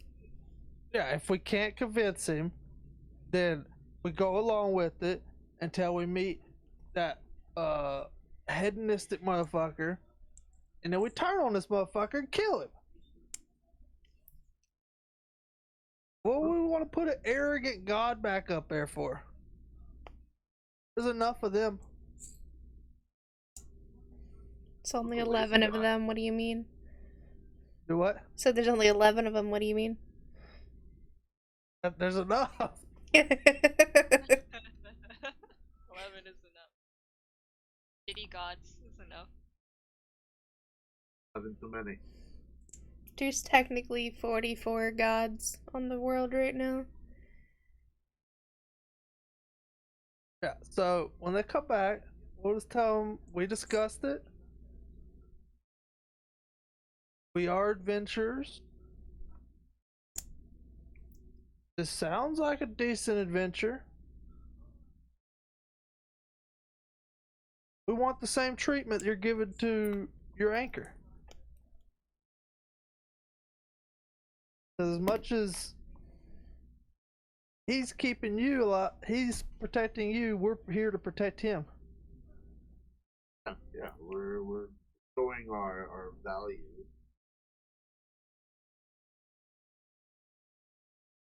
I might will fist on the table. Alright, so who wants to take lead? You seem like a decent talker. You should.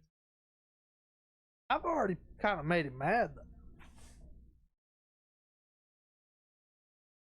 My social skills are not the greatest.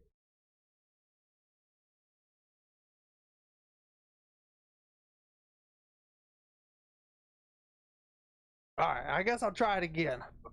Don't spend a lot of time with people.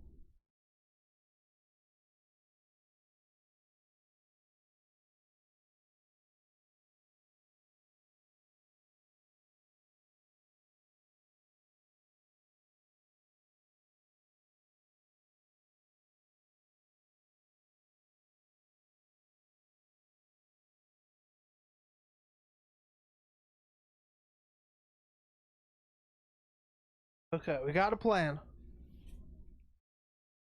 Now let's eat second breakfast. What about getting a contract though? 'Cause, like I don't know about you, I want to eventually get that.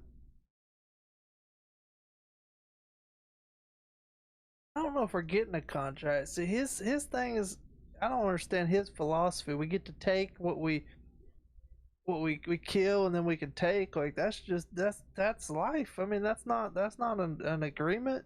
That's what I do on. I mean, Yeah, and I'll while I'm putting away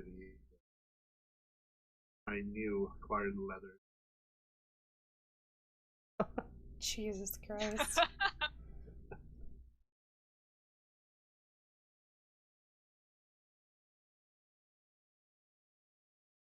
don't know if we're gonna get a contract, but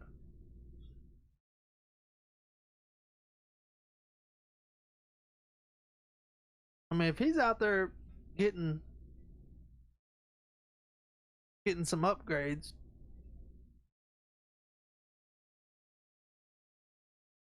Well, I guess we can.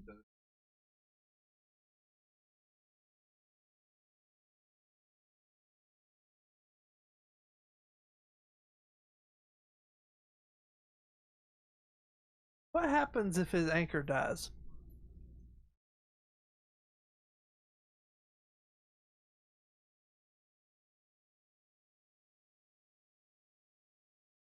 Do we know?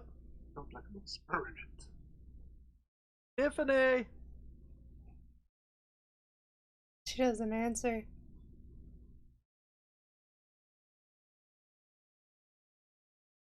Okay. Todd? He didn't seem to return.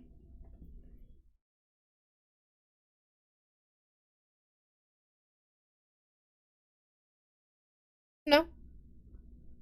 You I can go hear look at the- noises. You can hear noises in the back room of her and her mother talking. I go looking. Alright. You've looked. You open up the door where they're back here in their bedroom, like, living area. I like kind of knock. You hear, like, the two ladies stop talking in a hush, and Tiffany opens the door and goes, "What?" We're still kind of trying to figure things out. What happens if the anchor dies? She shrugs and goes, "I don't know. Never been an anchor."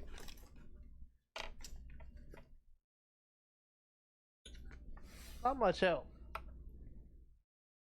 She shrugs and she goes, "I'm sorry. There are some things that we just don't know. The gods don't write everything down."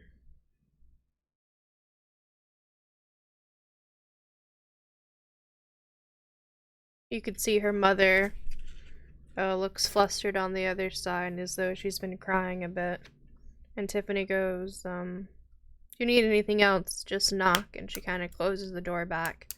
And you hear her and her mother go back to talking. I'll listen for a second. You hear Lacey sob a little. And you hear Tiffany try and console her mother. It's now 11:45 in the morning, and you still haven't seen Todd after he went out last night.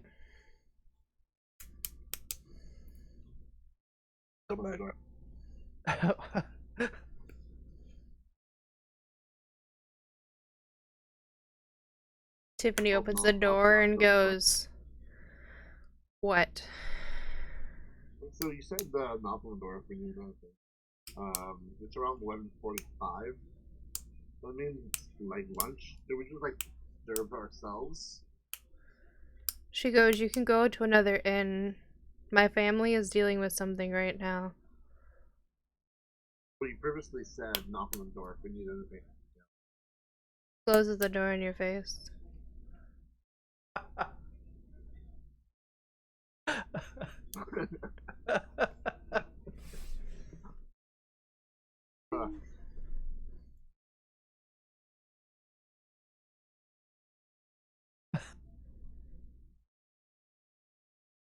No?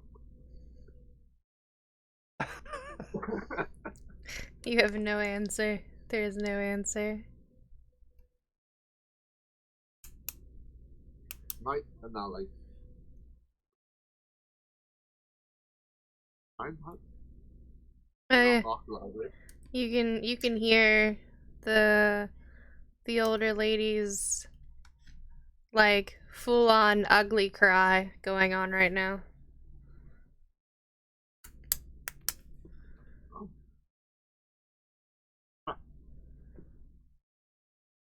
Women.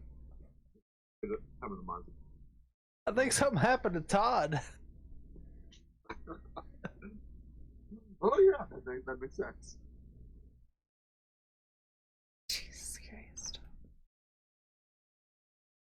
Alright. So it's been about the 2 hours now. You've got your armor on. How's it fitting? How's it feeling?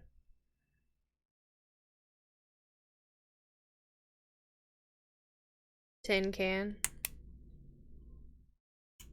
How's that fancy new armor fitting?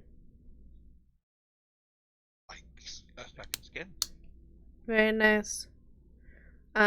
He pats the blacksmith on the shoulder and says, "You've done me well, Smith. Thank you." And he gestures to his anchor and he goes, hopefully this will help ensure his survivability." And he looks over and makes sure Everything's all nice and neat and says, so do we show? Where are your mortal friends? Are they still at that mortal dwelling we left them at? They are indeed back at the inn. More than likely still discussing. They were joining us. He nods and goes, you mortals are so concerned with things of a nature of what can you touch, what can you have. Do they not realize? He kind of rolls his eyes and he goes, why would you need such things? Is it not the greatest honor to fight people in a battle knowing that they tried to have the highest upper hand and you still won? The glory of your skill in wielding the very weapons you have on your back? We all come from different realms. And while this realm may glory combat and battle, our realms still have war, but it hardly is anything that we can glorify. He nods and goes, that is a strange mortal world. What kind of gods are there?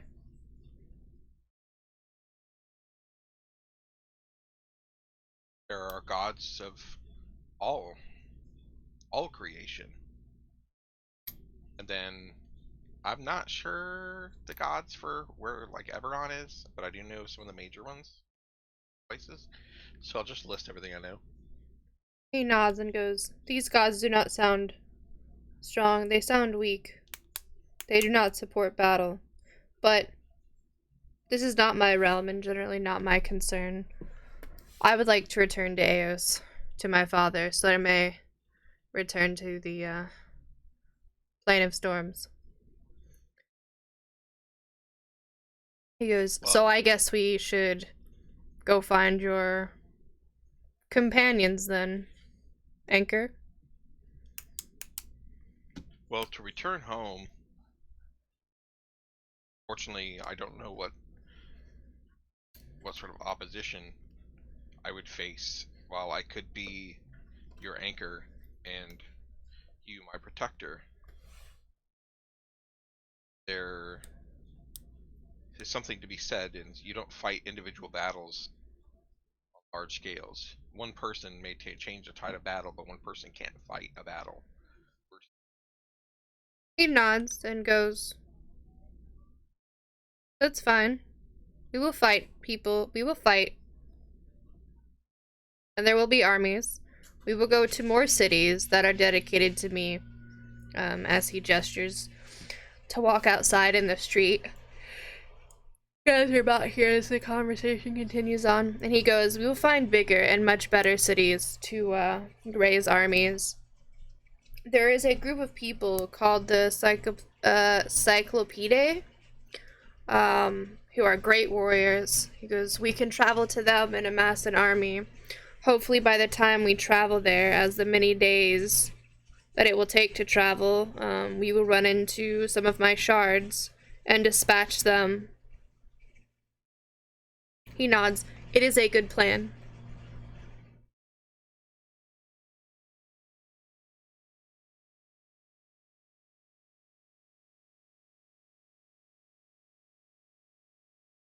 So is he suggesting that we abandon everybody and just head out on our own, or is he saying gather everybody? No, he's suggesting that gather anybody and everybody who wants to come.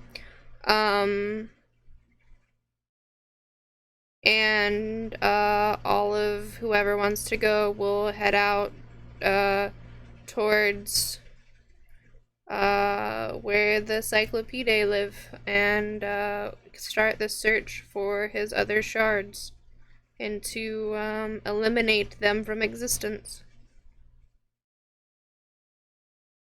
Okay. I just want to make sure I was understanding it right. Yeah. But yeah, so I'll follow him back to the end. Okay.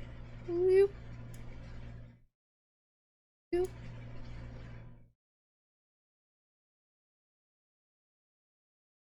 Uh, you guys are hanging out in there, and the door opens, and in walks Lord of Storms and his anchor. What are you I'm guys pulling doing? potatoes out of my bag. I'm like, well, if they're not gonna cook, anybody want some Dale potatoes?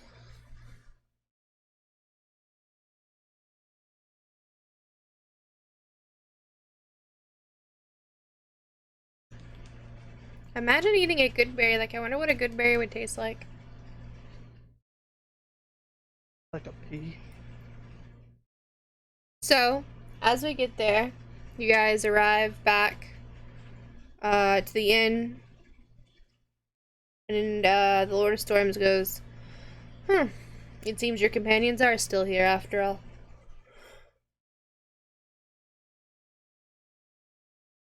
So he looks over to Tin Can.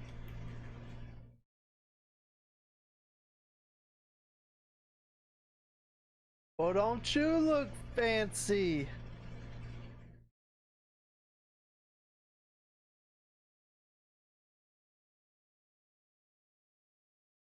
Are you talking to Tin Can, or are you talking Tin to... Can. I gotcha, okay.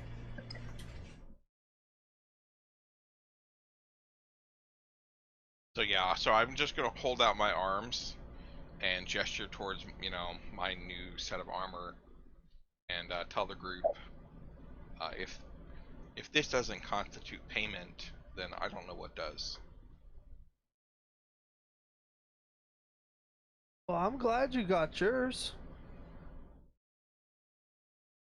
And you were so busy arguing, you never thought to ask for yours. I did. We did. We did. Your new friend told us that we could fight for it. Well, yeah, I've been fighting for everything. These potatoes in my bag, I fought for years to stay alive. He said to fight for riches and gold.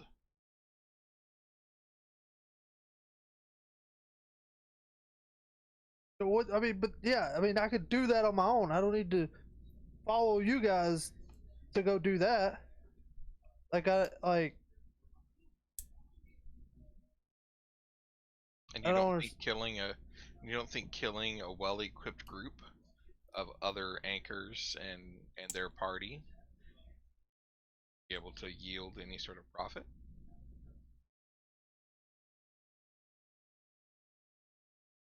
Who says they're well equipped? Yeah. I was just chilling, eating some nachos.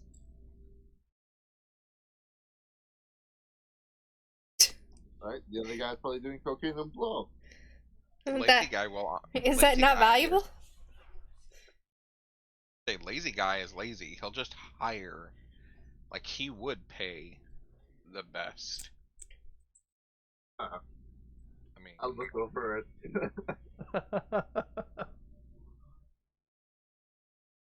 Yeah, you got a point, mister. Look, we were all sent here the same way. Literally just met you yesterday. we're all You were here here. by it. Okay. You're here to protect him. That's your choice, and you've been rewarded for it.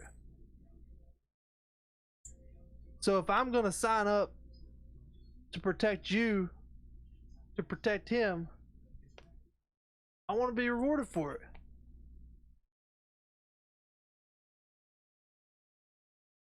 I'd like to think going to the Spire Day go home would be awesome. I'd like to think that the Elder Dragon Shodrix would have came to visit me in the past 34 years. But I never seen him.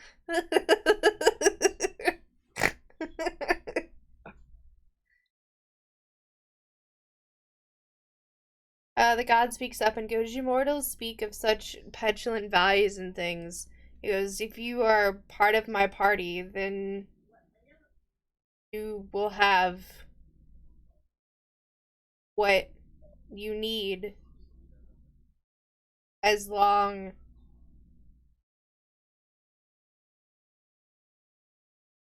as I think of how to phrase this of how he would say it, but like super arrogantly. I'm gonna just TLDR it and say pretty much if you're in his party and like you're in a city or find people that are loyal to him, you generally will just have things handed to you because you're walking with a god.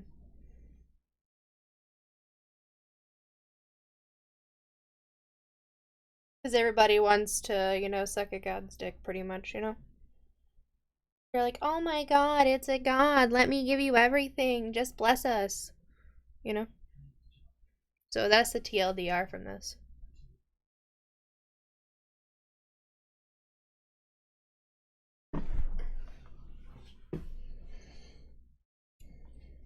But, like, imagine that in character, and if he was arrogant about it, I just don't want to think about how to phrase it arrogantly.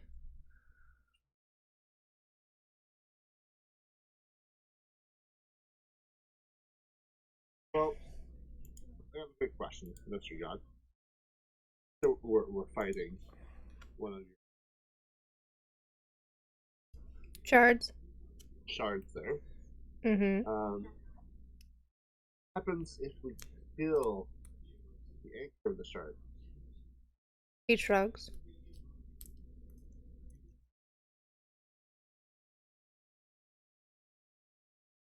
You also don't know what happens to the shard or the anchor. He shakes his head. He goes, no. The All-Father has purged some of our memories.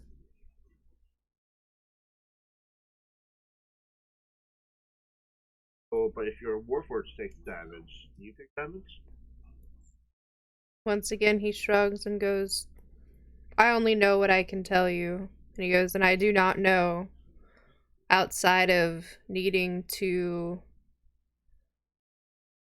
watch over my anchor to feed my anchor and watch over them while they sleep, for they take on the mortal tendencies for me, so that I may remain immortal in all other senses. But there are some things even I do not know, or I do not remember. So I am as lost on I'm as lost as you are on those. I'll look over the Warforged and I'm like, don't move. And I'll kick him in the shin. And I'll look over at the god. He flinch? Nobody looks irritated. Just kick somebody in full plate. Oh yeah, you're right. I'll take out my mace. I'll go to smack you on the foot with my mace. You gotta roll. You gotta roll high. Are you moving? Like, are you gonna dodge it, or are you just gonna hit you?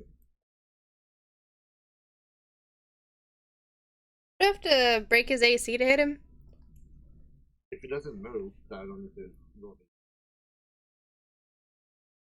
Like if he was unconscious in the ground. Oh, I gotcha, okay. Are you going to let him hit you?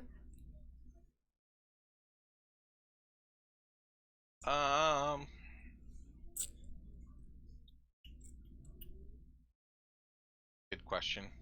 That's why I I don't asked think I'm it. gonna risk it. Literally have a we literally have a god being in the room with us, and you're trying to see if Allegedly. you can hurt it by hurting me. No, and just in general, because if that is the case, what's to stop any of them from just piling onto me? No, Absolutely not. This is for science. How are we supposed to protect you if we don't know your weakness? It is Right. for science until after the fact, and you get the answer, and then you decide to take action. Like, I'm not dumb. So, yeah, but we're supposed to protect you. So let's say if you take that, so obviously you have the shield, you have big armor, and all that stuff. So if you take damage and he takes damage, then we can't have you in the front lines.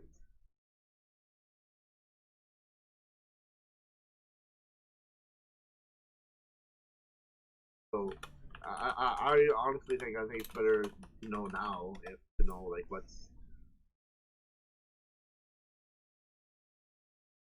knowledge is power.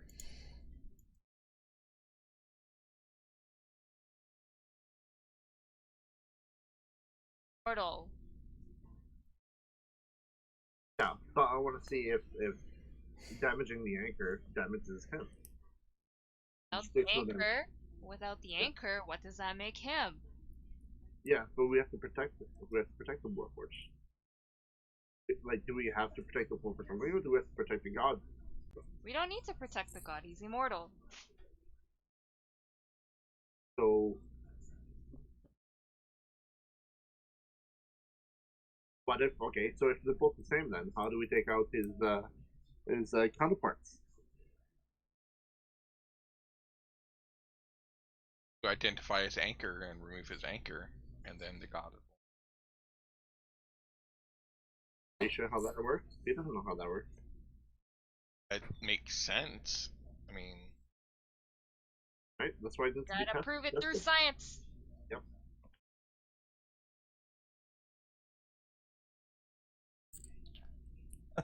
So just let me knock that foot, see what happens, see the results. We'll calculate it, and then this will give us a better idea on attacking the enemy. listen, if I take serious damage to my foot, you're gonna carry me wherever our journey goes. I can mend you. God can carry you. Yeah, he can. He's got the strength for it. I'm just gonna sigh and Princess style, princess style. Well, look the size of me. That's great.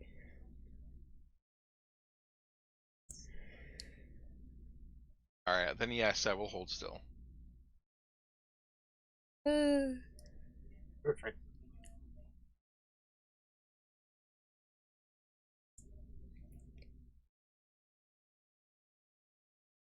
Loading. You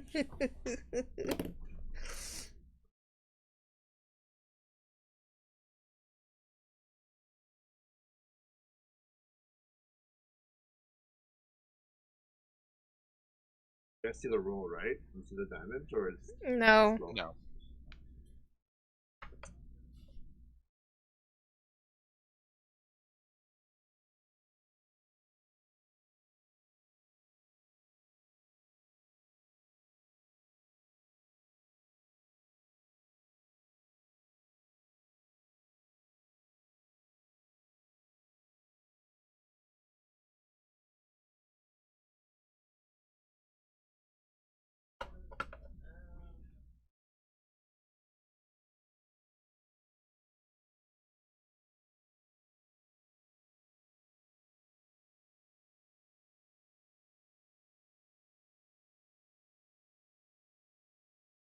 Yeah, because it doesn't see you down there at the bottom of roll 20. Yeah, I don't see you listed down there, but now I see you use your mace.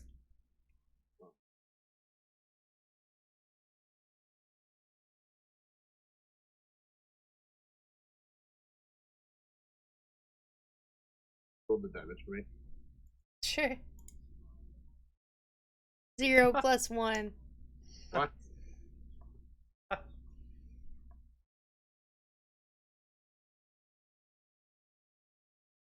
Well, it's not supposed to. It's not supposed to like hurt. So you know, +1. No, the plus one's from the crit. Crit.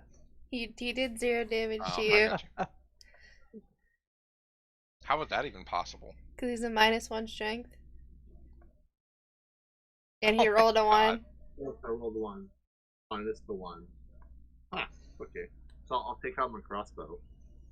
Shoot you in the foot.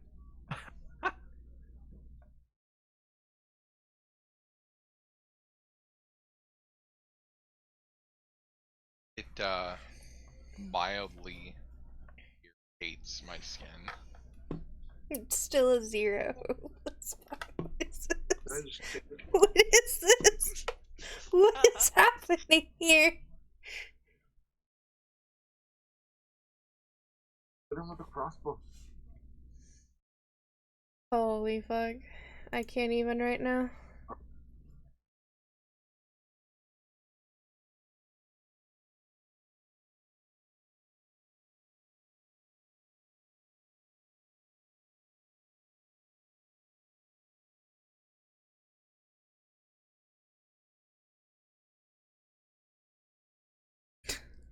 Okay, does the 21 hit you? No, but I'm holding still. Okay. You take 8 damage. Got him. You, the god sees you shoot him. You notice that nothing really happens, but he does get angry, and then the air seems to feel very heavy, and, thunder and wind start to happen. You know, Going Super Saiyan.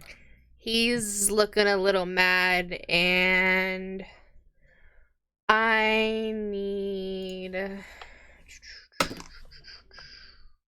Hey, we had a discussion. I don't know where you were, but this is just for science, so we Let can me kill see. the other Where is sharks. it? I mean, if we're gonna do it right, we need to. I mean, one shot really isn't scientific experiment. Listen, True. you're not gonna kill me in order to try and We get need the to dog. shoot him 100 times. Alright, so everyone in this blue circle needs to make me a wisdom save. I don't see a blue circle. Oh, do you not? Let me see. Oh, we don't know. I forget how to do the fucking radiuses where people can see them.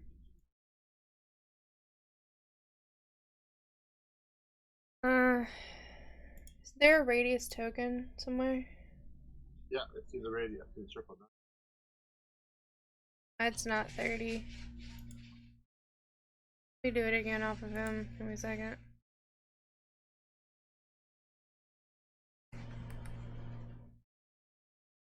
Alright, so let me draw a circle.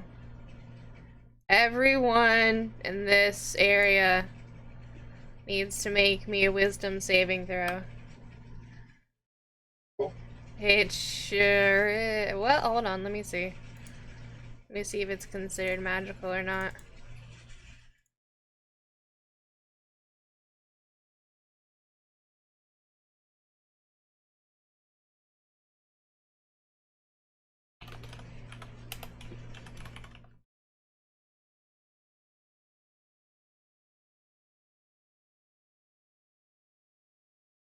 Yes.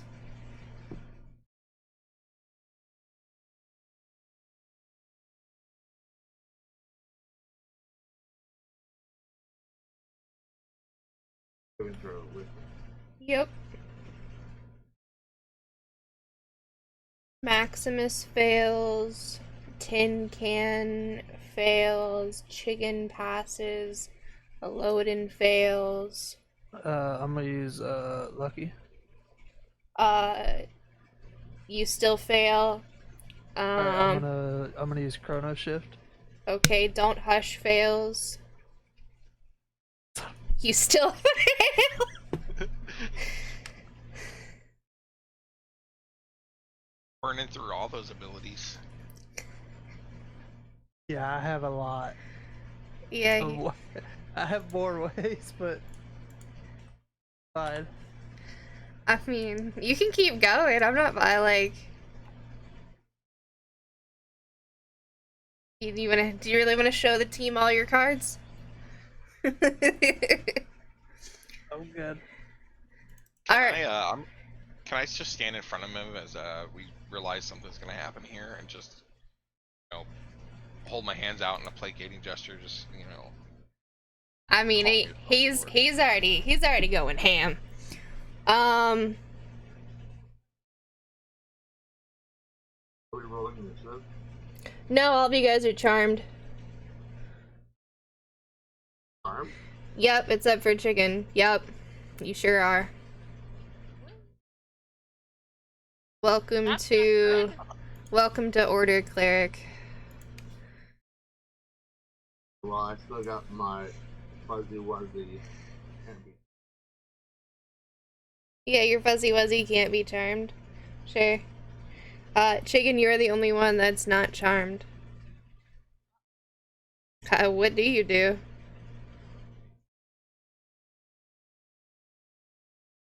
When he does that, he says, stop. We will all go, and we will find my shards, and we will kill them. You will get what you need, and then we will go. We do not need to waste time on trying to figure out what happens. You're not going to test it on my anchor. Test it on someone else's.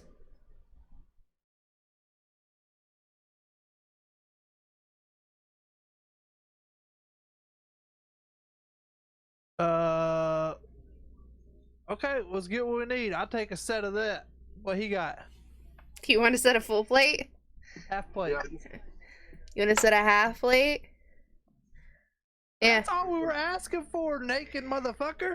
Listen, he's literal. When you said you want to get paid, he went, okay, find gold on the floor. After you kill them.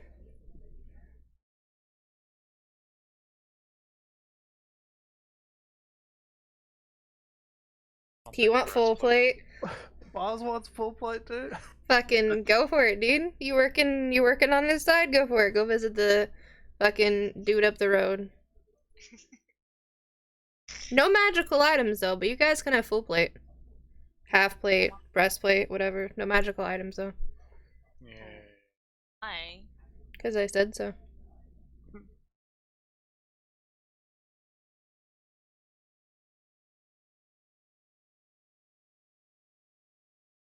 Because in the next couple of levels, your AC isn't gonna matter anyway, so I don't care what it is. Just try to tell him adventures don't work for free. That's fine. The way it was phrased to this god was that you guys wanted riches and money. So he goes, okay, take the riches and money off his body. After you kill them.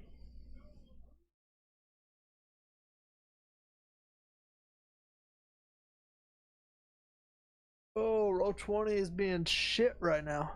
What's up? Oh, is it not importing it?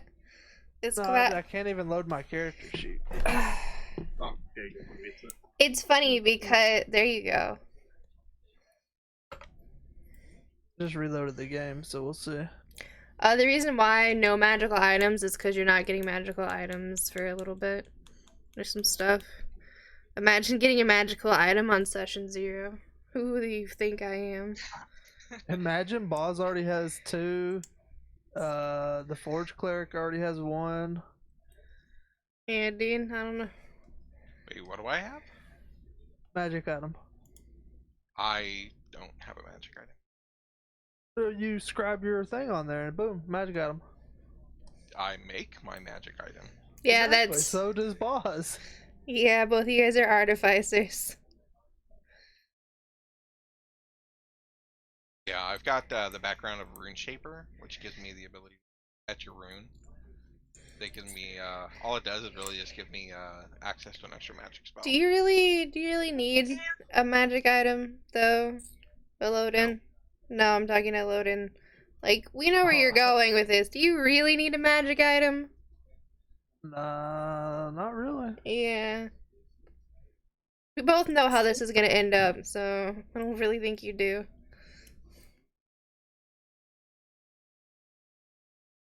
Well.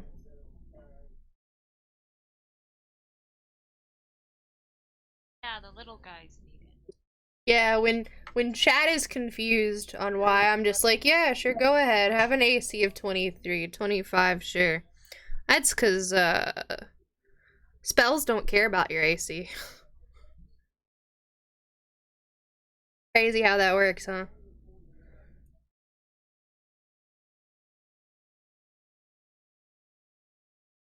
Yep.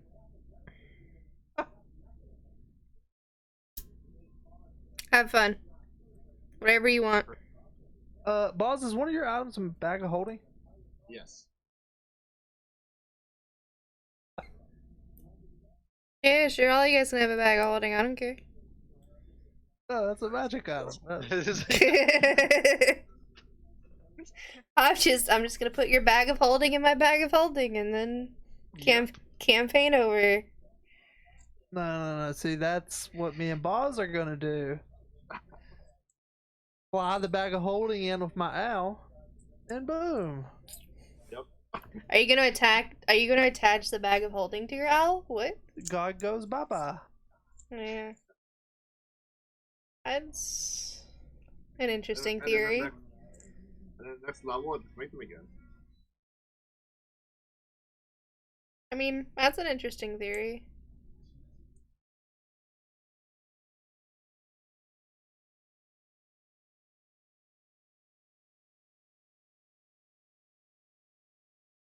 Yeah, but if you guys get half plate and full plate done by the guy, it's gonna have the Lord of Storage logo on it. So I can grind it off. Jesus Christ. It's arcane. It's arcaned onto it. What is it? I can get rid of that too. What is it with Yeah, you can get rid of it. Don't get rid of anyone else's.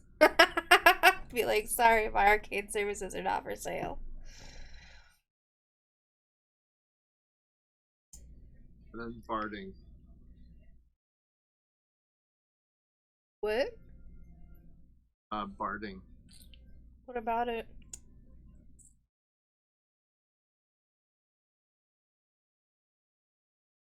What do you mean by barding? He wants plate barding on his Steel Defender.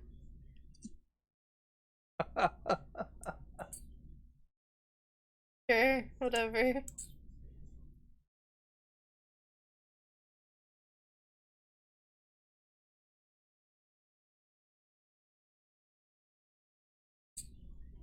Small creatures can't use heavy weapons, correct? Correct. You cannot. We can cut it down for you. Yeah. Have a really, really thick short sword.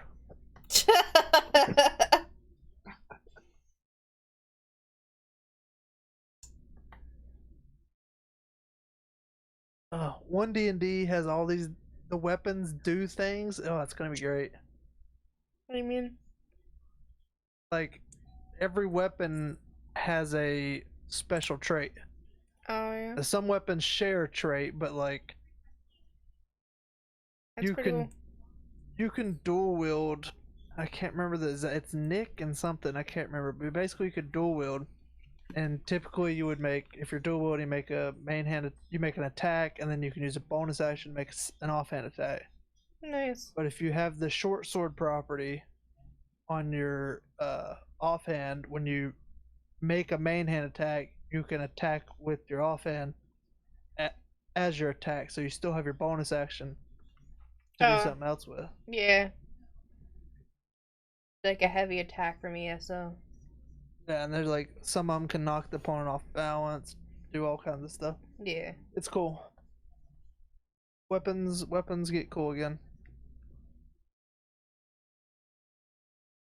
By the end of the year, one D&D should be out. So it's just the player's handbook. Everything that's not in the new player's handbook is still legal. So like all these other subclasses are still going to be legal, but the core classes are changing some. A lot of spells are changing.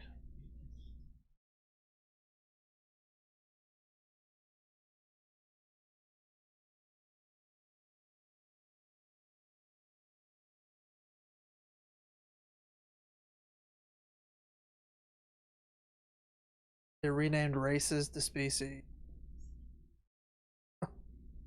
That makes more sense.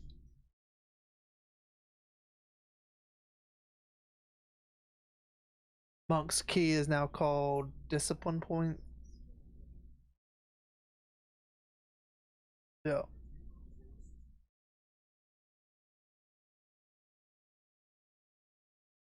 I'm pretty sure your offhand attack or your unarmed attacks are D6s, and your flurry of blows can be made without making an tip. Right now, you can only flurry of blows if you make an attack action. Then you can bonus action flurry of blows. In the 1D&D, you can just use your bonus action to flurry of blows. You don't have to make a attack action. You can do your flurry of blows before your attack action. Changes a lot of stuff. Maximus is ready.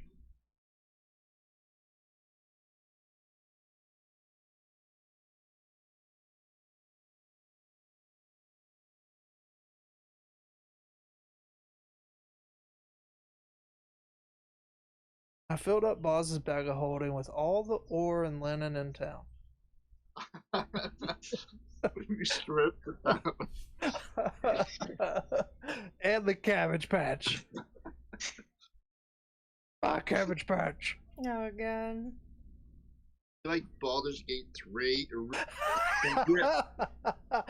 I take the linen, I sell it to the blacksmith.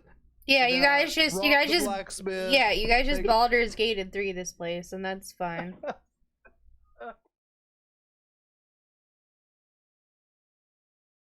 I just took the half plate. I mean, I don't really need that. It's just 1 AC. Talk to a blacksmith while I.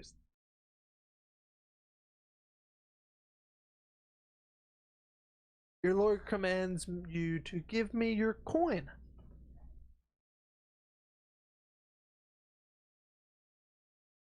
I mean, What yeah. would you say the general wealth of this town is? Okay, that's how much gold at. The wealth of this town is nothing. No.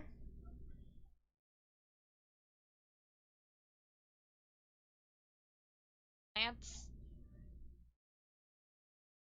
The poor druid's like, you got any sticks?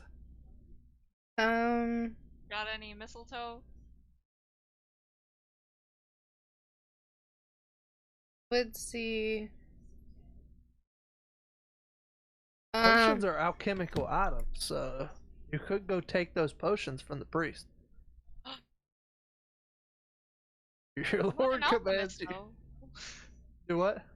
I'm not an alchemist. Well, I'm just saying they're not magic items. Yeah.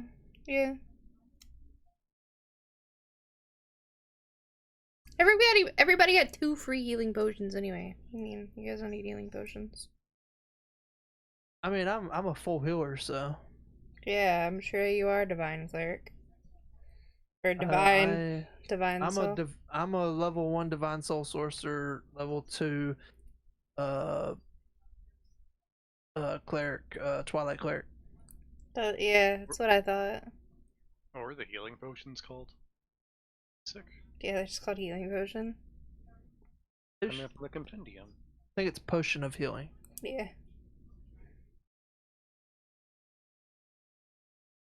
Yeah, potion of healing. Oh no, I accidentally added 2 potions of heroism.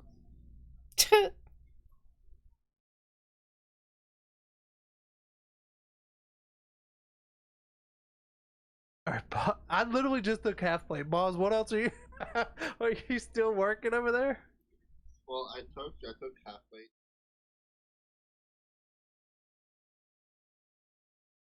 You can't use a heavy crossbow.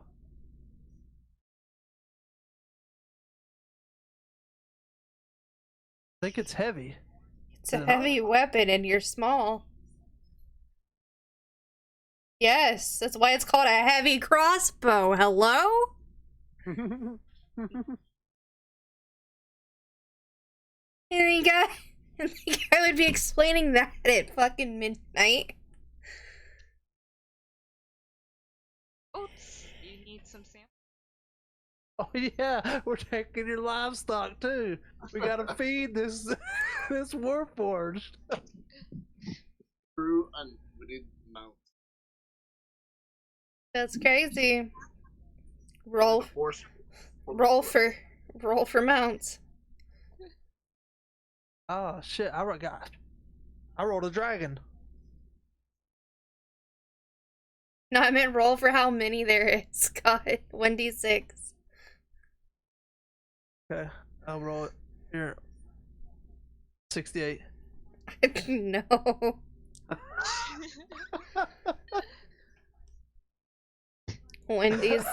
1d6. Jesus Christ.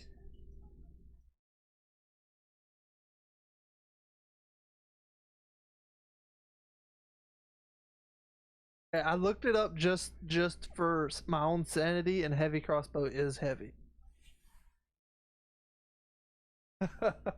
That's crazy. It's almost like it's called heavy crossbow. Well, I'm the one that said he couldn't use it, but then like I had to look it up just to make sure I wasn't going crazy. Alright, so you guys find 4 mounts. Let's see. Roll 1d12 to see what they are. They're all Oh, 4 the dragon. same. Yep. 4 horses. Dragons. You guys find something called wolves. Are they large? They are. They're land hippos. What? Yeah, you guys find large land hippos. They're kind of slow, but they've got really good stamina. Is that even a real thing? No, you find war horses. Imagine having anything else but war horses. Like Canadian hippos. you Like Canadian find hippos. you find a bunch of meese. You find some mooses in the backyard next to the goat. That's your Dude, mounts. I would love to ride them. Yeah, but just as much you'd like to use a heavy crossbow. Well, I hope you small people are okay with riding fucking 18-hand horses.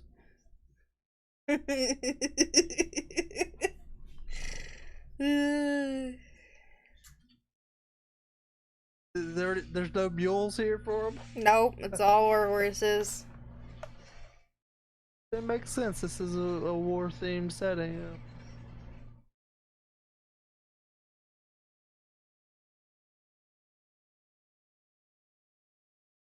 I made the land hippo thing up because I wanted to see if you guys wanted to take land hippos. No, I was literally about to say no, thank you. No, yeah, I just put it out there because it's whatever. Because I was thinking about like different mounts when you guys would like have mounts from this place to travel out, and I was like, I could give them land hippos. I could give them the equivalents of giraffes. They I could want ride giraffes. tigers. I was like, or they could ride war horses. I need a land hippo.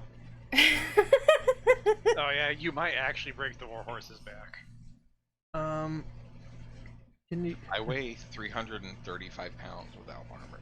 I've seen people who weigh more Yeah, than you're that fine. ride horses IRL. You're fine. Without armor though. How much does a full plate set? Like, I have an extra 100 Wait. pounds, so I have. Yeah, You're you weigh fine. too much for a war horse. yeah, Land You're at like hippos it you're at like is. 600 pounds. I'm at God, 430. I'm at 430 right now. damn, if only land hippos were real. You might be able to ride them. Sorry, we only have war horses around here, sir. There's no land hippos in stock. Maybe the druid can use animal taming or animal handling and find a really sweet mount for you. A level Well, a 3 war horse druid. can carry 540 pounds. Also, unfortunately, druid, there is no very delicious plants around here. There was only cauliflower and some weeds.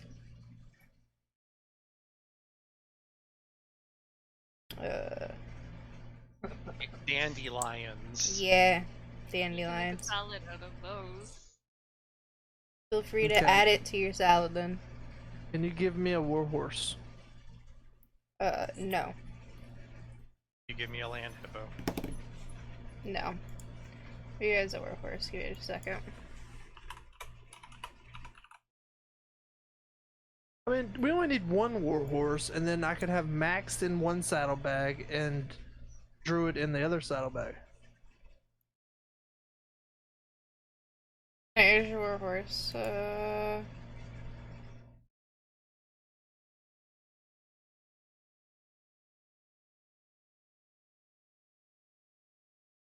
It's controlled by all players. It's an all players.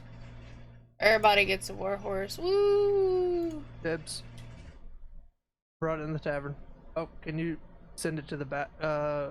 Yeah, send it to back. Give me a second.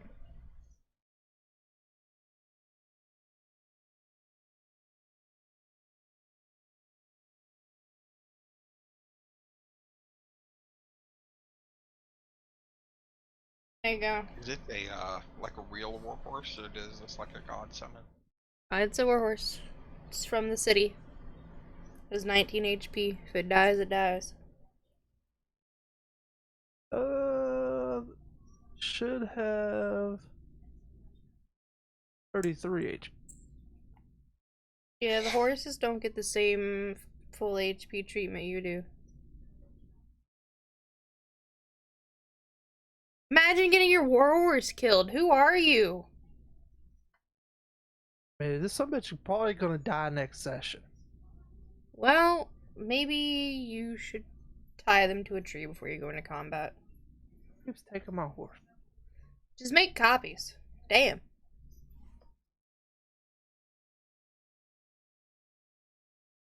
You're the only one that can make copies. If I drag a new warhorse out, it's not sent to back.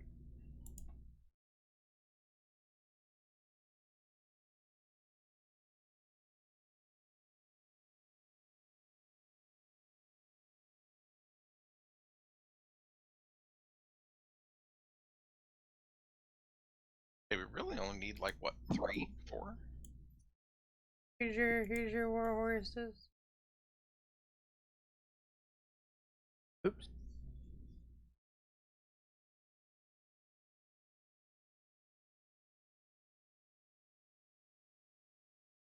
But for real though, God man, I mean, we get the Elder Dragons out here, do some work for us.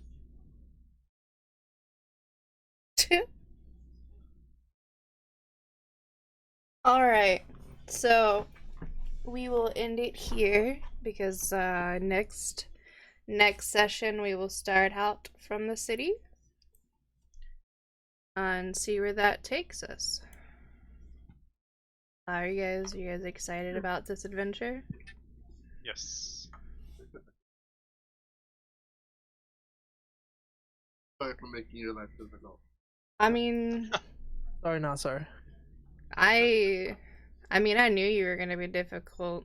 I willingly accepted you into this party, so you know. I just tried to milk as much as I can out of this. Oh yeah, no, I don't. How Yeah. What? do I have to defecate? I've none of our characters have ever used the bathroom in any campaign, so I mean, Sure. I shit on a bed or two. yeah, that's true. You have.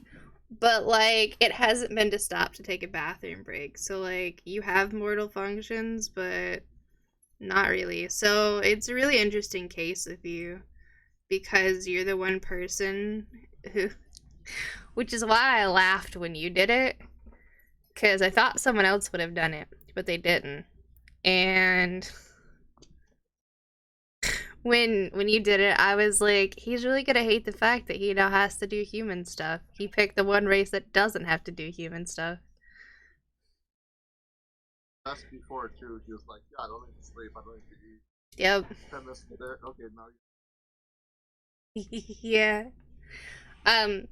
Because how it was gonna work is if you don't eat, drink, or sleep, now you have to eat, drink, or sleep for halftime, and if you eat, drink, or sleep previously, you'd have to eat, drink, or sleep for twice as much. Right. So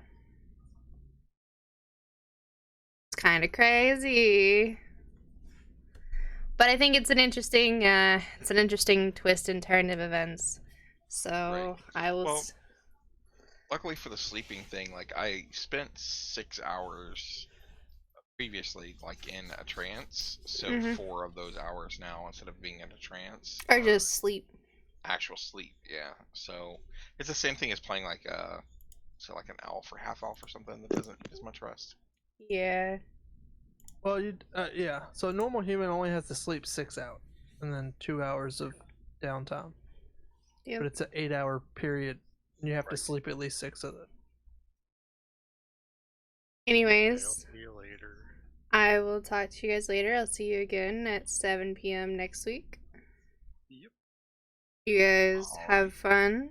Hope you had fun with this, and I'll see you there for our initial start to our adventure when we head out of the town with wherever it takes us.